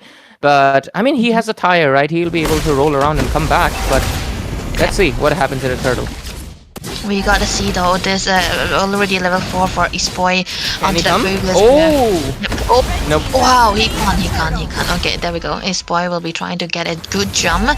Jazz onto the other side though, they're just trying to go for the invade. I mean, understandable, right? But then again, they're both. Oh, look at that! Yeah, Chain sees you right there towards the river area, immediately knocks out 27, and as well as Trudius again. And I believe they should have been a little bit prepared to deal with the Phobius, honestly, because both of them went inside the bush, got stun locked with the Hylos slow, and the Volleys obviously this continuous burn as well, so they have to watch out. Right now they're shifting their focus towards the bottom lane. Peekaboo Predator coming in with the ultimate, gonna be going in aggressively. Vong coming in from the Hylos. Jazz takes the kill onto Kyra. They are trying to do the same. Libra goes in with Turtle Piercings. A lot of damage being dished out. I think they might be able to do so. Glue gets pushed away. Kimi trying to dish out the same amount of damage. It's going to be enough though. On the other side, off-kill Cam onto 27. But at the same time, Jazz takes out Who is Peter by himself. A high loss in the early game is a nightmare fuel, and they're proving to do so. Glue still into a team fight. Still going to be going in. A lot of low HP, but he gets on top of him at the last second, surviving it for now. And look at that, Kyra rejoining the team fight, trying to burst out the carry, but not enough stacks. Yeah, not enough stacks, not yet. Anyway, he's still gonna be level 5 though. That is gonna be a plus point for now. But already a Sky Piercer into the hands of the Kimi. I would prefer the Granger to be the one who get the Sky Piercer. But then again, looking at the early game so far, never mind his boy. Yep, mid lane, they put a little bit of pressure. 27 wants the first one to initiate. They pull back Phobius inside the turret, and he gets taken down, but at the same time, Libra will fall along with Rudius. They're losing their front line to the combo of Hylos and Valier continuously. Yeah, I think this is why it's important that you kind of know where the layer of your crowd controls will come to here. Peekaboo already building onto the glowing one, but Kyra? Yep, bottom lane, Kyra again getting forced out by so many members. He has the flicker, but he doesn't use it. Kind of confused. I don't know why. But anyways, it looks like Jess might fall victim because obviously he's a little bit too far away. Inevitable death, but it's fine. They get a kill onto, of course, the Granger, but a Sky Piercer stack for Kimi. Have to watch out from not giving out kills to Who is Peter. Turtle gonna be shifting focus right there, but kind of confused with Peter TV. Why didn't Kyra flicker out? That's weird. Yeah, that's kind of weird. Able to survive it Turtle Silver! Retribution secured for Silver right now. So Mountain Chucker coming in. Libra falls down again. That's the 4th death. Baksha and Rudius not having their best time. Look at that 4x4 death for both of the front laners for the side of CRQ. This is actually kind of bizarre to watch. K9 are gaining everything in the momentum. Is Boy though jumping in again? Yep, Phobius going in very strong and deep, but his Boy will get taken out. He survived it with that amount of HP. Yeah. Who is Peter? Got lucky. Thanks to 27 for that with the card form that he was able to save his teammate, and on top of that he already got 2 stacks onto the Sky Piercer, which is definitely going to be good enough if he got 1 more stack. That is going to be helping the team into the fight here, because meanwhile we can see that Kyra is trying to focus onto getting the Hunter Strike and staying alive, because he is going to be the secondary carry. But Silver, oh my goodness, he's just walked in there nonchalantly pressing out the Retribution and stealing the buff away from stealing the buff away from the box. Libra, you know, I think he's kind of struggling here already, only level 7, but meanwhile Rudius trying to give up a bit of a reason here and there, but the plan A kind of didn't work, so K9, they might even want to focus onto this mid turret. Bitter is gonna be the focus. Sora gets caught out in the other side. 27 gonna be taken down. At the same time, Blue gets on top of the Jazz. Most likely gonna be able to melt him out, but look at the backside coming in. Wow! A lot of damage from Silver. Monster kill secured. Shut down as well with the same. Mountain Chocolate might be going for a triple kill, but no, it's Boy securing a kill for them instead. 7-17. And with this, K9 Esports leading with 5.5 thousand gold lead into their hands. And with this, even the turtle, I think, gonna be going uncontested. Take a look into that instant replay right there, Debbie. Yeah. It was so beautiful of a mountain shocker coming through from Silver, but these potential John coming in from Jazz as well with the highlights. Look at this, man. You are getting 2 bots with 1 stone with just 1 ultimate. We can see the Kimi and the Granger was the best targeting that they can find, and he got 2 kills out of there. And 708 is the score for Mr. Silver onto that Yi Xin. He's already reached onto the goal. Have the Hunter Strike on top of the endless battle as well. The true damage is gonna be out there, and he might eventually go for the BOD again. A shutdown on Peter. He will not be having the stacks that they required. He just needed that 1 more kill to have the damage that they were waiting for, but now it's looking so bleak everywhere. It's painting K9 Esports. Sources are basically getting taken away from them. They're getting pushed back inside their base, playing defensively. They have 2 tier 2s, basically, the inner turrets, but they're also looking in a lot of jeopardy with the minion pressure coming in. I believe maybe Carry did not want to freeze the lane, so they're going to be pushing it right now as well.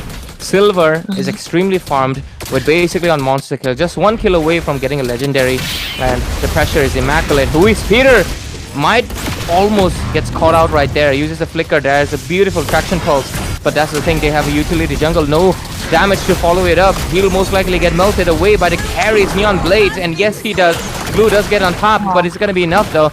Both of the Kimi Granger trying to basically spam their abilities and basic attacks, but it's not enough. They cannot dish out enough damage to force them back. Silver right now has a BO, but look at the same time, a lot of damage being dished out by 27, but it's not going to be enough.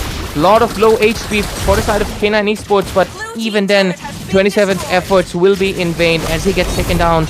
And right now with this, all the tier 2s are down, and with this, inner inhibitors are also losing their holy shields. Yeah, that's definitely a good sign. But if for the side of CRQ, if they even had a bit of a goal into their side, it could have been so much better with the set that 27 just made right there. Could have been a turnaround of events, but K9, they are already into the 9k goal lead. And if they are able to get this lot again, they will be able to increase the amount of gold that they have so far. The DHS already bought by Funny Valentine. Here goes Pathway though onto Libra. They want to engage, but it's still gonna be okay. They already baited out the Turtles Persons. They will be waiting for the Lord to come through here. What? Look at the damage though! Insane. 27 could not even survive it. In the blink of an eye, he gets decimated, disintegrated, whatever you want to call it, because he did not have a chance to even press out the flicker. But at the same time, I've been questioning why are the flickers not getting used? Are they saving it? Not really, I don't understand either, because the setup that has been made, it could have been so much easier if they have the way to flicker away by Goes Pathway.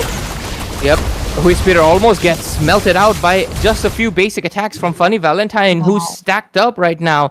7-20 score, a 10,000 goal advantage. It's a full snowball. Crux Requiem is just cannot respond in any shape or form, and looks like we're at an inevitable snowball win for the side of Butter. That's a really good use of the ultimate right there. Look at the damage popping in. Libra melting away from the flames of Valir, has to go back. Bottom lane pressure coming in. Lord still healthy, still full HP, might be destroying the base even, but no, they're doing their absolute best to defend it. No initiation yet, they're just trying to go for the inhibitor, but look at that, Hylos coming in. Going for a target, doesn't really find it. They're going to be just getting in the inhibitor and maybe go back a little bit, but Whisperer gets caught out just a bit. They go back to the base. Quite a passive play. The side of K9 Esports are not rushing it. They know the game is theirs and they don't want to basically cause any losses for them. Mountain Shocker coming in. Where is he going to land it? Beautiful. Traction pulses keep on connecting to Peekaboo Predator, but he just keeps on purifying them. There's the damage coming in. Look at 27. Almost gets melted out. The carry is locked onto the base. The minions are going to be there. Is it going to be enough? Though Sora trying to pull her back, but it's not enough. We see an inevitable end. K9 Esports take the game number 1 with extreme snowball, with nothing to be done from the side of CRQ. That was a beautiful transitions of event. A slow death was the name for CRQ into that game number 1. We could see how they weren't able to perform well. They weren't able to do the things that they should be doing. They usually are used to doing. Even 27 with the attempt onto the set, or even with the damages, he wasn't able to do so because there's always going to be Peekaboo Predator onto the Valier with a nice Queen 1, always slowing him down and stunning him to a point that he cannot really even move. That's where one of the reasons why he cannot even use the advantage of that flicker on top of that, and I think that really played an important part. But hey, I think the main man of the side of K9 Esports should be Mr. Silver onto that Yi Xin doing so well. He was untouchable. Yep, and of course he will get the MVP, man, because his score was too perfect. He was bulletproof. There's a guy with the bullet onto the other side, but yeah, you cannot penetrate this dude, man. You cannot penetrate these dudes. That's what he said, but that's what she said in a way. But you get it. But yeah, I feel like this was a very one-sided match. CRQ honestly felt like they were very behind. It was not exactly sure what happened, because at first we see they are trying to pressure in a little bit in the mid lane, but they lose their bodies immediately on first 2 minutes. And then they keep on losing Libra and Rudius constantly, giving kills to the Valier and the YSS, who basically gets into the... what is it called? God damn it. Wow, I can't remember. But you get my point, right? It felt like CRQ could not do anything about it. It felt very... not sure. It felt like there wasn't much effort to really do much. Because, like I mentioned, they keep on engaging, even though YSS is way too fed. They do not really support Kyra, and Kyra also, for some reason, he's not trying to escape. He's not using the flicker.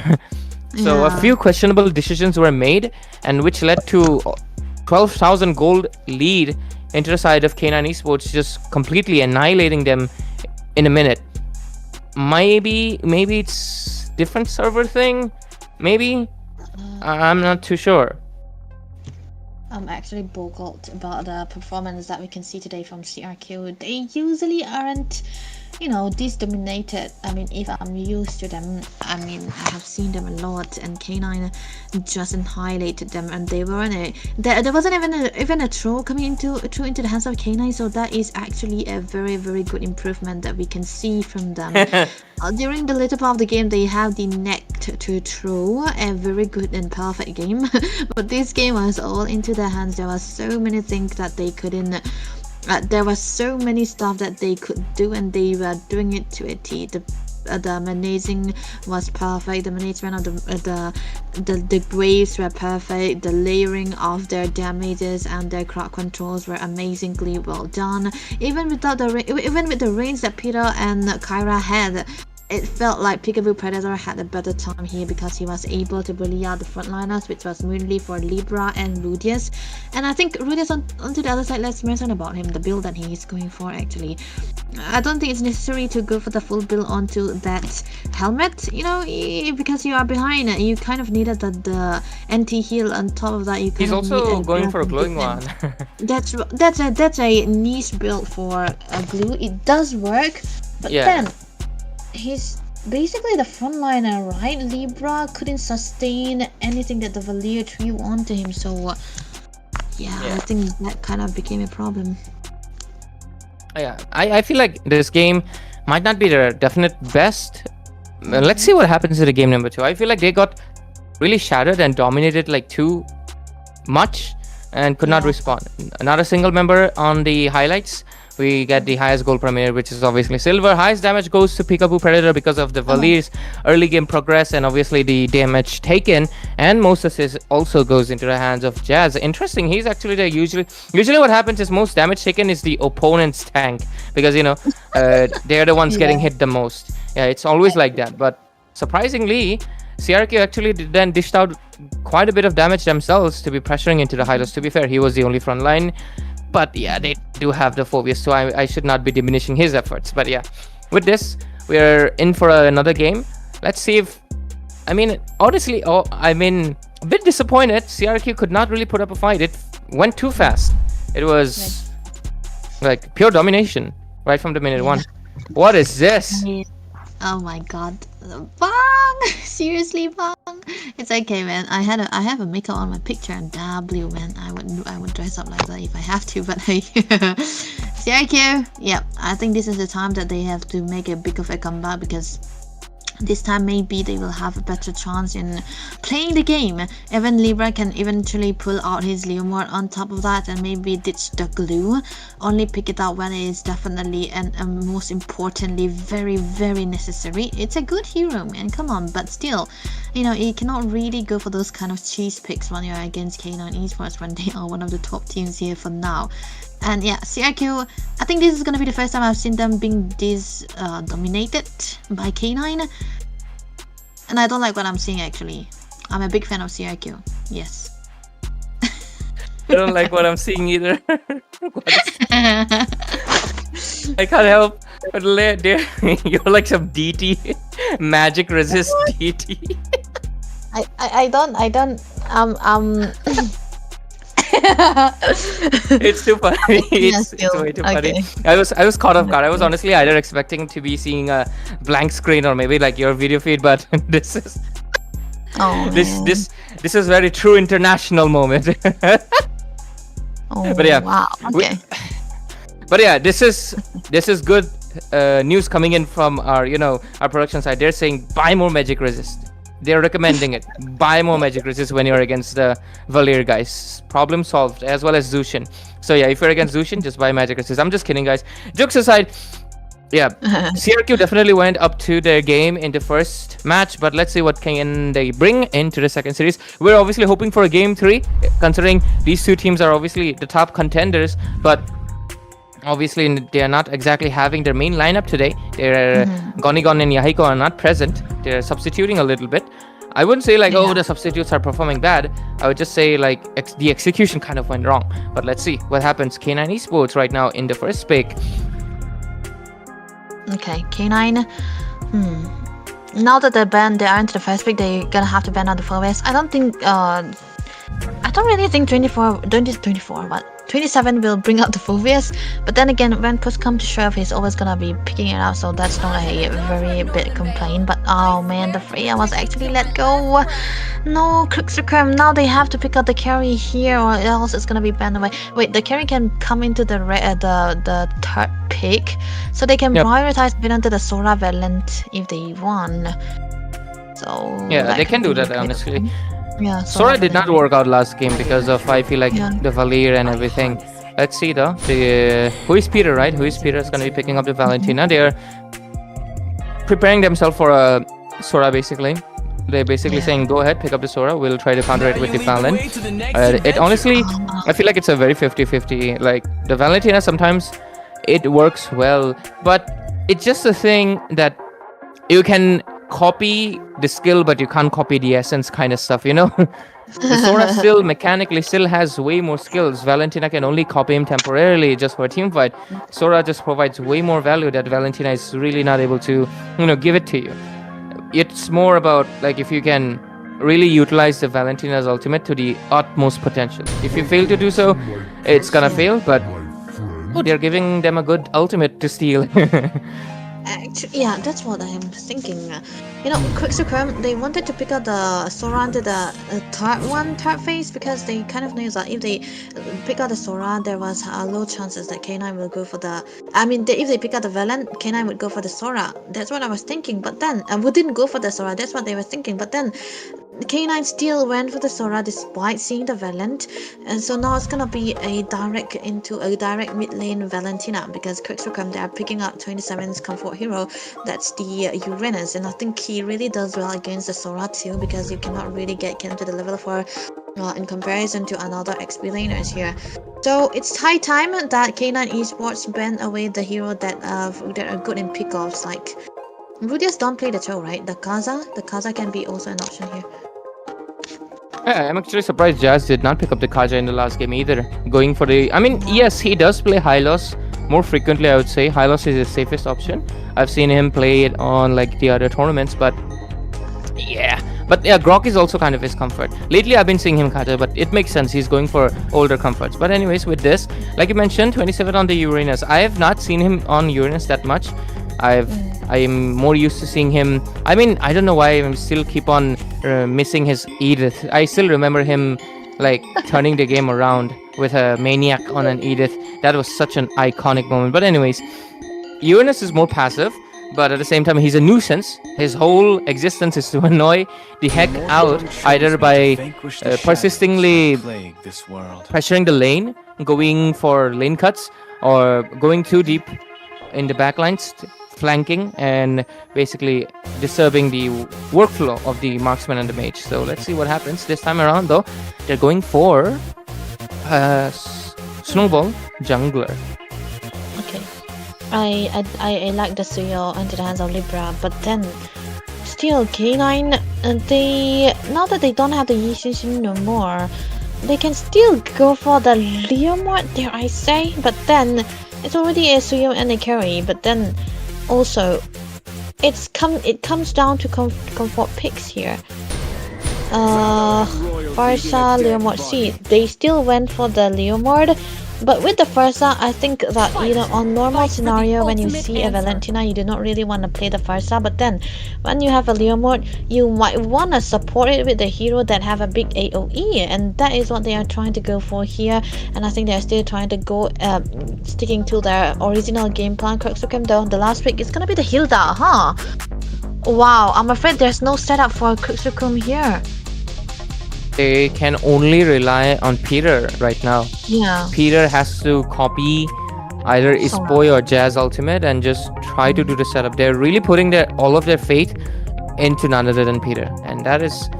I mean, on theory, that is bad because you're basically making it very obvious who's your main point, like main weakness. It's going to be Peter. As long as they take down Peter, they're going to be fine. After Peter, they don't have any setup potential. It's mostly burst. And Freya's burst is much stronger, and her AoE is stronger, and she can sustain along with the Leomord as well. Considering that it's a very risky draft for CRQ, it requires a lot of execution.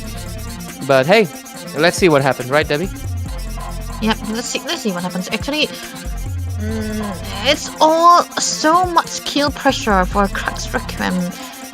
But hey, onto the brighter side, it's a very good Hilda pick when you see a Farsa, right? You can actually bully that Farsa is good. so much. Yeah, that's the advantage I see with the Hilda.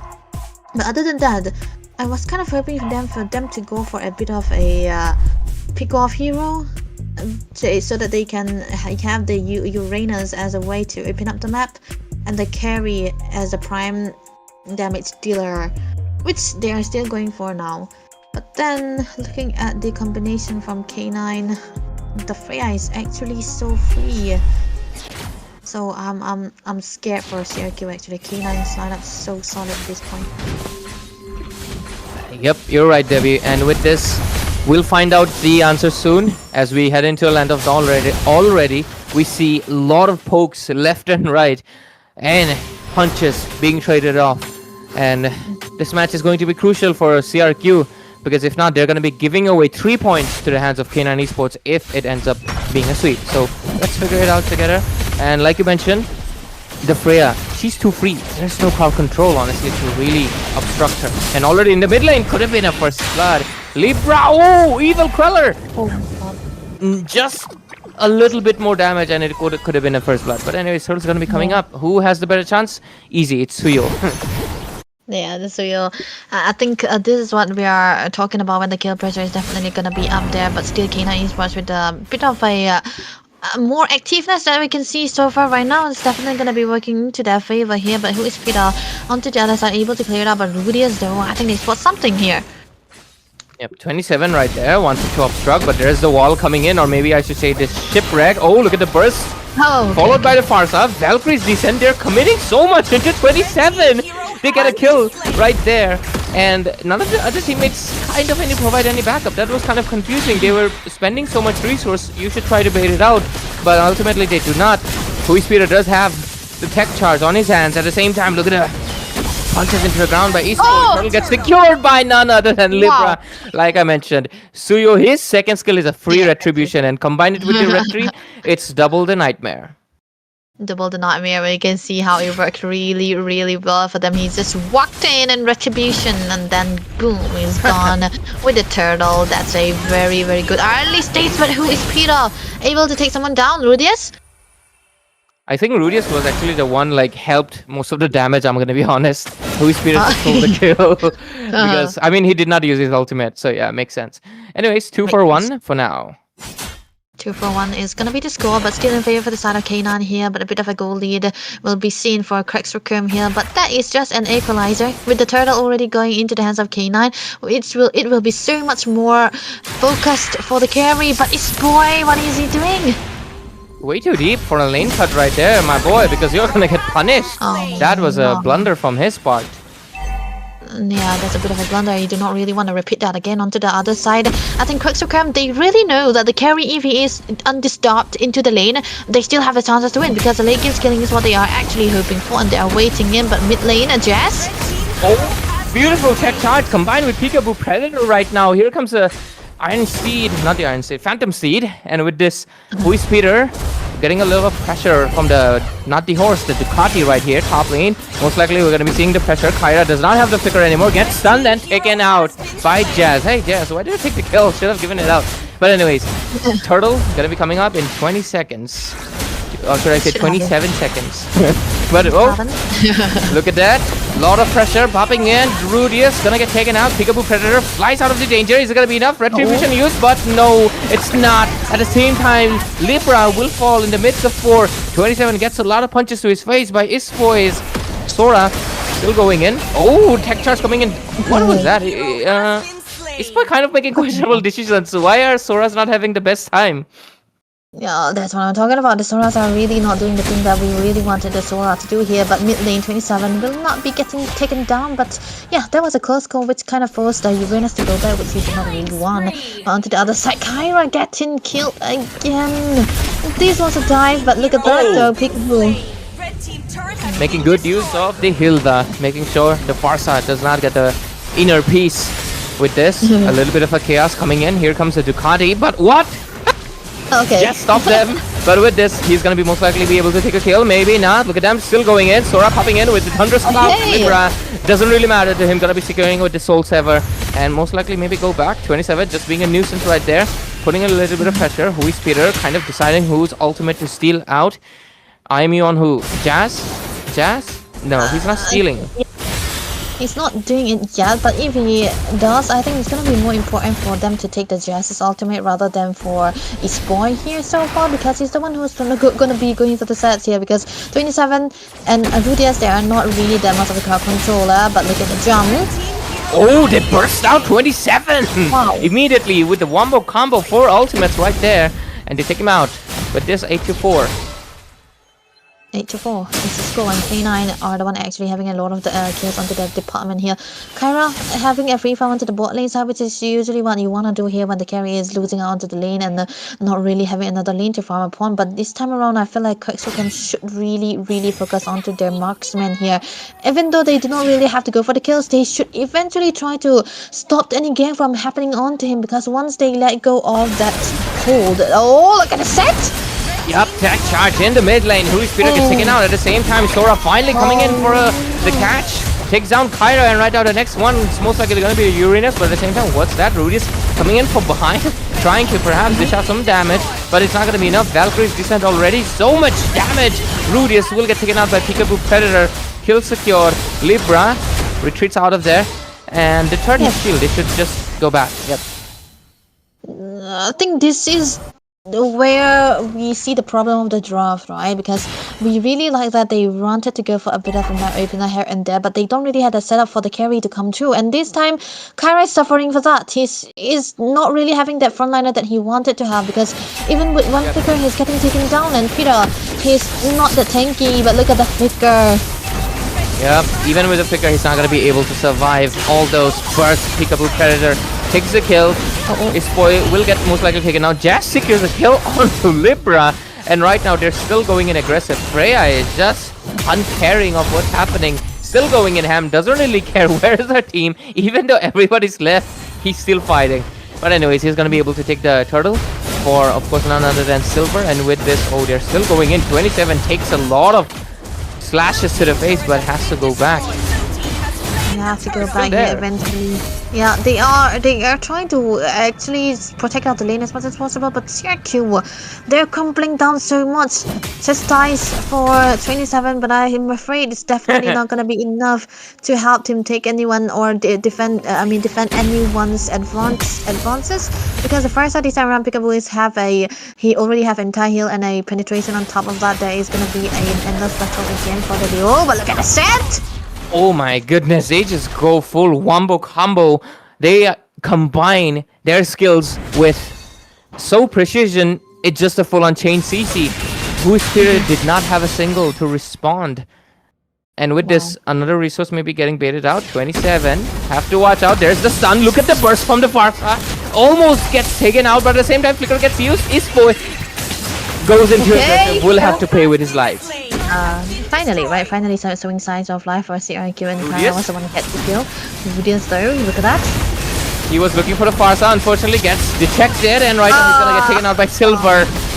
Able to connect the skills right there. And Libra finds himself in a compromising position, also gets bursted out by Silver right now, who's so ahead. That's, how much build does he have actually? Can we see the builds? I think he's gonna Silver. He already must have gotten the endless battle here, and yeah, there we go, endless battle, and the war X on top of that. And you actually want to go for a bit more damage again, maybe the BOD, because usually when you see earlier where they usually wanted to deal out the brute first once they are done with the war X. But hey, this guy is built different with the damage anymore right now. A perfect was true, but look at the top lane. Yep, top lane, a bit of pressure right there. Looks like they wanted to go in, but still taking in their time, gonna be baiting out the holy shields, and now they're in clear, except for the bottom lane. But I think they can handle that as well. Lord's gonna be in clear, and with this, they're gonna be able to put the pressure in. K9 Esports looks like this is gonna be another walk in the park for them. They're gonna be able to secure this Lord with no contest, because even though the fact that Libra was able to secure the turtles, right now there's too much zone to really for him to come or do anything about it. This is why we all actually think that the draft coming through from the side of CRQ was actually very one-dimensional, and they're trying to play for the carry, but they don't really have it set up. But Rudius though, can he survive this? No, I don't think so. He has, I think, he kind of gave up as well. He got caught in a rock and a hard place, like literally, because there's a grok right there, and with this carry on the top solo with no support, Kyra will try to run away, but Silver taking it safe, does not want to overcommit without his teammates. Really good discipline. And right now, seeing the teammates, he's gonna be going in for the initiation. Is there gonna be the Valkyrie's descent? Yes, it's gonna be Kyra. Gets taken out immediately. There's another wall. I don't like calling it a wall when it's a broken ship, but hey, there's Peekaboo. He tries it, but cannot. Killing spree secured. It's a full-on domination for K9 Esports. What, 8,000 goal advantage already? Yeah, last time we see the goal lead was actually 9k, but now it's already 8k. Still very, very good enough. But look at that jump coming through onto Rudius. He's like paper. He's getting melted down, and this is definitely going to be the inhibitor taken away. They're going to have to focus into the bot lane and top lane as well, so that they'll be able to open up the map more. Look at that strength though. He's not having the best time though. He's the only person that's kind of getting the pressure. I believe, yeah, he's the one with 3 deaths. And the other 2 are Farsa. Jazz, Silver, and Fanny Valentine has been untouchable with killing sprees and monster kill in their favor. And right now, look at them going in ham. Fanny Valentine wants some more kills. But let's see. Looks like they're kind of satisfied with the inhibitors. They'll just go back for now, I believe. Or will they stay? I think last game they were ending it so slowly with the presence of the Willy here. They also have the burst right now, which is a very, very good thing that they can do. It's only going to be dependent on how Peter is going to be taking out their tech charge. Only then they'll be able to do it. Look at the set! Beautiful tech charge coming in. Godlike for Funny Valentine. Wow. Right, a monster kill. They're going in full on gung-ho on the side of CRQ. And with this, in an instant, they take down the base with a single minion wave. No Lord required. No place for them to even throw the game. K9 Esports yet again winning out into this clean sweep in this Accession League we have seen so far. Not a hint of displacement. Perfect set from Jazz, and I think he's gonna be deserving of that MVP as well. On top of that, he was doing everything that he could. Amazingly well done by the dude.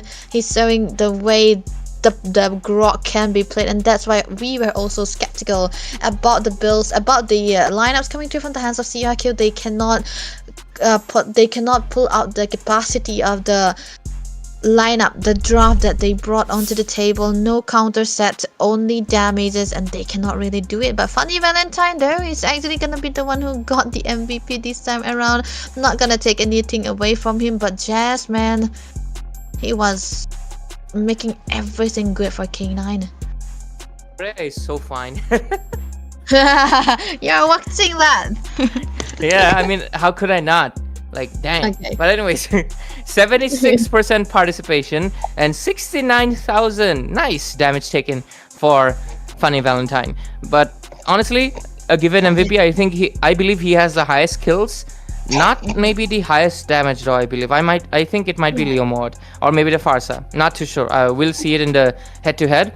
But deserving MVP for none other than Funny Valentine. He got a lot of space to farm up. We see 11,000 gold lead at the end. Both of the games end under, you can consider it almost under 12 minutes, but I guess to be fair, it's 12 minutes, right?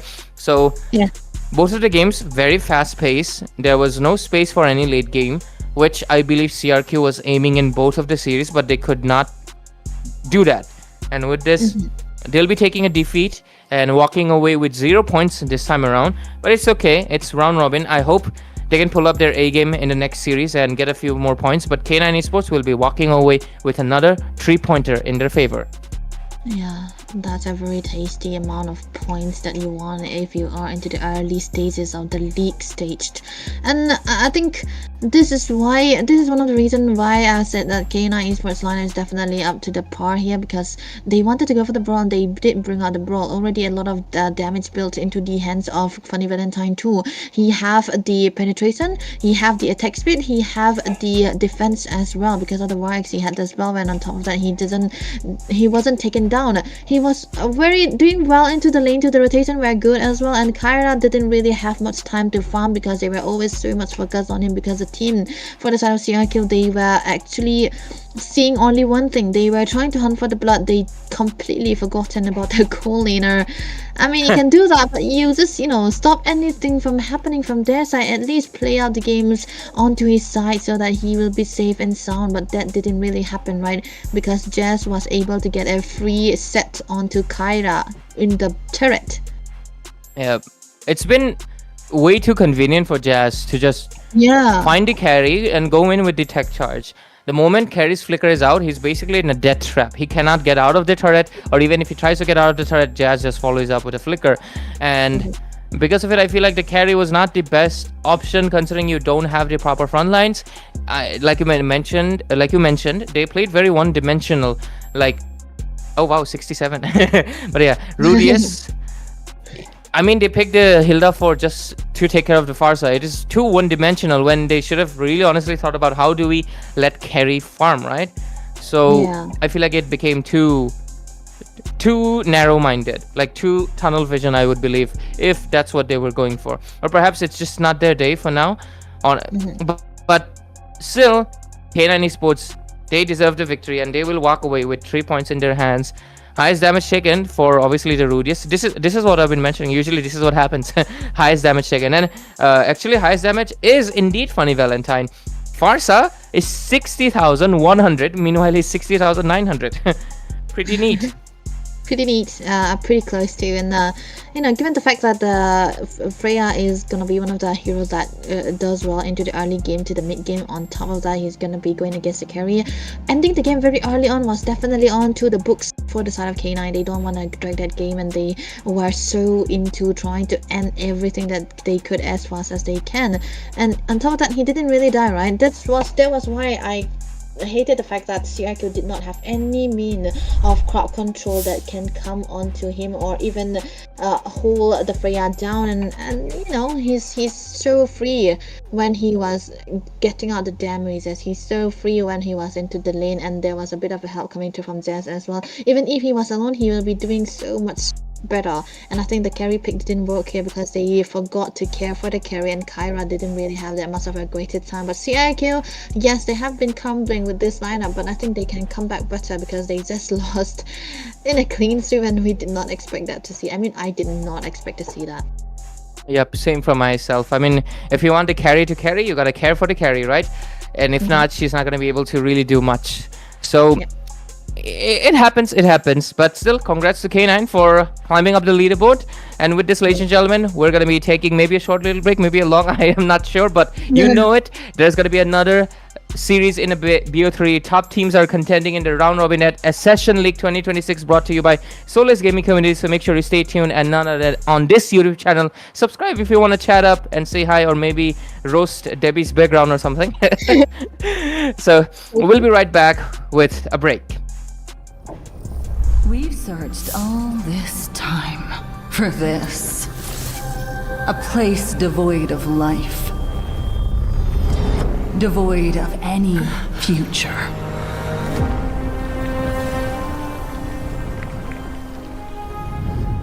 With this, we'll definitely go beyond the stars. Give up this hopeless voyage. Freya? We can be together. Here. Forever.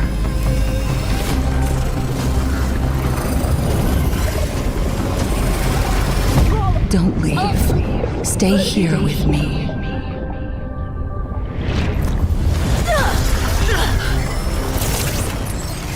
Where is Freya?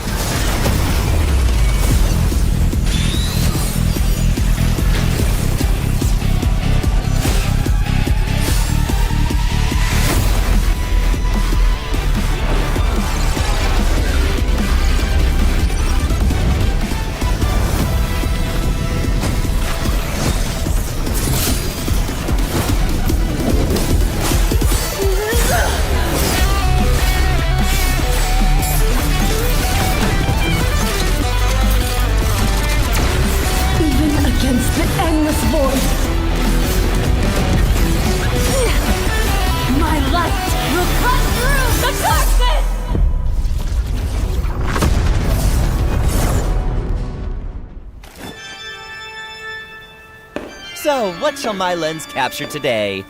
Anguish. Turmoil. Regret. No! Perspective comes down to composition. Only a photograph can capture unexpected beauty. I believe we found the answer. Allow me to introduce myself. I am Marcel, a photographer. And Clamar! Yes, we are one. We capture art's every moment. Balanced composition. Perfect lighting.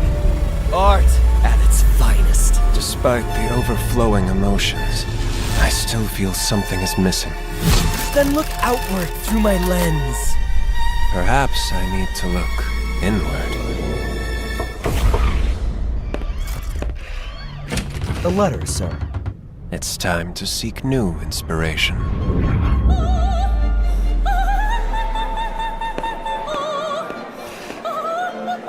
Magnificent! But it's not what you're after, right? My admiration has never been confined to what's on the surface.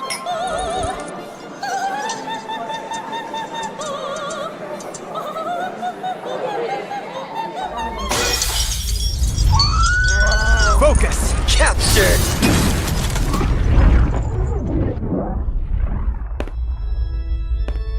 Perhaps art isn't about perfection. Sometimes, art is the unexpected. Who knew imperfection could create such beauty? It seems our hero has found a new interpretation of art. Amen. Arts can be expressed in many forms, after all.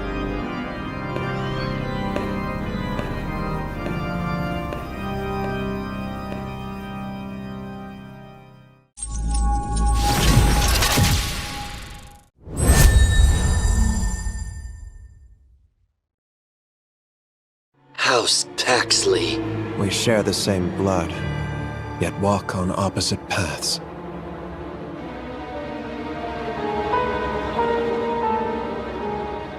I don't mind leading the Paxleys from a rise to a fall.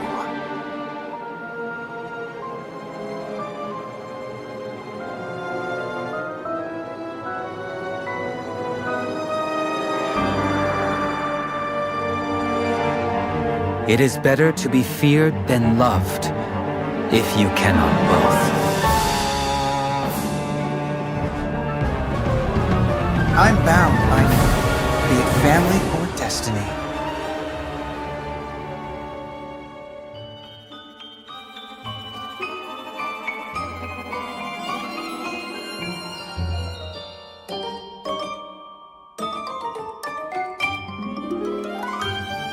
Didn't your mother ever tell you, never get too close to needles?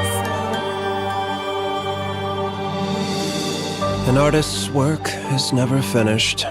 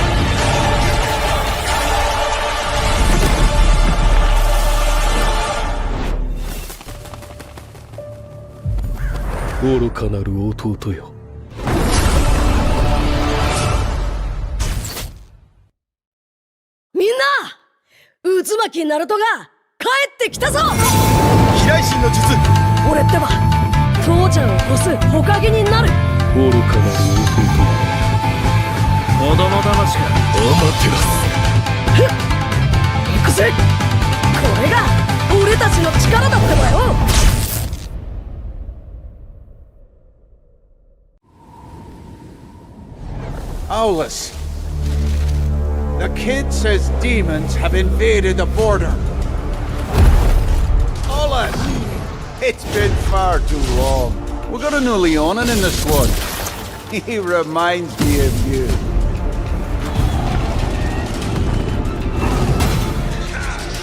Hey, Solace. That kid's grown a lot stronger. No one looks down on him now.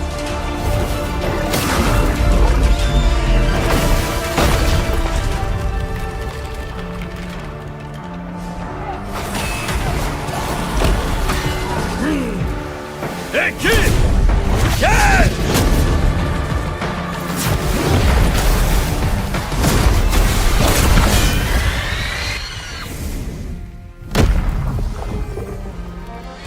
This is the end of my journey. The road ahead. I'll leave it to you, kid.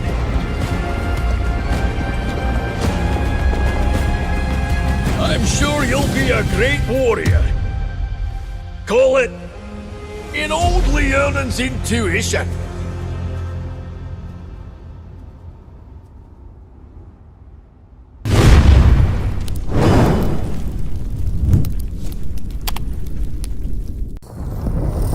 We've searched all this time for this. A place devoid of life. Devoid of any future.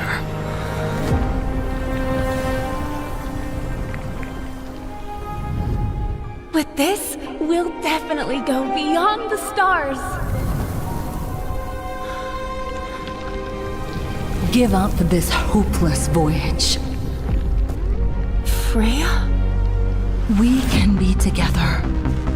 Here. Forever.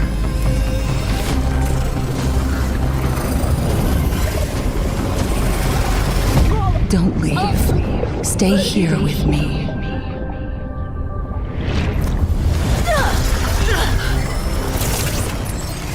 Where is Freya?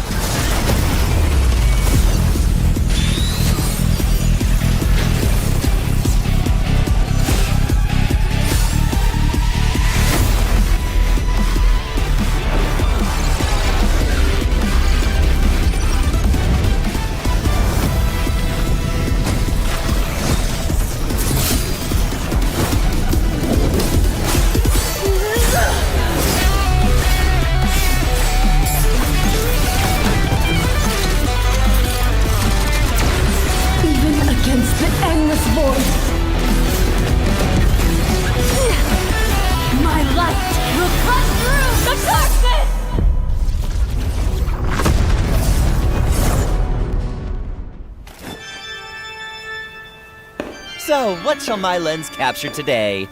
Anguish. Turmoil. Regret. No! Perspective comes down to composition. Only a photograph can capture unexpected beauty. I believe we found the answer. Allow me to introduce myself. I am Marcel, a photographer. And Clamar! Yes, we are one. We capture art's every moment. Balanced composition. Perfect lighting. Art at its finest. Despite the overflowing emotions, I still feel something is missing. Then look outward through my lens. Perhaps I need to look inward. The letter, sir. It's time to seek new inspiration.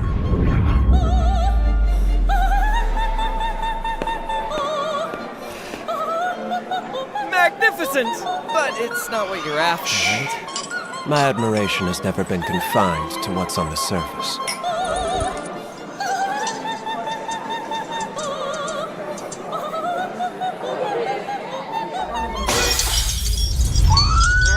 Focus! Capture!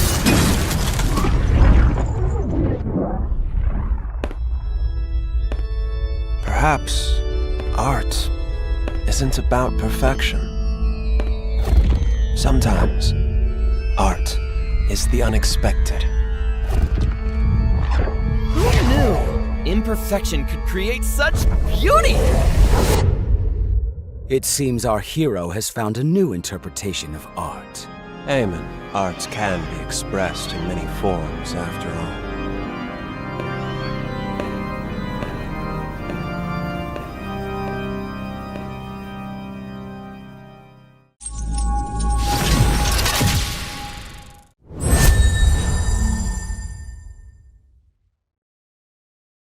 House Paxley.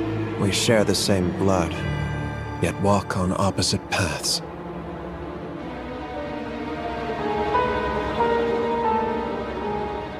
I don't mind leading the Paxleys from a rise to a fall.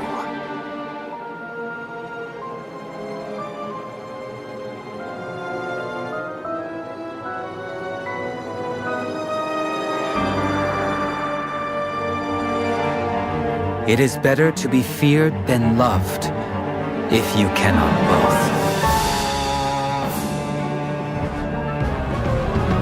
I'm bound by fate, be it family or destiny.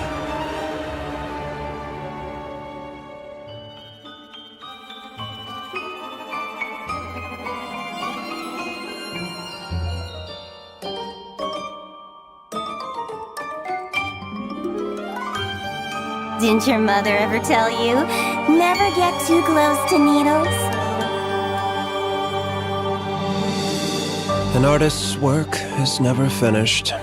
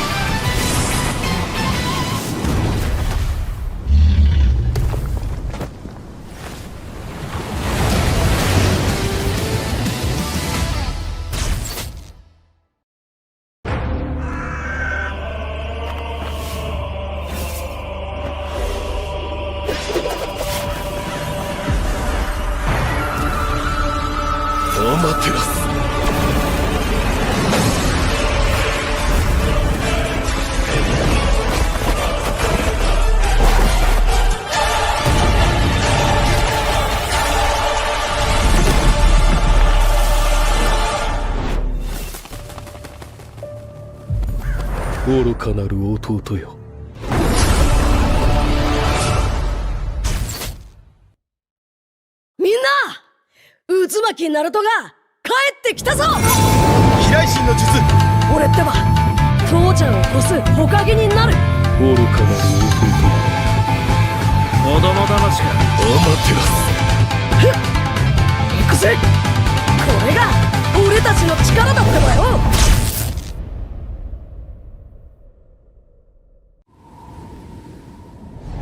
Owlus. The kid says demons have invaded the border. Owlus! It's been far too long.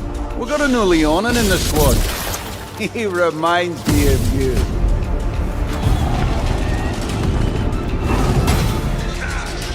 Hey, Owlus. That kid's grown a lot stronger. No one looks down on him now.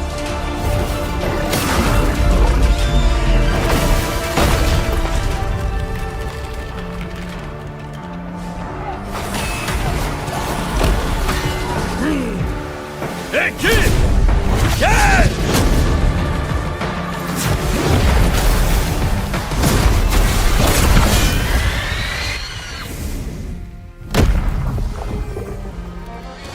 This is the end of my journey. The road ahead. I'll leave it to you, kid.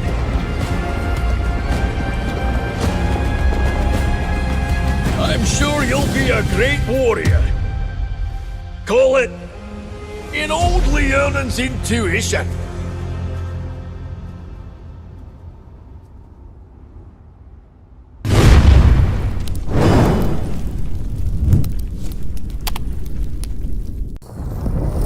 We've searched all this time for this.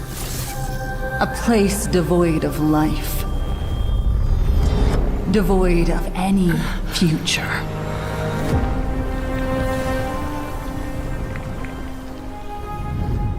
With this, we'll definitely go beyond the stars. Give up this hopeless voyage. Freya? We can be together. Here.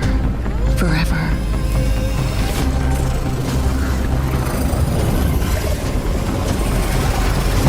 Don't leave. Stay here with me.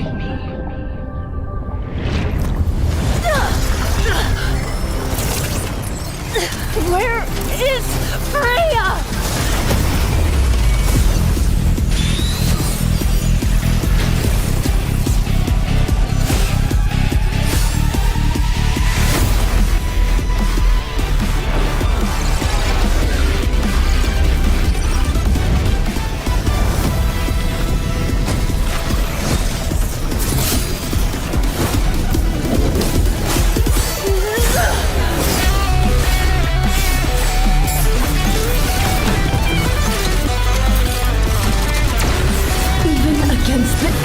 void.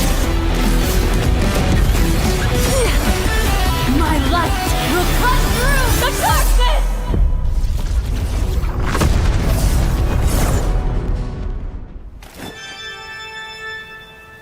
So, what shall my lens capture today? Anguish. Turmoil. Regret. No! Perspective comes down to composition. Only a photograph can capture unexpected beauty. I believe we found the answer.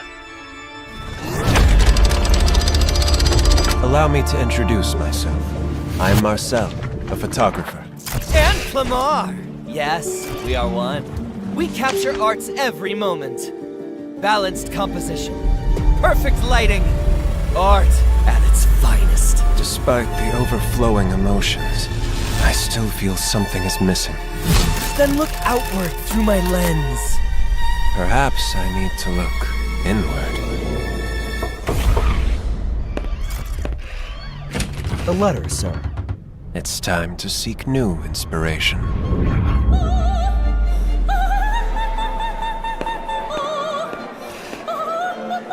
Magnificent! But it's not what you're after, right? My admiration has never been confined to what's on the surface.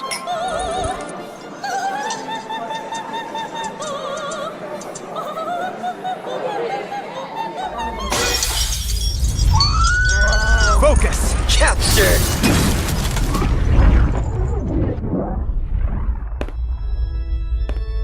Perhaps art isn't about perfection. Sometimes, art is the unexpected. Who knew imperfection could create such beauty? It seems our hero has found a new interpretation of art. Amen. Art can be expressed in many forms, after all.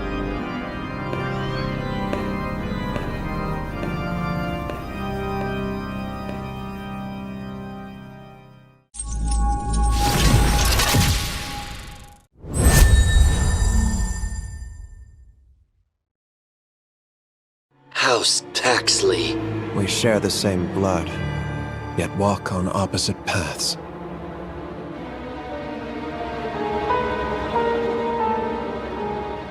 I don't mind leading the Paxleys from a rise to a fall.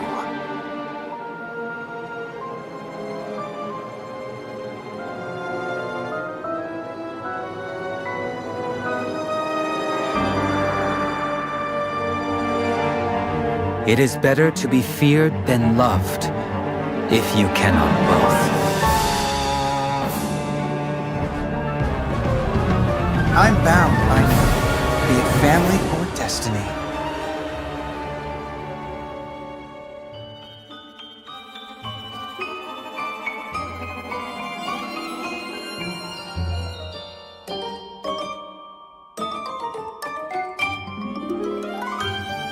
Didn't your mother ever tell you, never get too close to needles? An artist's work is never finished.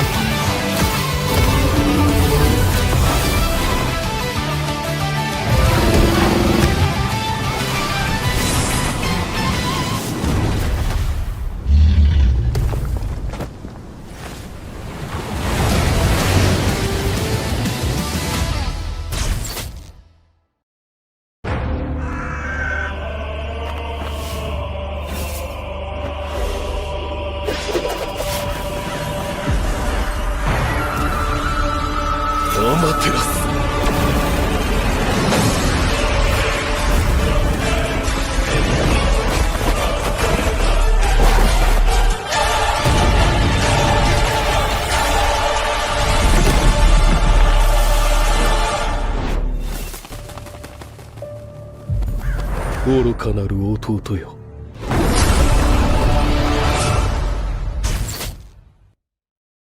みんな渦巻きナルトが帰ってきたぞ。飛来神の術。俺ってば父ちゃんを越す火影になる。愚かなる弟よ。子供騙しか。アマテラス。行くぜ。これが俺たちの力だってばよ。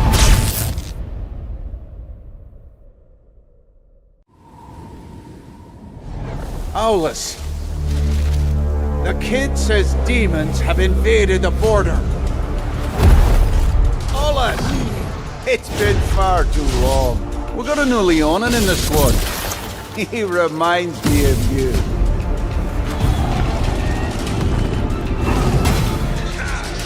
Hey, Owlus. That kid's grown a lot stronger. No one looks down on him now.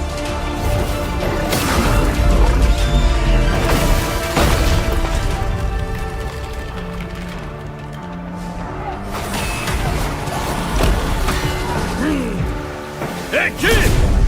Yeah!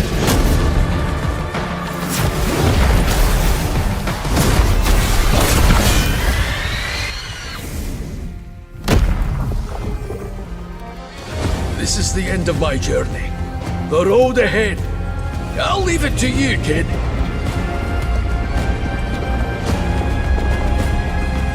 I'm sure you'll be a great warrior. Call it in old Leonin's intuition.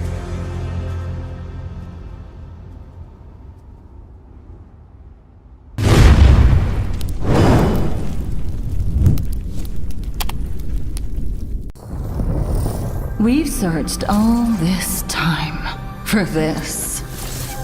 A place devoid of life. Devoid of any future.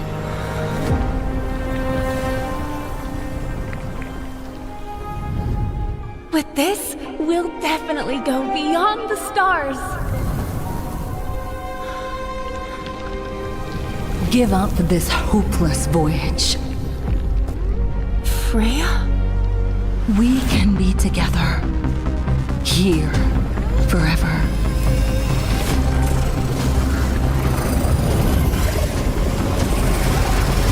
Don't leave. Stay here with me.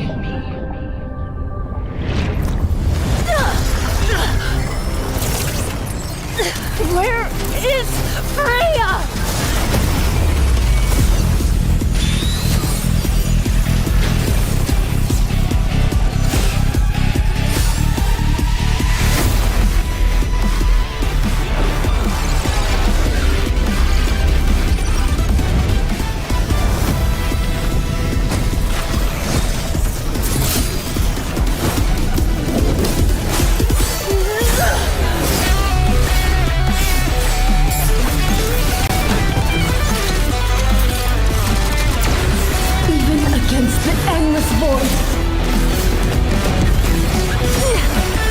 My light will cut through the darkness!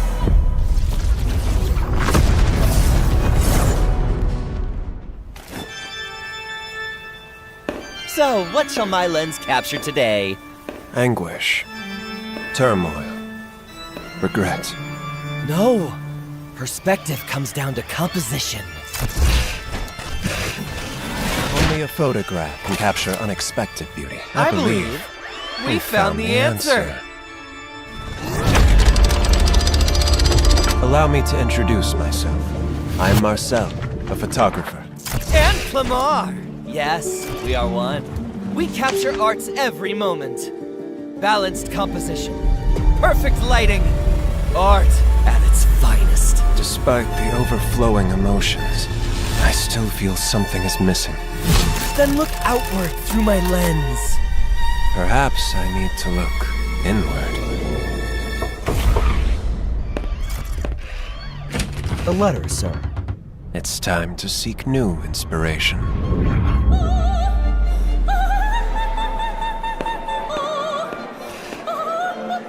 Magnificent! But it's not what you're after, right? My admiration has never been confined to what's on the surface.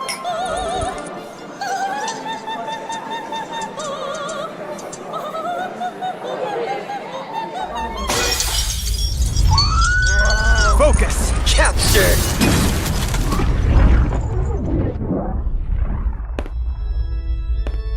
Perhaps art isn't about perfection. Sometimes art is the unexpected. Who knew imperfection could create such beauty? It seems our hero has found a new interpretation of art. Amen. Art can be expressed in many forms, after all.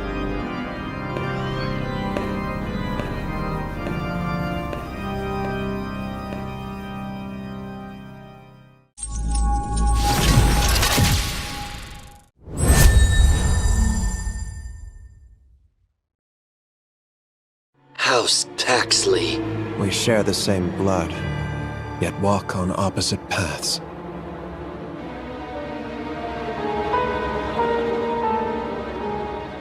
I don't mind leading the Paxleys from a rise to a fall.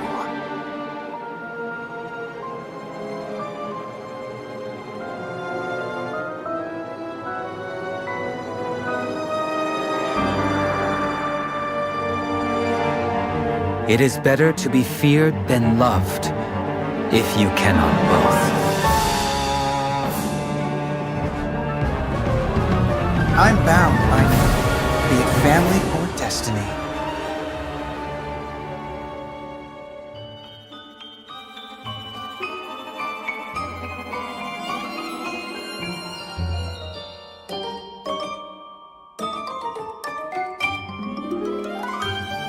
Didn't your mother ever tell you, never get too close to needles? An artist's work is never finished.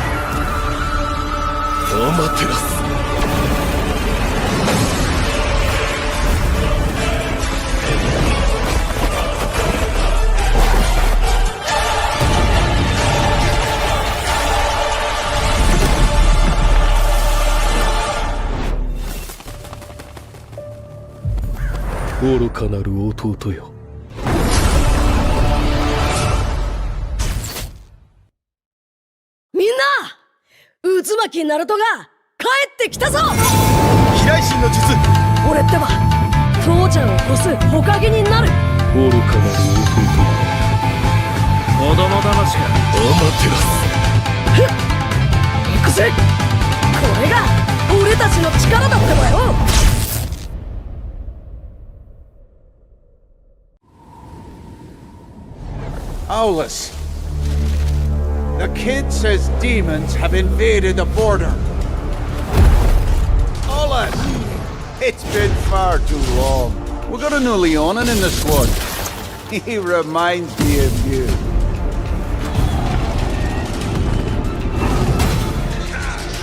Hey, Solace. That kid's grown a lot stronger. No one looks down on him now.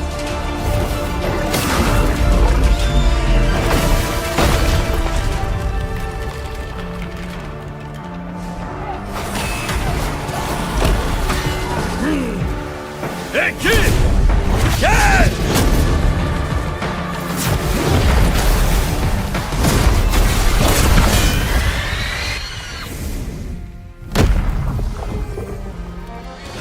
this is the end of my journey. The road ahead, I'll leave it to you, kid.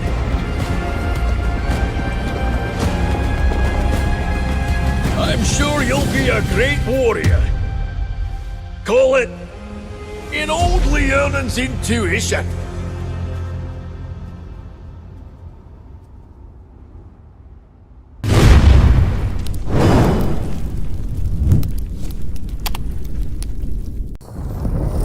We've searched all this time for this. A place devoid of life. Devoid of any future.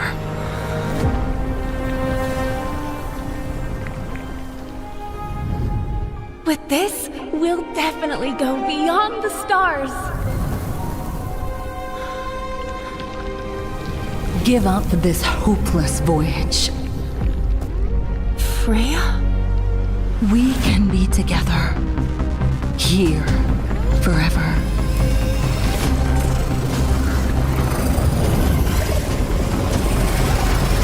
Don't leave. Stay here with me.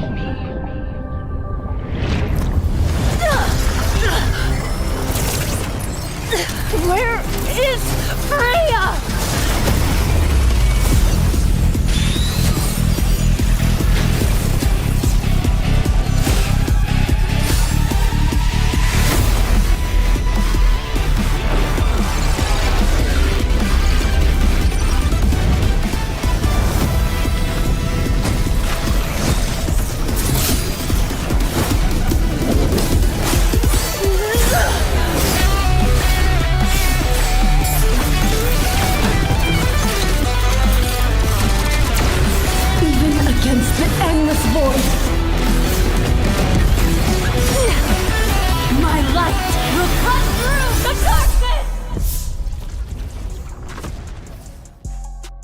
Good evening and welcome back to the Accession League 2026, ladies and gentlemen. We just had a series between, of course, the two teams that Debbie with 2 magic resist items behind her casted together, just obviously suggesting them to buy the magic resist. Jokes aside though, we're going to be witnessing the last BO3 series of tonight, ladies and gentlemen. It's going to be between Anti-Zohan against Autobots Esports, their first rendezvous together in this BO3 series. Let's see, today we'd had 2 sweeps and of course 1 going into a 3rd game. Let's see if it will be another sweep or we might see another case. Obviously this time around Debbie has removed all the background and has gotten her own. So welcome back, Debbie, into the casting desk, and obviously looking forward to how this series is going to be, especially considering Autobots Esports right now are definitely on the high momentum. They have been defeating the best teams. Let's see if they'll be able to defeat Anti-Zohan as well.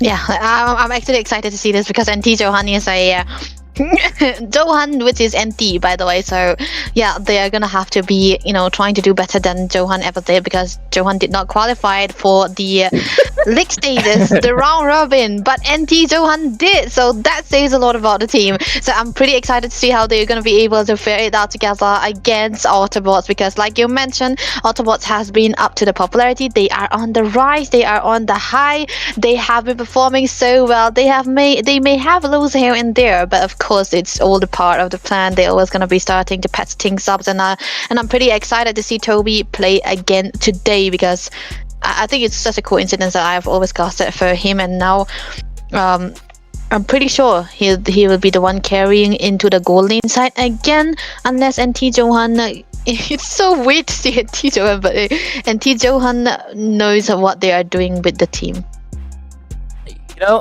Before I cast it for them the first time, I actually did not realize it was Anti-Zohan, because you see the logo in white, it's not a red mark, right? So I couldn't realize. This just felt like a Zohan with a slash. So I was confused, like, why is Zohan suddenly rebranding? Then I realized, okay, the t-shirts, they started to make sense. The jerseys, I mean, they're Anti-Zohan, but why do they have Mizo players? Question.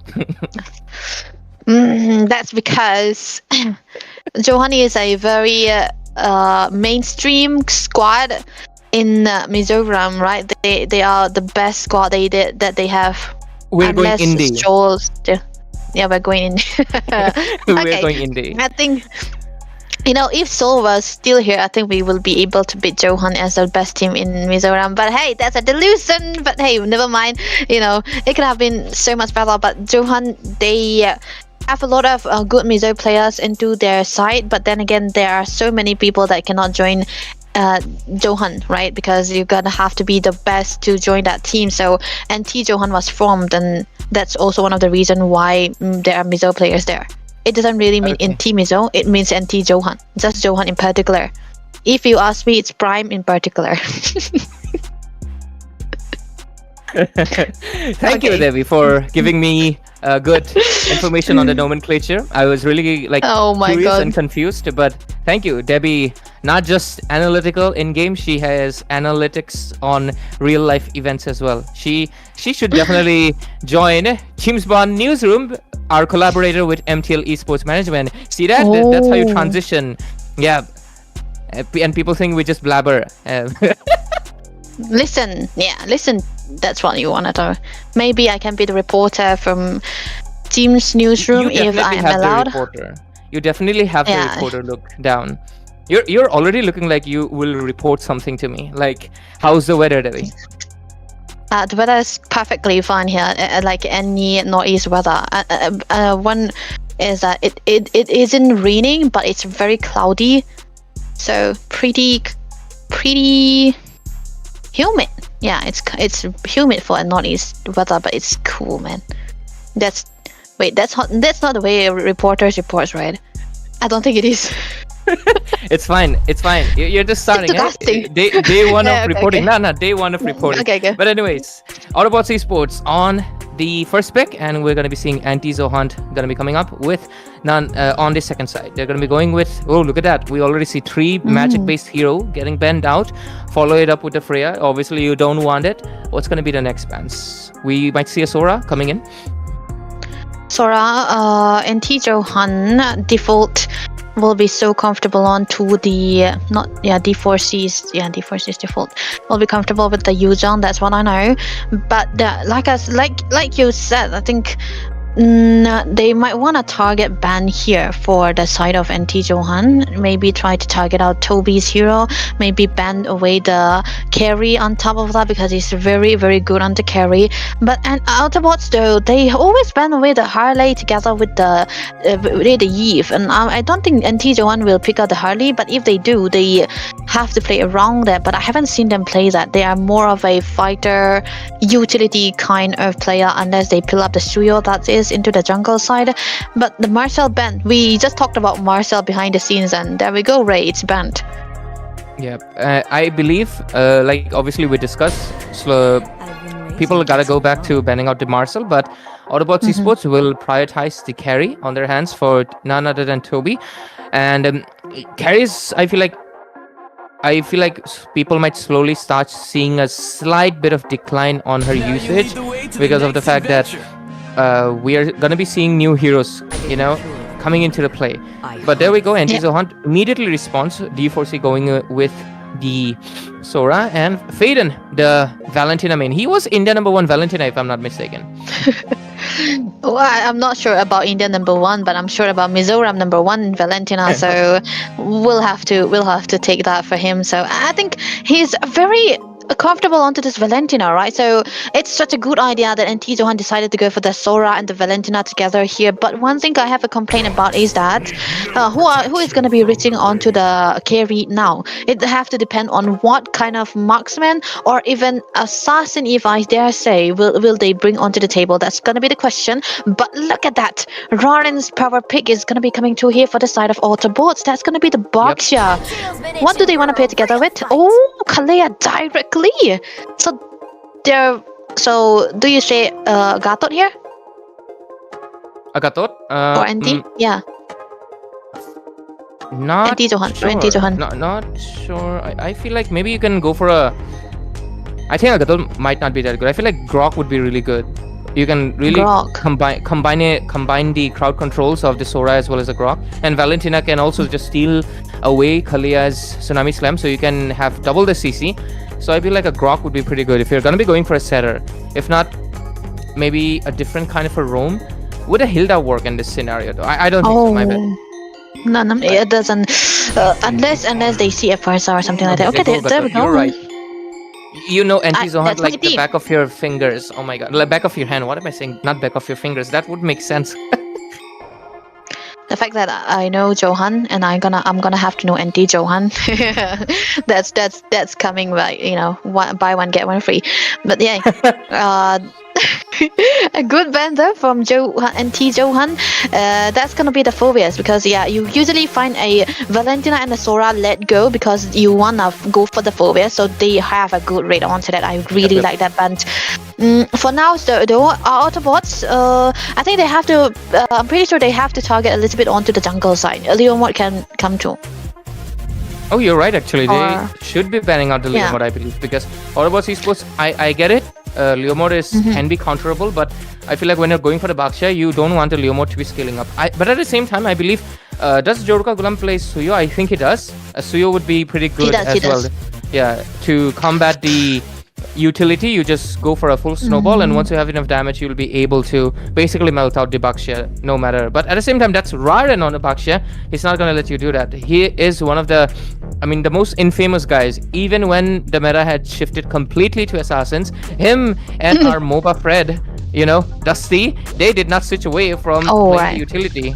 So these two guys are undefeatable, and Raren's still here. So let's see. Oh, they respect Remex. Lunox, really good choice, I would say. I like this. Actually, I really like this because Rams Lunox is one of the most. Yeah, it's so good that it's monstrous. But they did lost yesterday. But then again, this is Anti-Johan. They don't want to risk it, right? It's gonna have to be very careful into that. And on top of that, they have a combination, right? So Anti-Johan, they read their opponent well. So now Autobots though. Do they want to let go of the Leomord because they have kept it for so long? But then again, if they ban out the Leomord and T-Johan can pick up the Suyo, because yeah, he does play the Suyo. The only hero that I don't see him play is the Fanny. Yeah, that's it. So it's gonna be okay. Oh wow, Harriet ban instead for Fam. I think that's good because the carry loses out against the Harris right now, I believe, mainly due to his spam. And he's also the only marksman other than the carry that has extremely strong true damage on his kit due to the Starlim sight. Making sure the Harris doesn't come in, I think that's a better decision, especially considering Fam is also one of the players that loves to spam the Harris and the Granger to his favor. So we might see a Granger coming in right now, honestly. Granger, okay.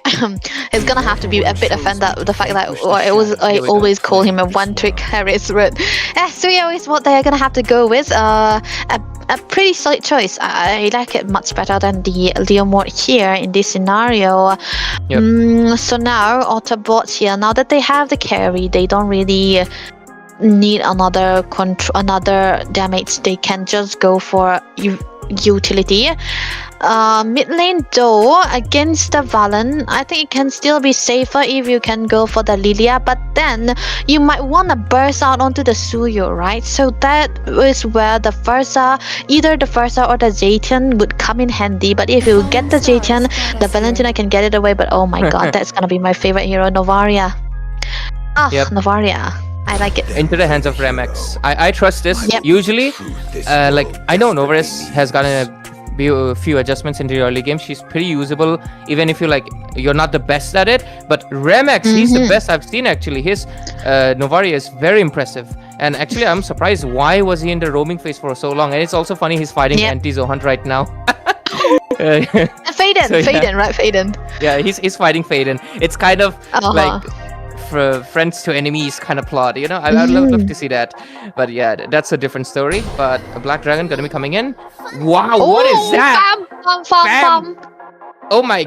Wow. Oh my god. Does it make sense in any way? I am not too sure. It makes sense. It makes sense, Ray. If it does, I'm not sure, but I like it. I love it. I like it. I love because now. See, usually when the carry was in the meta, they use the 1-1 as a counter for the carry, right? And then the Yuzong as well. But then, it comes down to the hero, but also the hero doesn't have damage. That's the only thing that I'm actually worried about from the 1-1. But then Exactly. Farm he's actually good on the 1-1 because I actually see him play 1-1 a lot, but I did not think it would come here. But with the Harrier ban, the Granger was completely open. But then if it is a Granger, the Yuzong was there. He just want to have a good time, no matter what the hero is gonna be. Yep. It's also so impressive. Look at how many young talents we have on the drop. Yeah. Honestly, it's really nice to see so many young players are finally getting the chance to basically stand up at the esports at Accession League 2026, fighting in this round robin. It feels good. But with this, ladies and gentlemen, welcome in to the land of Dawn. We're going to be witnessing Autobots Esports and Anti-Zohan going in this best of 3 series, and of course, since it's a round robin, sweep gets 3 pointers, the loser gets none. But if it's not a sweep, the winner gets 2 and 1 for the loser. So let's see who walks away with the most points. The leaderboard's already building up. It's day 2. And of course, I'm joined by none other than a great analyst on the casting desk. It's going to be Debbie, who's also someone that has really good amount of knowledge on anything Zohan related. So what? even if it's anti-Zohan, she has good info. But we're going to be seeing a little bit of a pause. Hopefully they figure it out, and we'll see things coming in back. Now, okay, there we go. You just jinx it just like that. Master Assassin for the 1-1 fam. Just want to brawl it out into the gold lanes. And he's just so much of a fanatic to go for the laning phases because he knows that laning phases is his strongest suit. And Toby versus fam into the gold lane. This has been a lot, this is what I'm always excited about. But hey, Rem though, getting first blood. Unexpected, not sure. Rem didn't maintain his distance. The Valentina took him actually, out but yeah, that's Faden for you. On his Valent. So one time he got a bronze on that, but yeah, other than that, it was when he was in Dohan. It was the time when it was in Dohan, and then from after that on, he stopped playing the Valen. But now when he's back again, he's pulling out the Valentina and got the first one against his ex-roamer on top of that. So that's gonna be such a sweet vengeance. But onto the other side, I really want to see how they'll be able to roll it up because the rotation here, Ras Malay, that's a weird name, but he got a lot of poke though. Faden's aggression is really impressive. He's maintaining the pressure all by himself. Yes, Rasmalai is providing some support, but I can see the aggression right there. Anyways, Joruga Gulam trying to maybe go for an invasion. Rasmalai still has the... was the retribution secured or not? Oh, he does get the retribution secured at the same time. Invasion still gonna be going on. There's the unbreakable con. The revive is coming in. They get the first blood. Raden gets taken out. And right now, a little bit of pressure coming in from Luck. Is it gonna be enough? No response from the EXP. Just yet. Hybrid. The shot missed it out. But honestly, that was a good dodge. D4C right now. He's gonna be able to retreat. Gets the level 4 as well. With this, he came all the way from there. Pretty good. That could have been a kill. That connected, but just a little less damage. But seeing the retribution, Joruga Gulam does have retribution. He's not coming in for the turtle. It's gonna be a free one, and Black Dragon just for safety, just for a little bit of insurance. Yeah, you can never be too safe. Just in case. One thing is great Tsunami Slam from Faden. Tsunami Slam into A. Luck immediately gets shredded out. Joruga Gulam responds pretty fast. And right now, since they're going to be going in bottom lane, Toby, you better watch out.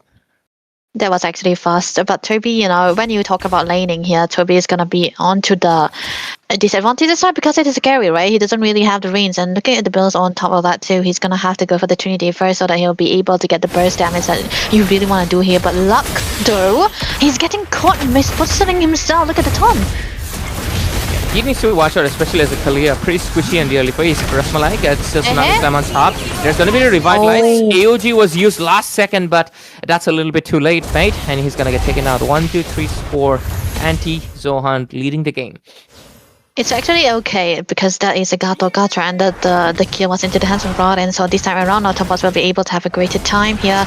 There's also one factor that they can play around with is that the fact that Faden hasn't been rotating around. They just try to focus onto the neutral objective as much as possible because they also know that they're going to be having a winning side into the marksman lane, right? Farm will be doing better into the lane because he have the better range with the 1-1. But onto the other hand, Autobots will have to have a better rotation because this is an Aurora. You can fly around.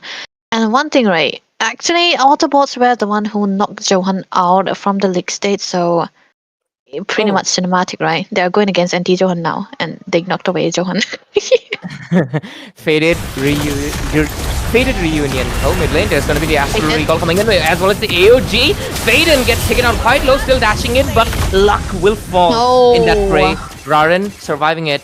And on the bottom side, looks like Fam is pressuring Toby quite a bit, but like I just mentioned, in that engage, Anti-Zohan was able to get a kill, and with this turtle looks like it's going to be into their favor. Fam having better timing, and this turtle no contest. The longer the laning phase goes, I think it's definitely going to be much better for Toby here. So it's high time. Anti-Johan tried to focus a bit onto the bot lane side here so that they will be able to get Fam out of the lane, join him, let him into the team fights as much as possible. But he's kind of needing all those items, right? But he's going to have to come online much earlier than the carry. He can actually. The carry is actually very tanky. Toby will be able to have the greater time into the later part of the game when the members on the side of Octopus already have the Winter Truntons, which is a basic counter for the 1-1. But hey, still, Anti-Johan are playing very slow. They are not doing the things that I want them to do. But hey, still time. There's still time. Yep, there's still gonna be time. We take a look into the builds. Just the first priority items coming in. Default wanted to charge in, but looks like he kind of taking a step back a little bit. Warex for Joruka Gulam mid lane. We see a lot of crowd right there.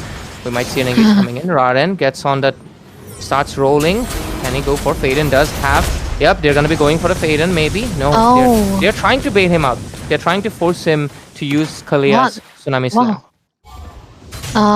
The fact that he already used it, but it's gonna be a short cooldown, but the Turtle's Bashans was also actually missed upon, so Autobots, they have to be really careful about the next team fight that they wanna go for here, but Luck is completely alone. It's not really a good idea to try to engage the cadet. Yep, mid lane, we're gonna be seeing Luck. Luck is so far at least the first primary target so far because he's obviously in the front, but looks like they will be changing their priority pretty soon. Default and Hybrid just having their own good time. The default is actually on the Dominance Eyes rather than going for the War X directly, and then Hybrid is going for the Hybrid. He usually go for this build, that is the Hunter Strike when he is on a Yuzhong, whether he is snowballing or not. And I think it worked wonders for the team actually because he can always dive into the backlines most of the time here. But now it's gonna be kind of tough because Anti-Johan doesn't really have a very squishy backlines. Of course, the 1-1 is squishy, but the 1-1 does really well against the Yuzhong. You cannot actually dive into him. But now 5-5 onto the turtle fight. Yep, looks like we're gonna be going for an engage. Default comes in with a punch. Joruka Gulam secures the turtle. No casualties for the side of Autobots Esports. They just decide to not fight.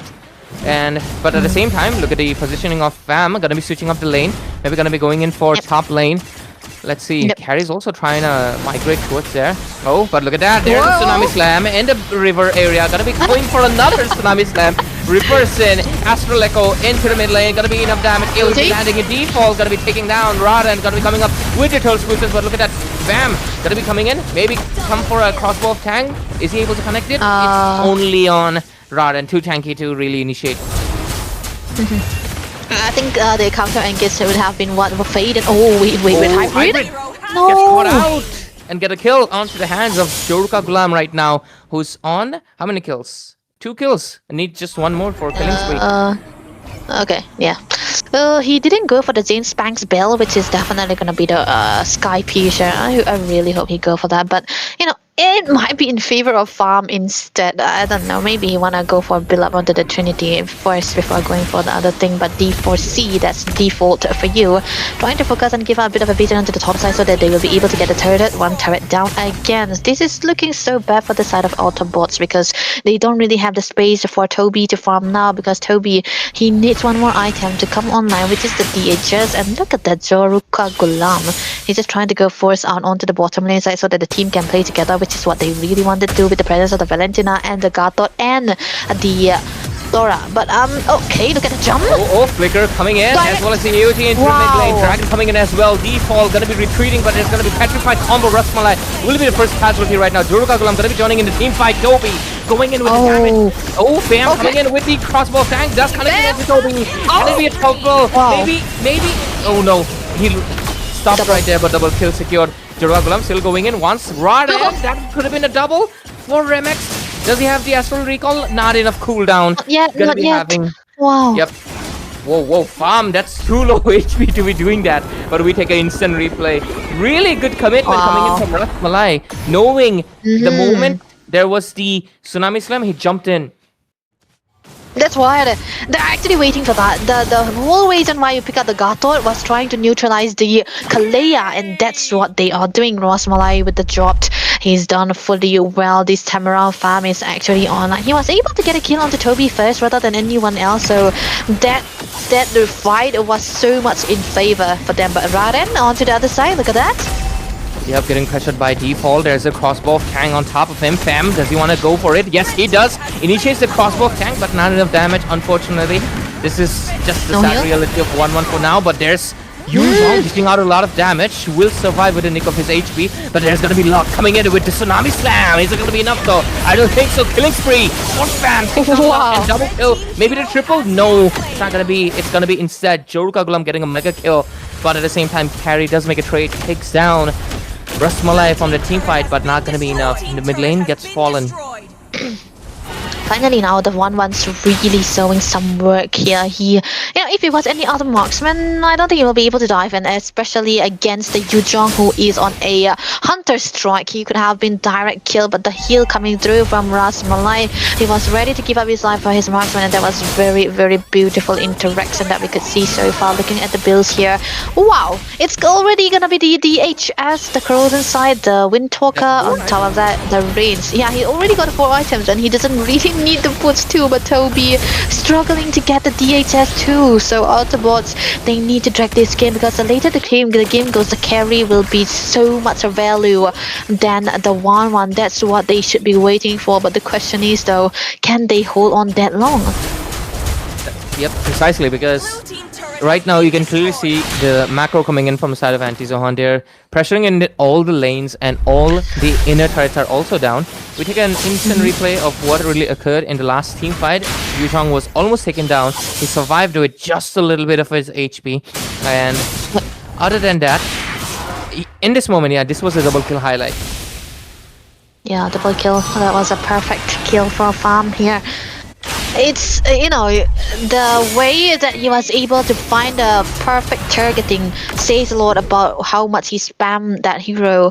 Like, the 1-1 usually is out of the meta, right? It's like, it's not really used yet. But in this particular draft, it looks so good. It's not really much of a tease. It's more of a pocket pick, and it really, really worked well for them. But now, there's going to be a bit of a slowdown coming into the hands of the side of Anti-Zohan here. They have to go back and try to get the farms in again, but Autobots, they do know what they are doing. They are sticking together, because when they want to go for the picker, flicker! Whoa, is that a combo? No, Luck responds back with a Tsunami Slam. Here comes AOG.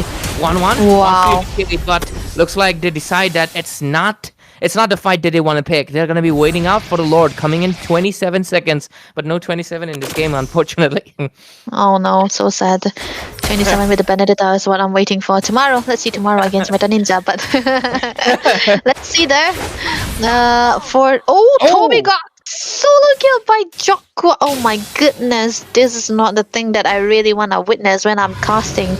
But hey, that was just to say a lot about the farm into the hands of Zaruka Gulam, but Toby got to still be careful. But I think Anti-Zohan really knows how Toby plays, man, because when he is onto the carry, he usually go for those kind of long lane plays because he really need those items, and Zoruka really read it out like a book, and he really made it work. So that solo kill will be so worth it with the Lord now. Since there was no carry, it was just a numbers advantage. They were able to go for the Lord, and with this, looks like Anti-Zohan might be committing extremely into the mid side. But let's see, the main thing is going to be how good they maintain the lane sync to pressurize the other lanes on the long side. But let's see, taking a look into the itemization, Berserker's Fury for Fam. That is 35 items done. He is gonna be such a nuisance here, but luck though, Fate. Okay, D4C what happened? Oh, a snipe from Ramex! AOJ into the mid lane! Bam! Gonna pull Jam! But monster kill secured for JKG as well. They're gonna be going in with the Lord. Gets taken out, but puts the pressure in towards the bottom side. And let's see what they do. Minion coming in. Hybrid, expired dragon form. Can't really go for anymore. Pressure is gonna be there. D4C might be looking in for an angle to go for. Bottom side gonna be pushed in. 7 to 14. And 9,000 gold advantage into the hands of Anti-Zohan. Immortality coming in for Rasmalai. Astral Echo right there. Gonna be giving them a little bit more. Hitbox Fam has to retreat. But all inhibitors are down for Autobots. You know what, when Rem got the Holy Crystal, it's definitely going to be a good sign that they will be able to start poking out.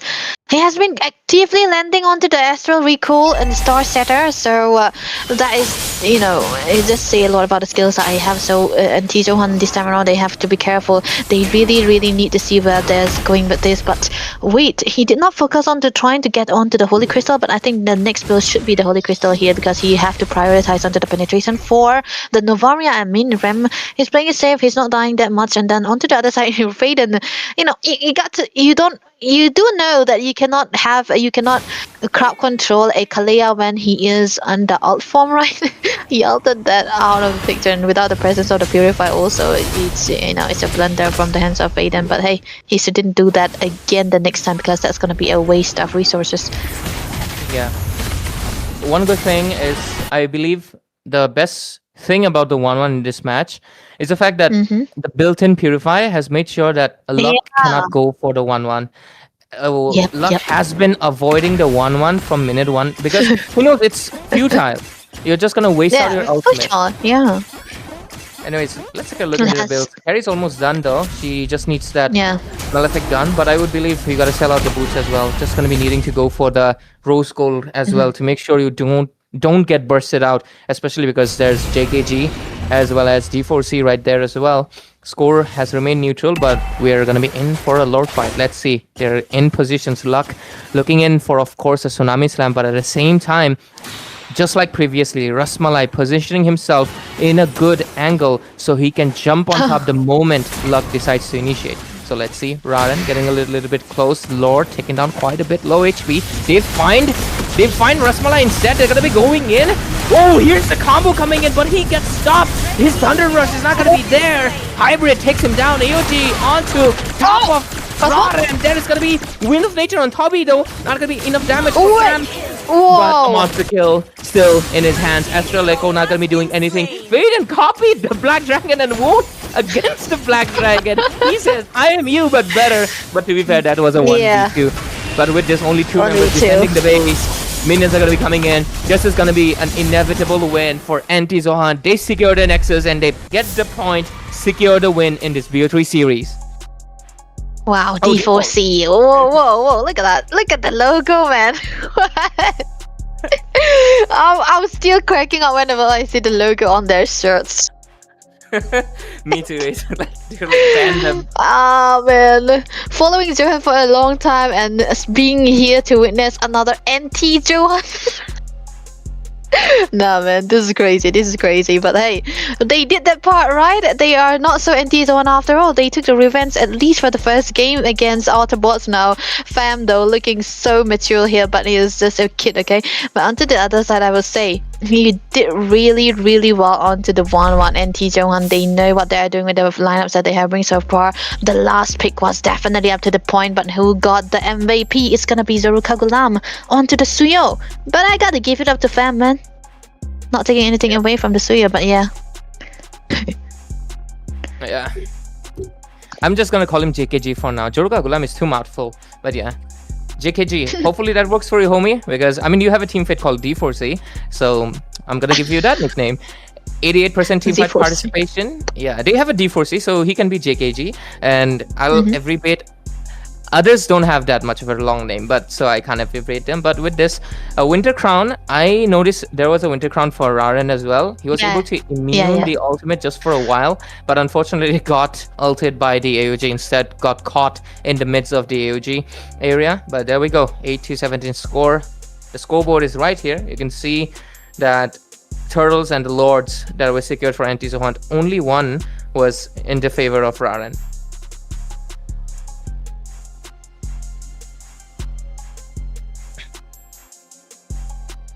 But anyways, it was a 17-minute game. Debbie, are you there with me? Okay, looks like she's not with me.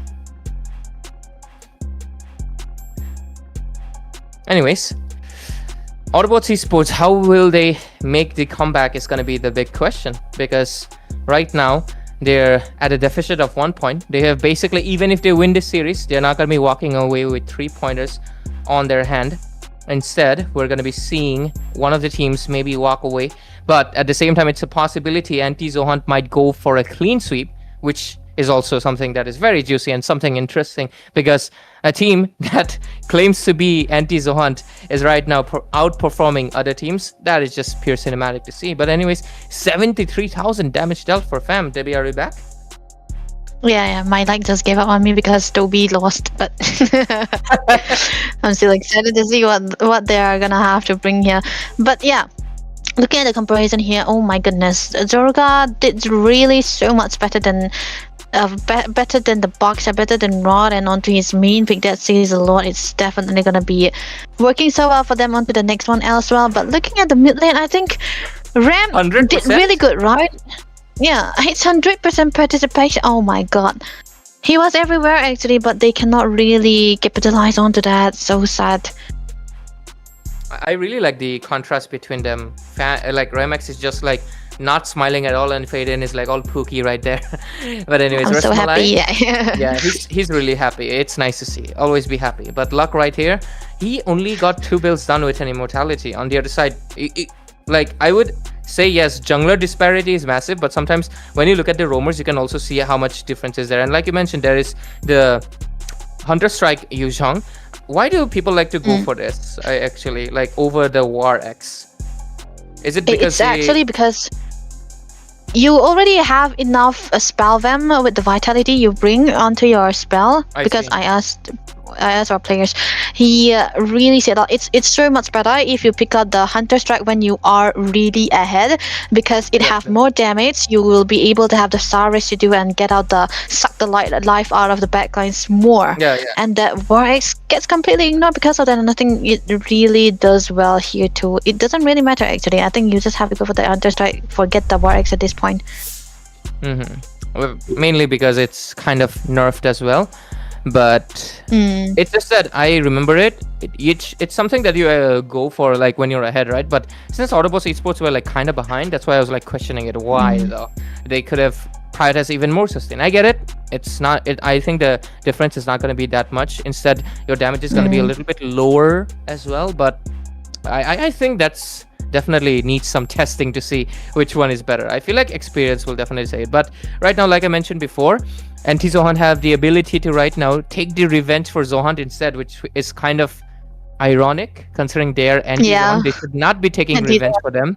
But yeah, it would be pretty interesting if they walk away with a sweep, considering it's Autobots Esports, the one that has been dominating a lot of matches lately. But at the same time, if it's not a sweep, we might see Autobots Esports, either of these teams, walk away with only 2 points today. So let's see, the draft is going to be coming up in just a minute, and I'm curious to see if the sides will be switched or they will be going to be going for the server instead. Debbie, you have went back into the void. Oh, you have reappeared. Welcome back. Okay, I was the void again. 1 minute for the draft. I think it's so, I can't wrap the fact that Autobots has been winning against top teams that we have seen for a while, but then again they losing out against Anti-Zohant. That's because of the surprise factor, dare I say, because you don't really know what you're gonna be facing against. Of course, they're gonna know that D4C is the XP is really comfortable on the heroes that he's getting when he gets his own hero. But then, what about Fam? Right? He brought out the 1-1. So can there be another second chance where he bring out another cheese pick again? That's gonna be the question, because we always have known him from the Harris and the Gwenja, but the 1-1 has always been one of his pocket pick, which Autobots hasn't been mindful of. But yeah, I think they should target him again this time around. What do you think? I feel like there's something you're not telling me. What cheese peak does Wait, Fam what? have other than the 1-1? You must know something, but you're not sharing. Okay. It's good. It's good. Don't share I'm it. not gonna. I want to be surprised, right? I don't want to be spoiled, right? It's if I get spoiled, it won't be that exciting. But anyways, it's gonna be the dangerous grass map. Is there a chance we might see a Hilda or a Kadita show up? Hilda. Usually, does Rem play I don't think he Kadita. does. He did Kadita roam. He used to roam Kadita when Yeah, he I was in remember. Johan. Kadita and Valentina, and even Novaria, right? Oh well, okay. Handy, it's gonna come in handy here, but Autobots here, they ban away the Sora, direct respect for default, and it's gonna be the Jushin again. But for anti-Johan, I'm pretty sure the Freya and the Yishun is gonna be banned. I think Fam's weakness is fighters, but only particular fighters. I'm not gonna say, but the Freya is definitely gonna be spoilers, eh? not. No spoilers, no spoilers. The Freya though, we already know he's not gonna play the Freya, so Toby does, so why not ban it away? Exactly. Let's see if we might see an Harley being left out this time around, but I think the Harley. chances are going to be pretty low. The Freya's already out with the Sora and the Zushin, so it only honestly leaves out the Harley to be banned. So I think the Harley will get banned from the side of Autobots Esports. Does JKG, Joroka Gulam, does he play a Harley? I'm not too sure. I haven't seen him on a Harley yet. But he to does. be fair, Yeah. Harley is very simple to like execute. Yeah, You just true. you gotta just go behind, flank, and just put a ring on it. You know that song? Just put a And ring on that's it. Oh, instead they're okay. Interesting. They're Oh, respecting Fam. maybe. Oh, do they want the box here for themselves? Is that it? Because with the Eve ban. Oh wait, the carry also banned. Grok is there. I'm pretty sure Rasmalai really play a Grok well, but do he want to prioritize it when there is a boxer that they can play, or even the Fredrin if they want? But I would like the boxer rather than the Fredrin in this particular tournament. Oh wait, never mind. That's gonna be a Valentina for Faden yet again. Autobots. One trick Faden strikes again. One trick. Just Mizora kidding, number man. one Just kidding. Valentina. Yep. He is though. He is. It's okay. Yeah. I mean, Valentina right now I feel like a few teams, they can utilize it extremely well due to the fact that it's very utility driven, but a few teams are struggling. I feel like it's all boils down to like the aggression and the execution. Like in some matches, the Valentina is just not worth it because you cannot play the aggressive, because the whole thing like stick about the Valentina is staying level ahead, as well as the fact that getting the best utility out. Sometimes you just don't get it. The opponents just play around you instead. Raiden gonna be getting his signature this time again, but Luck not gonna be going in for the Kalia, gonna be going in for the Khalid. Another K, but a different K with better wave clear, I would say, and better rotation too. It's dangerous grass, so maybe we might see a few ambush plays as well. Yeah, and boost is what you want to do, but I really like that the Khalid is coming through into the first pick here, because Autobots, they are really comfortable onto the Khalid, and whenever it comes, whatever the Grok comes in, it can be easily countered by the Khalid. Oh, they still went for the Grok, huh? Okay, never mind then. Still, the Sui is a very solid pick, but Autobots now, they need to pick up a bursty mate here. Wait, they want to prior onto the Claw first? Now it's gonna be a good time for NT Johan to burn away the mages, right? Oh wait, look at that. 1-1 ban away. I get a Leslie. Can I get a Leslie? Please no. Can I get a Leslie? It would be, hey, Leslie true damage kills Baksha. That's what I see. But jokes aside, Leslie is something that I see often getting picked up into tournaments lately because she's the most like textbook counter, not exactly execution because Claude can win against Leslie. It's not just like, oh, it's rock beats paper kind of no, paper beats rock, what the but yeah. Okay. I do understand what your point is gonna be, but I kind of like that they ban away the alias because the studio kind of struggled against it, but they could have gotten it for themselves, you know. But you know what, Moskov ban away, there's so much target onto the gold lane side, but what do they not ban? It's the Harris, man. It's the Harris, and he still have more than that, the Harris and the Granger. But now that they got the Claude, I think they really are ready to handle out the Harris and the Granger. But I don't know. It's gonna be the JTN band. Very, very mindful. What's send out Autobots here? For Rem, what do you want for Rem? I think it's gonna have to be heavy laden with magic damage. Would love to see a random Selena out of nowhere. I just want to see cheese today. Selena. But hey, yeah, but I think that won't happen. I think they might be gonna be going in for could it be a possible like I don't know, I'm Lilia? throwing it out. Yeah, Lilia, like I'm just throwing it out completely. There's no reason, I'm just thinking a random Lilia. Actually they can prioritize onto the XP first and then try to get out the mage because they need to know. Well, never mind, can I forgot. steal Lunox? Wow, I forgot. No, I mean, we don't have in mind that the Lunox can come through, but against the Grok, right? That was why I wasn't really having a thought of the Lunox to come through the hands of Rem. But it's comfort, right? It's comfort. You don't see the Lunox against the Grok at all. Yeah. But there we go. Like you mentioned, it's a comfort pick. So they're going to be going in for comfort over like what can be like the best possible outcome, because I feel like in the last match they kind of tried to go for something that would fit more, but it kind of did not exactly work out. So this time they're going in for comfort. Yes, Raran did get his Baksha, but obviously like you mentioned, it did not really hit the spot last game. But maybe this time around, since they have Remex on one of his signatures and Luck is going to be going with a little bit more AoE rather than a single target, they might be having a slight bit of advantage. They even get the glue, which is really good against Baksha. Definitely good. Even against the Khalid, I would say it's gonna have to stop a lot of momentum. But it is into the XP lane side, so there we go. It's gonna be the Phobius, but the glue really does well against the in the lane. He's gonna have to rotate so much earlier, but Phobius I like, because look at the amount of Harris, Suyo, even the Valentina Ray. You know, Phobius becomes so much worth it when you have at least 2 Desi heroes, and Valentina Suyo was already enough, and now this time around I think Fam is gonna be getting shut down. And I also think the Autobots know they wanna let go of the Harris because they have the Phobius onto their pockets. And there we go, Hybrid, pull out what your A game is gonna be.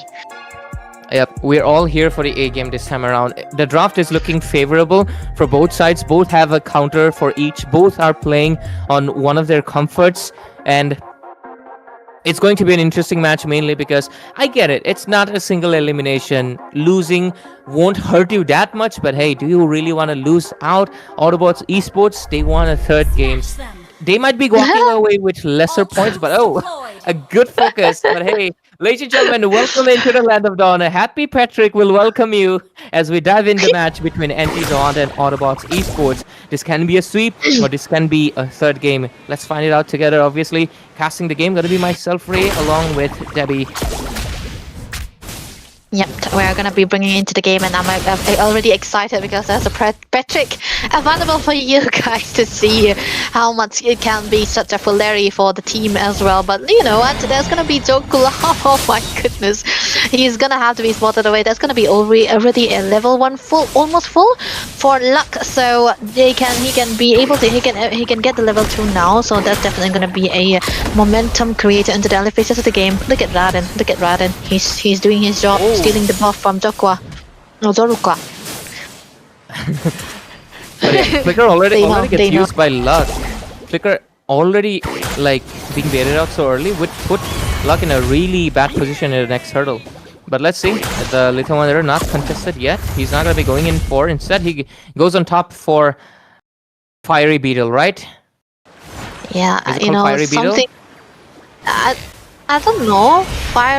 I just call it Show me cockroach. if I'm not knowing. Cockroach, yeah, the cockroach is it's a cockroach. Let's call it a cockroach because it's so small, right? So let's see though. You know, one thing about I really like about the rotation coming through from Zorukwa Gulam is usually that even if he's denied his creeps, he really is very composed. He doesn't really care. He's just gonna have to focus on farming onto the other lanes that he have left. And it's a Suyo, it's okay. You can still be available on time when you have the level 3. You don't really necessarily have to get level 4 all the time, right? But yeah, this kind of mentality really works when you use the Suyo. So he's already level 4 even despite the fact that he's denied his blue buff. So they can actually contest onto this turtle if they wanted to, but Raden knows better. He knows that he's gonna be level 5 earlier than the Suyo, so they are gonna have to wait out just a little bit. And the bottom side, D4C gets on top of Hybrid right there.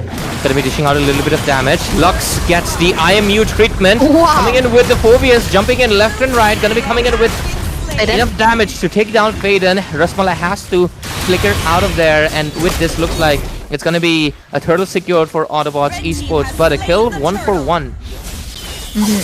I feel like they know. Antis don't really know well that they won't be able to get out to the turtle.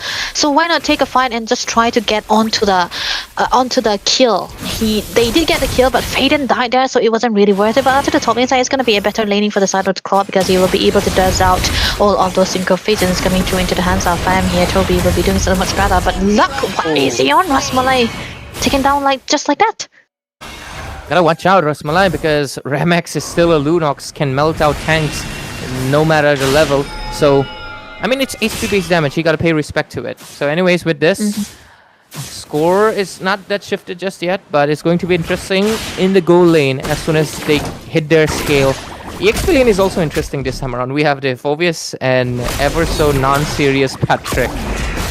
Yeah, I mean, on a player like D4C who's always been so serious, he's so nonchalant, but he's on the Patrick, so he got to be a little bit goofy at times, so this is what we're gonna have to see. But Toby, though, already picking up onto the DHS, which is definitely gonna be working well for their side, but hey, he got the fully built onto the Trinity for it to have a full potential and to make it work too. But onto the bot lane, Rasmalai rotating just a little bit so that the glue can have a better time. Rams also out there. But hey, I think Johan, NT Johan, they need to focus a bit onto the Lunox because when he gets the Fam will not be standing a chance against the Lunox, but he's freezing out onto the lane, it seems. Yeah. Creating good pressure right there, zoning him out. Making sure to force the Claude to commit to a mistake, but let's see, rotations. I feel like maybe a call for backup has already been made. They will most likely focus towards the goal lane, but it's also good coincidental that there's the turtle coming in on the same lane as well. Faden, he copied the Lunox's ultimate. He's gonna be either getting the Brilliance or Chaos Assault, whichever he copied at the stage. Oh, right. So it's gonna be, he don't even have to know. I think he misclicked it, maybe? I think he copied Chaos. Yeah, most likely. It has to be. Yeah. Luck, getting a little bit of pressure right there. Mid lane, lot of pressure on D4C. Quite low. Luck with a Tornado Blades, but looks like Raden, he knows that the main target, it's gonna be... No. They don't actually go for it yet. Luck getting... He's caught in a bad position. Has to flicker out of there. Zaman Force. There's a lot of chaos happening. Not much coordination, but the turtle's gonna be still into the favor of Raden. No retribution. Raden secures it. BMI with a blazing duet. JKG falls in. And right after the next target is gonna be Rasmalai. The next one could have been D4C, but he flickers out of the danger. Oh. Ramex is gonna be going in. Chaos Assault. Double kill secured. But there's a Brilliance gonna be there at the same time. Valentina doesn't have any more ultimates. Zaman Force coming in, dishing out enough damage, but no! Faden takes down Rem instead! An unexpected scenario, but with this, Luck will retreat with the rest of the members. But look at that, turret pressure. Tier 1s are falling down really fast. I think Raren is playing the game that he wanted to play into that game, number one, because he's able to maneuver around the map and have a better time because of the rotation that he can have with the Khalid too. Zoruka Gulam, I think he's doing what he's very, very good in doing, playing the side lanes with the Suyo, even if he loses out onto the lane. This is what you usually want to do, because onto the XP lane, you'll be able to get out more XPs, right? Even if you are a jungle, your XP give you away every damage dealing potential, and when you have that items, you really need it, and the glue doesn't really need to have items already, but let's see though, he got out the essence here, and then he's gonna head out to go and build out the Antiquaras. On top of that, they kind of need an anti-heal. Already the Sterling side for the hands of Fam, he's gonna have to need the Feather of Heaven. He's actually poor onto the Golem, but look at this Zaman first though. Zaman Force used in a bit of a defensive way, but still dishing out a lot of damage. Raren's quite tanky though. Rem dishing out enough damage to almost take down JKG. Brilliant. Gonna be popped up. D4C getting bonked as well by the Phobius, but at the same time, look at the Khalid coming in. There's an Valentina using the brilliance for no reason. I don't know. The Faden brand. It's just it could have been so much better if you can pick away that. What is that? The Lux Ultimate? Yeah, the Raging Sandstorm could have been. That combination, but one thing for sure is that Raren is not gonna die anytime soon, man. You know, you can see the full Demand Force combination coming through from Fam, and he's just not really like, yeah, he doesn't really care. He's just gonna have to stand there like a macho man, and you're not gonna be taking him down anytime soon. They just need Jaruka Gulam to be there to take Raren down, but even then, oh hey, he's gotta be careful.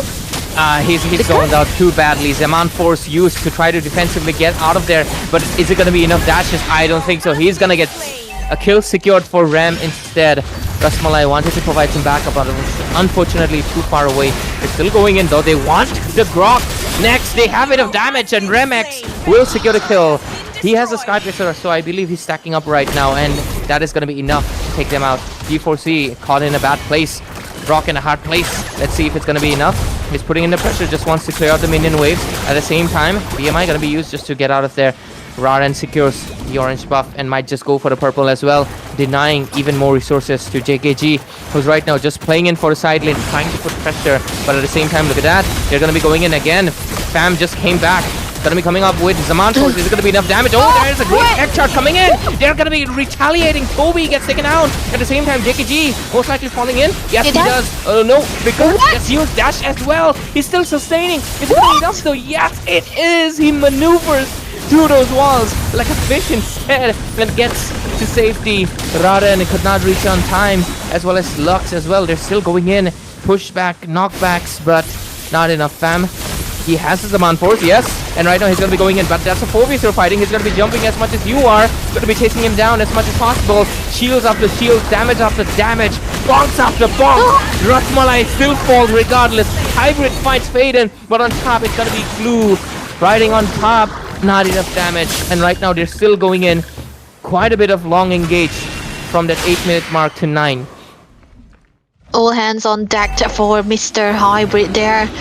Everything was his doing. The term of that team fight, the elongated one as well.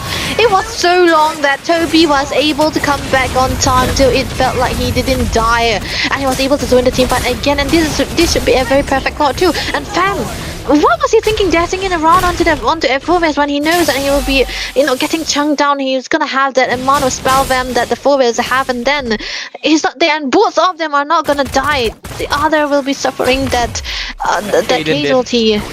Faden died for that, but Flicker already for Ram. Toby is completely alone though, but Luck will be trying to go in. Look at the melting. D4C gets taken out, but there's a tech charge coming in as well as the Tornado Blades.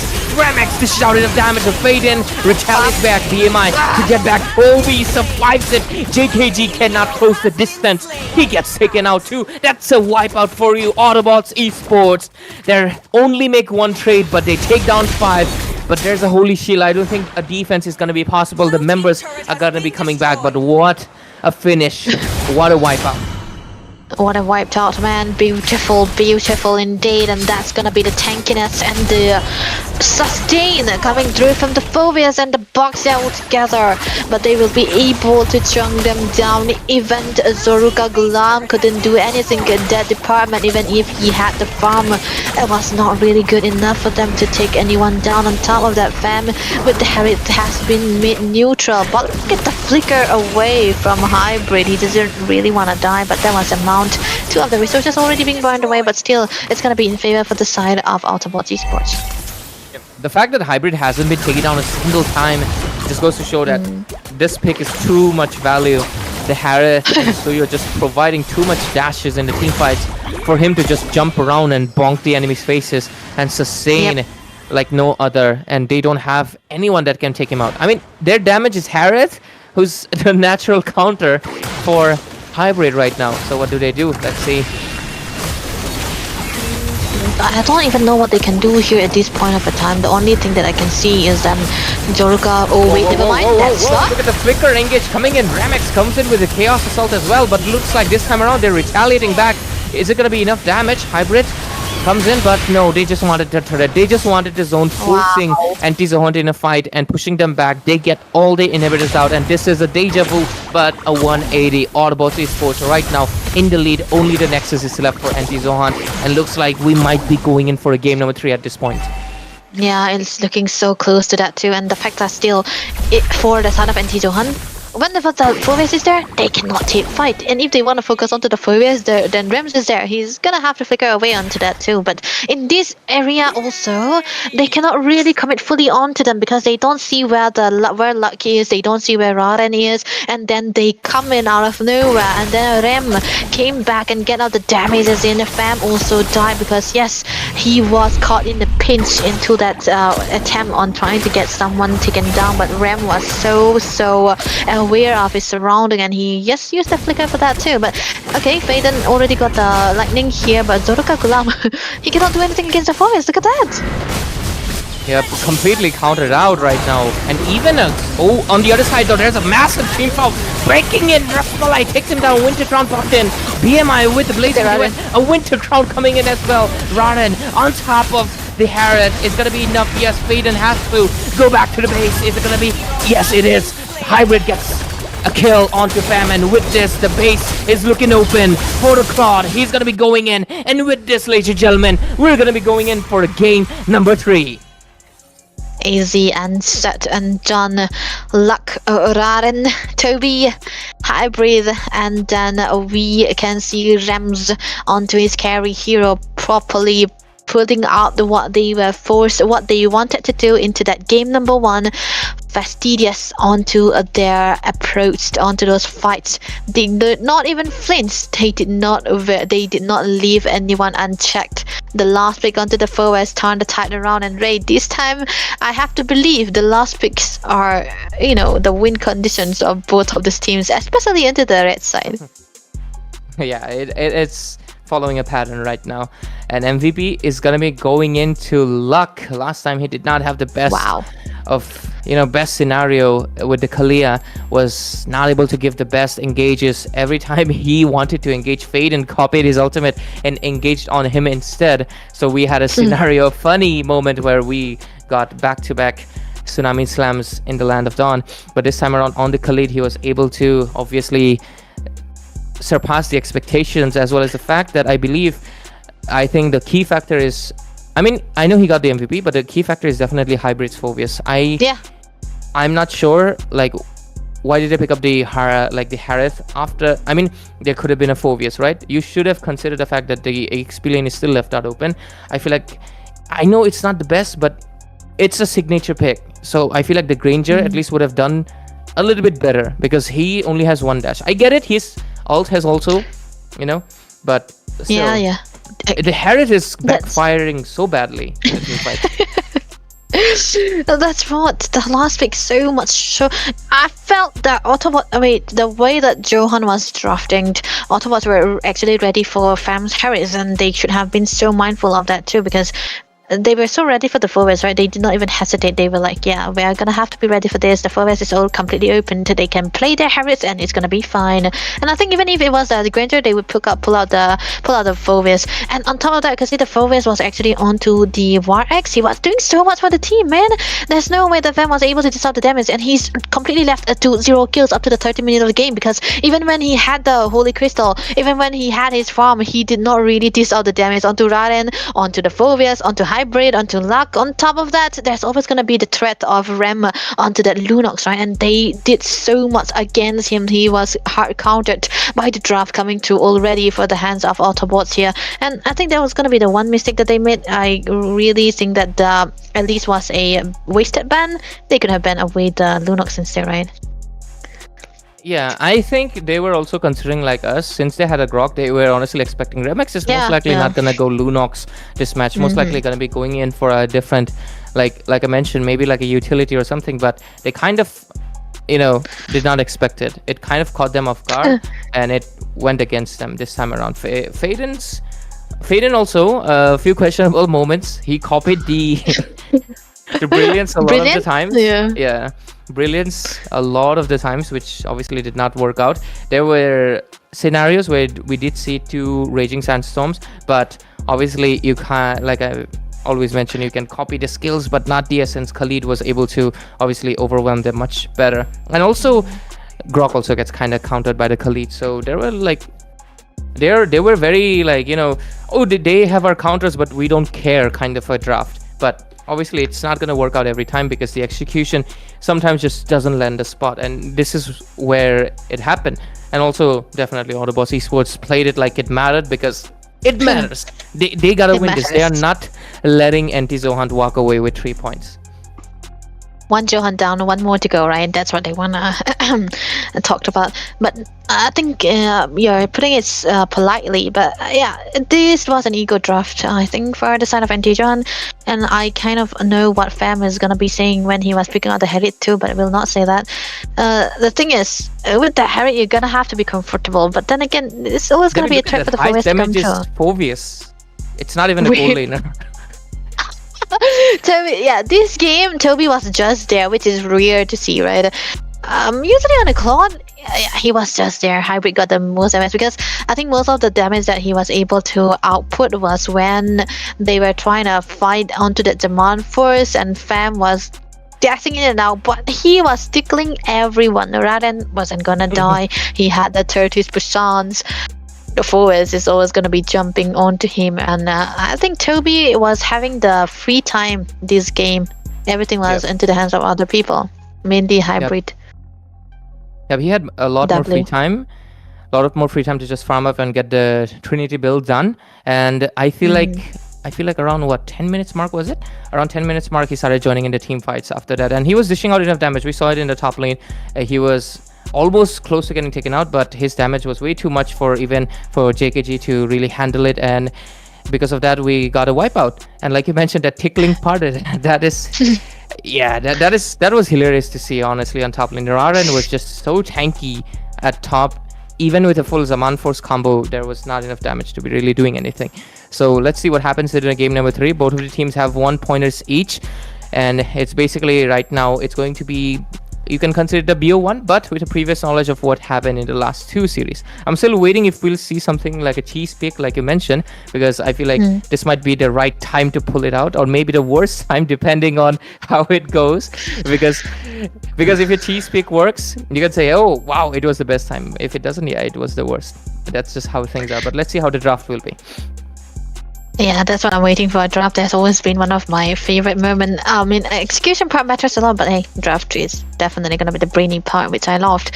But yeah, talking about the draft here, I think that into that draft where Autobots banned away the 1-1, even when they had the Claude, says a lot about their mentality. They know that they can handle the 1-1, but you have to respect your opponent as well. So you kind of have to ban away the hero that they are comfortable on, and 1-1 definitely have to be a comfort hero for the side of Fam. On top of that, even 1-1 does not do well against Claude, but they have to bend it away so that he will not be comfortable. They kind of forcing him, holding his hands, they are just holding him down at this point and just forcing him to pick up the Harris, which kind of worked in their favor.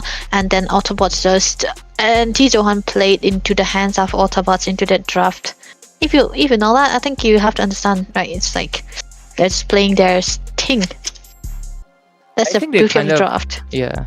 I think they kind of forced him into the Harith, honestly. Like, they kind of knew that they were going to be picking up the Phoveus, in my opinion. It at least felt like, because there was like, they also banned out the Moskov.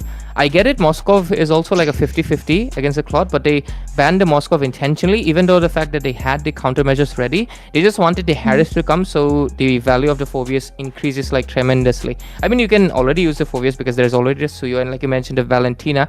Good enough dashes, but having the Harith just, I mean, it's so funny to see your mid laner just got taken out because your gold laner won't stop dashing. I feel like they will be fighting against each other in a playful way with their own dialect, you know. Throwing some Satan as a, I wouldn't be surprised if they do, because that's like he died. Faden died because of fam, and it's just, that's the beauty of the Phoveus. And you could see, right, Faden wasn't dashing anymore. He did have the bling, he does have the dashes, but he wasn't using it because he feared that there's gonna be a reset for the Phoveus for hybrid. But fam keep on testing it out, and then he just got, you know, put it in the position where he just killed his team. It's like vengeance, right? It's just, yeah, hybrid. You're creating a bond between two brothers. It's pretty funny, eh? He's I mean, their team is anti-Zohan, so putting Faden in jeopardy kind of works. Anti-Johan. Oh, not in their favor, but it's still anti-Johan, so it still works. But yeah, on theory, on paper it works. On theory, yeah, let's say. It's kind of funny, like those kind of interactions are what we live for here when the players are young, and like the experience says a lot about the play style. Would it be different if it was Prime? For Prime? Too much? Yeah. If it was Prime on the Harley, or it's so weird, honestly, but I think he wouldn't dash because he had the experience, and Farm, it's like, yeah, he's just so excited. He's got his blood boiling all the time when you have that damage. He just want to go in. Apparently, that's what they do. That's what they do. You're like phrasing it like it's like a relationship. Like if he was him, he wouldn't do this. It feels like that kind of scenario. Not that. It's more like them. I always love comparing these three people. I get it. Toby, Fam, Prime. Trinity, eh? 1 minute. Yeah, Trinity. 1 minute to go. Trinity. Yeah, Trinity. Trifecta was done for Harith, and even he was tickling. That was a funny scenario. But with this, 40 seconds to go, we are just going to be waiting in for the draft. The draft is where it's at, ladies and gentlemen, because, I mean, I'm really looking forward to, like I've been mentioning it again and again, like a broken record, that I really want to see something different coming out, especially from the side of Autobots esports can also do that, especially like Remex. He has done it previously, so looking forward to what he can bring. But at the same time, Anti-Zohan is also a team, I would say, that can obviously do that as well. But let's see. Looking forward to the draft this time around. Will things change? Will Raren commit to the Baksha itself again? It's much safer than the Fredrin most of the time, so definitely good. You know, hybrid. When we talk about Cheese Pick, I've always been reminded of his Yin pick into the XP side against CR Gil. Iffy. It's a cheese pick in the name of a cheese pick, and they lost that with a sweep. So let's not pull that out. I like cheese and butter. Whatever it is. Well, anyway, I don't think he will pull that out anymore. No more Yin, please. Why is it called cheese pick and not butter pick? While we wait for the draft, of course. Good question. Concerning, isn't it? Yeah. Why the discrimination against the butter? But we'll talk about the butter later. We got the... Oh, wow. Anti-Zohan pick up the Baksha for themselves. Wow. I mean, if you know Zaruka Gulam, he's a bit utility side too. Baksha is one of his heroes that he usually want to go for. But Autobots direct answer. Look at that. It's a comfort for Rem as well. It's gonna be the Eve and a comfort for Toby too. This is also a deny, I would say, Claude, right? You have a Eve. You don't want the Claude to be on the other side. Again, Harris. Ban the Phobius. Okay, that's good. And Khalid. What? They're just copying it and placing the Harith right there. I mean, I get it. It's not exactly Dan but it's. Yeah. I mean, to the normal viewer, it's just like they took their first 2 picks and just pick it to the Harith.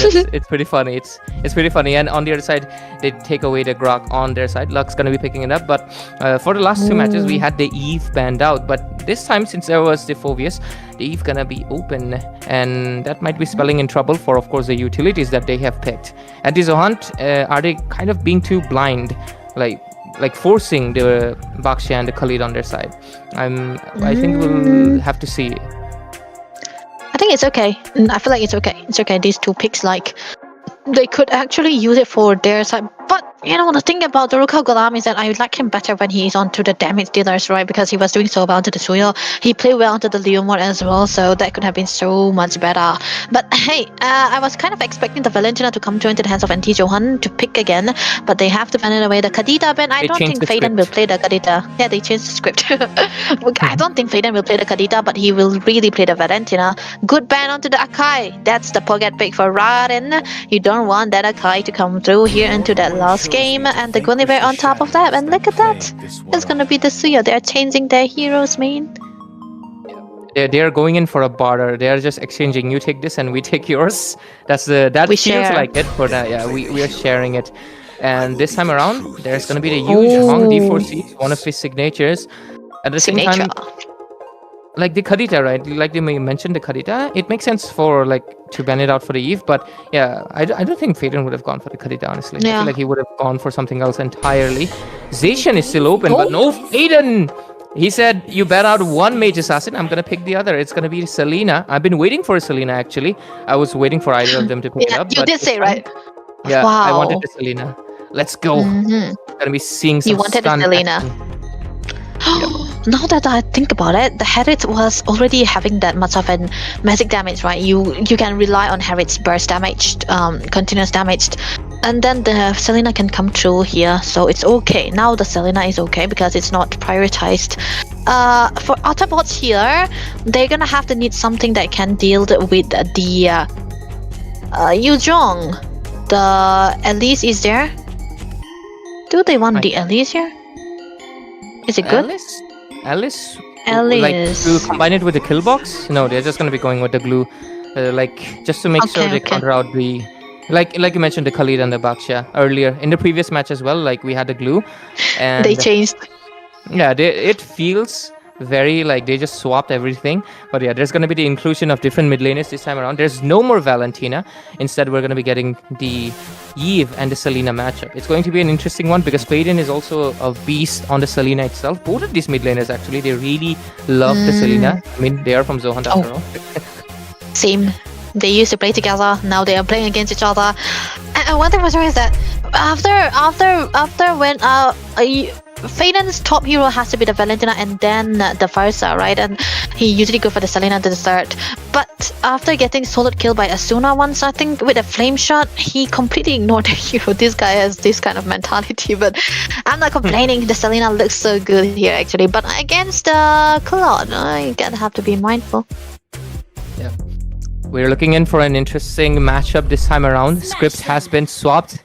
And again, we focus on none other than the jumpy starfish, the Patrick. But ladies and gentlemen, welcome into the Land of Dawn. It is going to be the last match between Autobots Esports and Anti-Zohant. And one of them is going to be walking away with 2 points in this round-robin table. It's day 2 after all, the last match of tonight before we say goodnight. And of course, let's see how the series ends.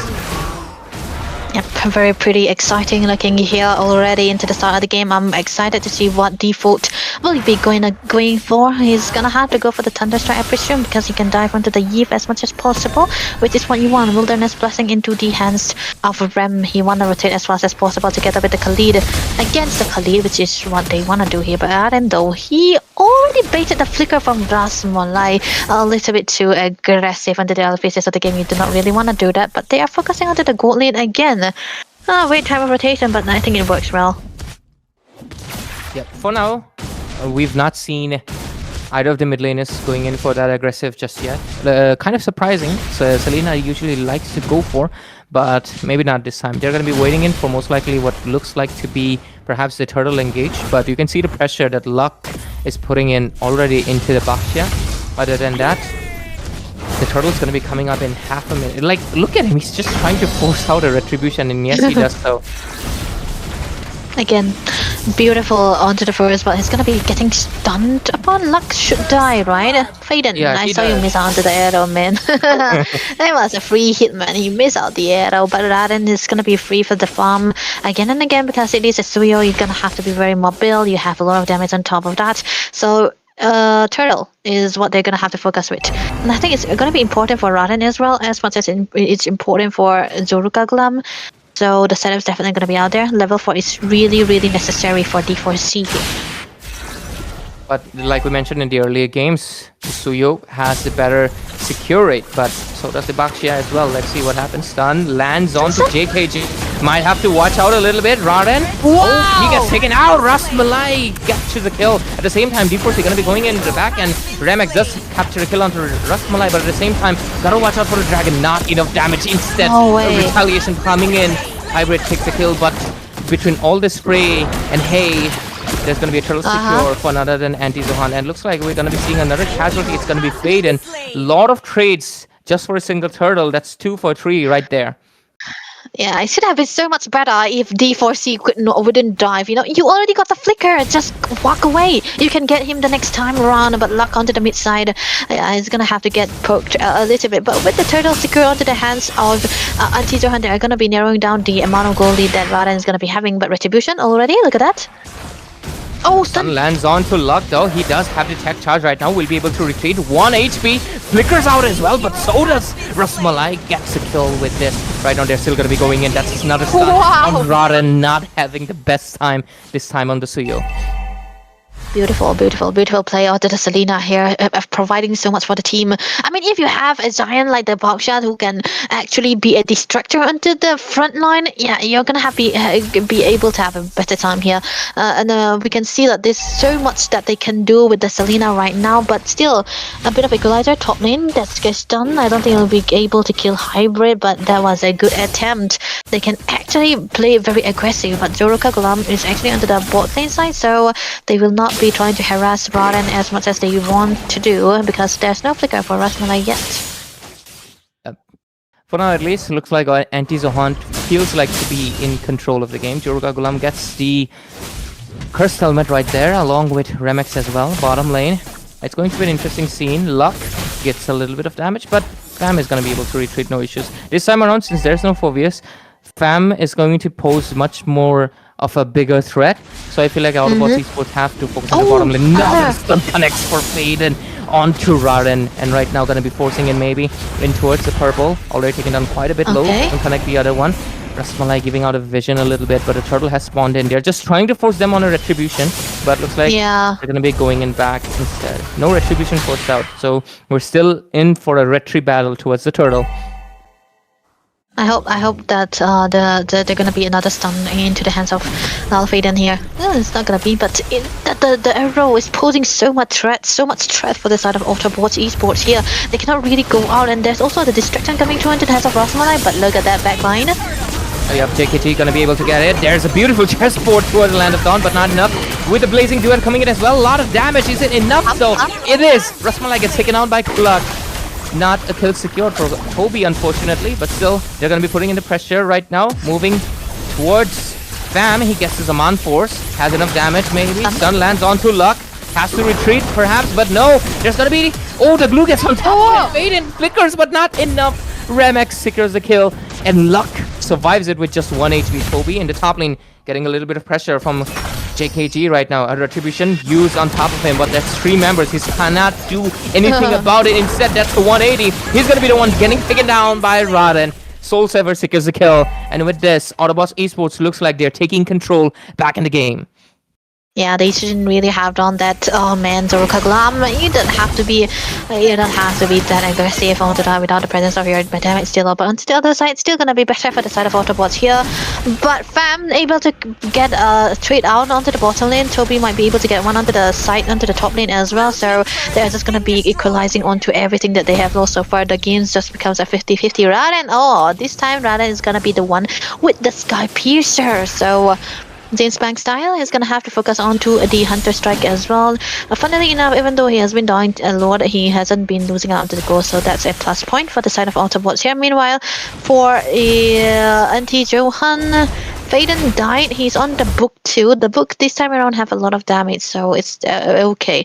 But anti-Johan, they need to focus on trying to shut down Rams as much as possible because this guy is doing a lot for his team. Yep, Rem right now is on already on killing spree plus, so shutting him down is going to be giving them a bit more bounty. Luck right now has to watch out for top lane. D4C combating against Toby. They have swapped the lane by the looks of it. Fam's also got to be having to respawn pretty soon. Let's see, Turtle is going to be coming in. JKG already on top of it. Raden not responding it yet for some reason. They're trying to maybe juke it to the left, but look at the Black Dragon coming in right now. Who's the target? Let's see. Luck still has a tech charge, looking for the angle. There's gonna be the glue coming in. The wall right there might be coming in for it. No, they're still going. The chessboard's gonna be coming in as well as the Demand Force. The Sun connect into Ramex. Gonna be able to maybe take a kill. No, D4C is gonna be falling in first. Bam still going in ham, but not enough damage. By the looks of it, they will take a retreat instead and have to take a step back. Oh, Grok Waste kind of commits with the flicker, but cannot really find anything. There's no RWM right now, already being used. Raden towards the mid lane, gonna be able to put the pressure and maybe go for a little bit more. There's gonna be the glue on top of JKG, might be able to take it down. There's a Raging Sandstorm into the back end, but right now Fam is committing to Ramex. The stun doesn't connect. What? Ramex survives with 1 HP. Flicker for Faden. Shut down finally. 6-9 score, nice. But he's gonna die. He's not gonna be nice. He's not gonna be nice. He's caught in the midst of it, and it's gonna be a certain death. Yeah, that's a retribution worth it enough to get the Sky Piercer stack onto the hands of Raden with the Suyo here. But the team fight elongated for so long that Rem was, he was getting zoned away. And Fam, it's so tilting when you're gonna be committing onto all your ultimates and all your resources and they survive with 1 HP. That's what the game is about here. But Autobots are doing so well with the responses that they have so far. They lost out onto the turtle, but they traded out with the turret take onto that mid side, which is one of the most important turret you're gonna have to see into this game. It's gonna be opening up a lot of vision for their side. It's gonna be opening up the jungle for the side of Anti-Johan as well. So this was completely necessary. And Anti-Johan with the dive that they have with D4C, he's diving in a little bit too deep. They cannot really disengage because Autobots know that without the dragon, Anti-Johan will have to suffer into those team fights, and they always force them to go for the team fights. And top lane again, Raden playing the long lanes like Zoruka Gulam always did into this first 2 games. They have been playing the long lane for, I think, especially for JKG, right? Like you mentioned. But this time around, Anti-Johan, let's see what happens. At least Toby right now is going to be playing in for the split push already. He knows his priorities right now. Going to be having to create even more macro pressure because there's still tier 1s and tier 2s still standing. I believe he'll be able to take down the bottom lane with no issues, but the Lord's up. The score is 6-10 and a little bit of, not little actually, 2,000 goal advantage for Autobots Esports. Let's see what Anti-Zohan responds with. Raden still on the far side. Yeah. No, he's gonna be trying to push. Yeah, he's gonna be trying to push. They saw him. Can they blitz? They can't even blitz it here at this point because a good stun. But there's a lot of droning. Oh my god. Actually, Autobots can get around even with Raden playing the long lane. So Anti-Johan's response onto the top lane side here. Do they want to give away the turret just because of the Lord? It seems like they are trying to do this. Free turret. Yeah, they give away. That's like I mentioned, they were playing in for just a push, and by creating that slow push, they were able to get the top. And with this right now, that's a bad time to be going back. And with this, the Lord might just get taken down. The Harris is not here. The chessboard is going to be on the table. There's going to be so many resources. Everything thrown in with the sink instead. Raden gets it with the retribution, but Toby will take down JKG. D4C takes down Remex, able to connect the skills, but at the same time, Toby retreats. There's going to be this Demand Force. Is it going to be enough? Yes. connects it on Luck as well as Raran punishes him and with this, a shutdown has been secured, but a teamfight win for the Lord. Not sure if it's going to be worth it, but because the minion pressure is going to be coming in and they're going to be forced to clear it out. Mid lane, they are trying to maybe take down Hybrid right there, but the main focus should be the turret. Yeah, they're going to be able to get it. But like I mentioned, minion pressure, look at the bottom lane. It's going to be there as well as the top. Oh, whoa, that's going to be a kill for Fam. Killing spree. That was kind of a bad time to go back, but looks like it might just be good. Here comes the blazing duet. Enough damage? Toby? I don't think so. Rasmalai going to be able to regen enough. Toby almost gets bursted out. I think right now, Fam is scaled up and there's just no proper counter this time around.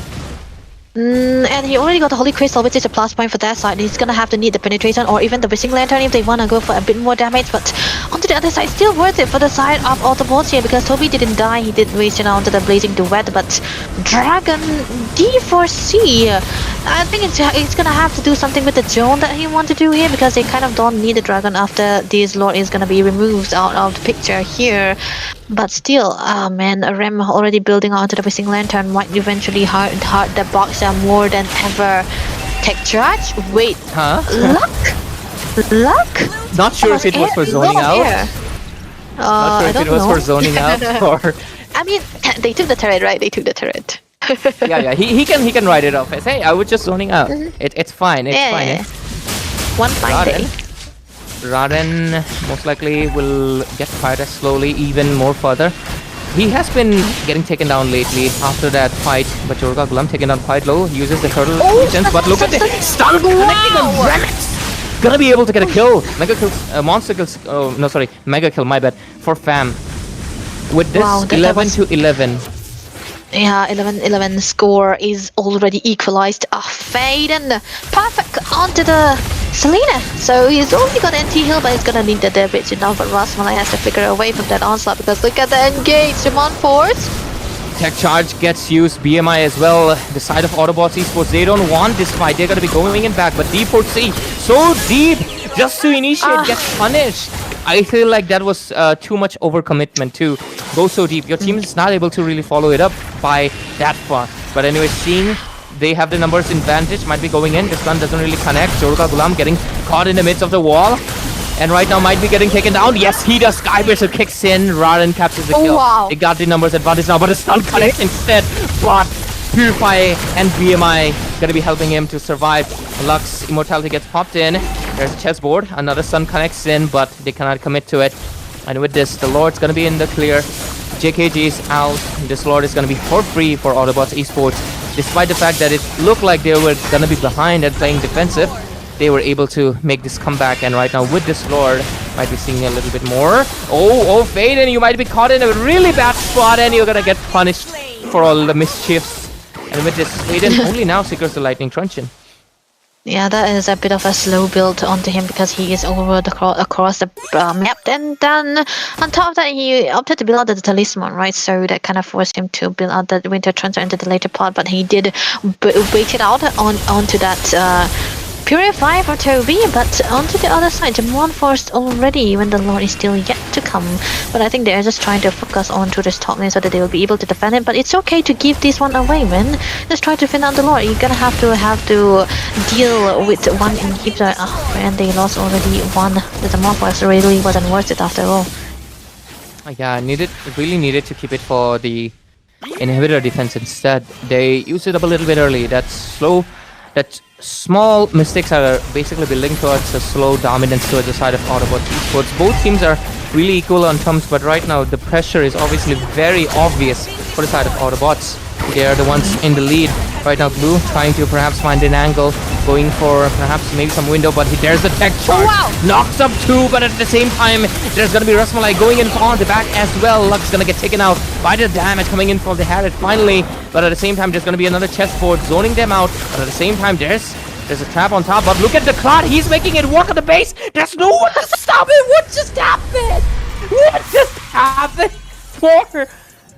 Suddenly the Clot's locked into the base with two waves of minions. There's no one responding to his waves.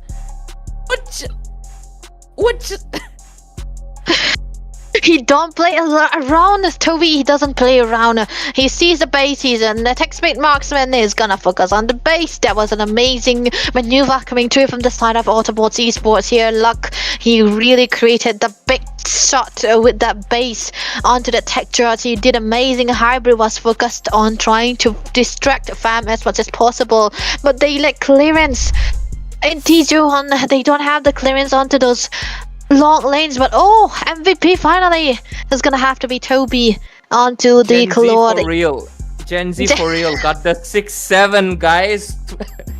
6-7 participation. Man, Gen Z who is not chronically online. That's Toby.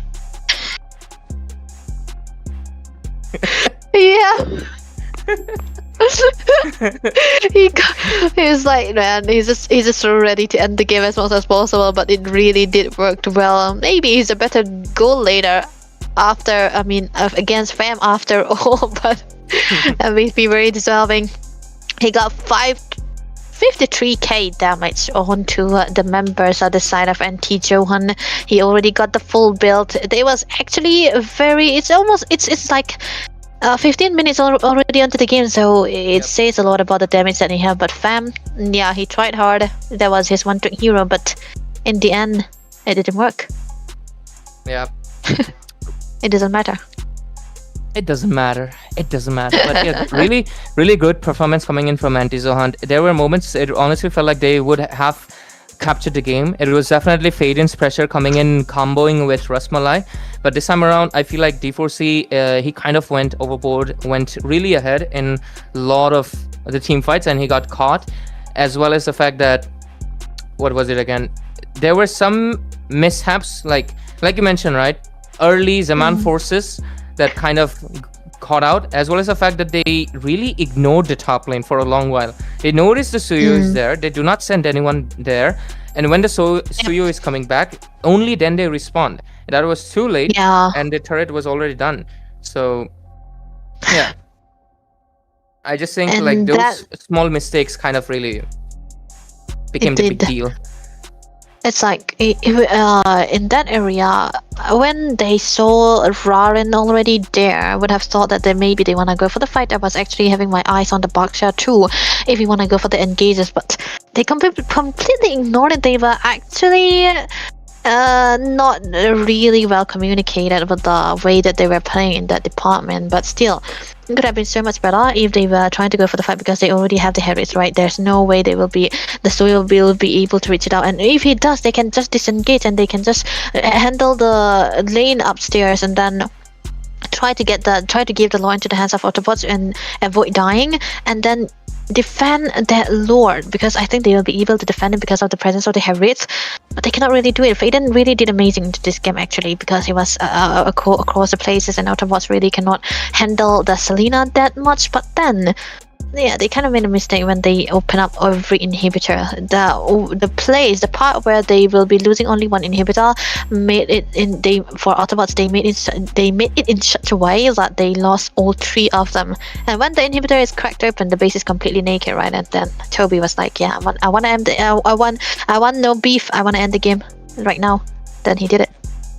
And it's not a coincidence that Toby was able to end the game because of the super minions that came in from the top lane. Because the lane was already open so much earlier that there were minions coming in compared to the other lanes, which were still normal minions coming in because they just broke it, right? So the super minions hasn't spawned on that lane specifically. That's the thing. These are small, crucial mistakes that can lead to your downfall. But anyways, Anti-Zohan, they had a spectacular, of course, series. They pushed Autobots Esports, which is considered one of the best teams in India right now, to a game number 3. So obviously they have it in their hands. They do not walk away with 0, at least. They walk away with 1 point on their hands, while Autobots Esports will walk away with 2 on this day 2 of the round robin phase. So with this, ladies and gentlemen, of course, we are done with the series of tonight. But make sure you tune in for tomorrow as well. We're continuing with the day 3 of the round robin, so make sure you stay tuned on, of course, Solace Gaming Community. Subscribe to the channel, and we'll see you tomorrow at Accession League 2026. Good night. Oh, nice.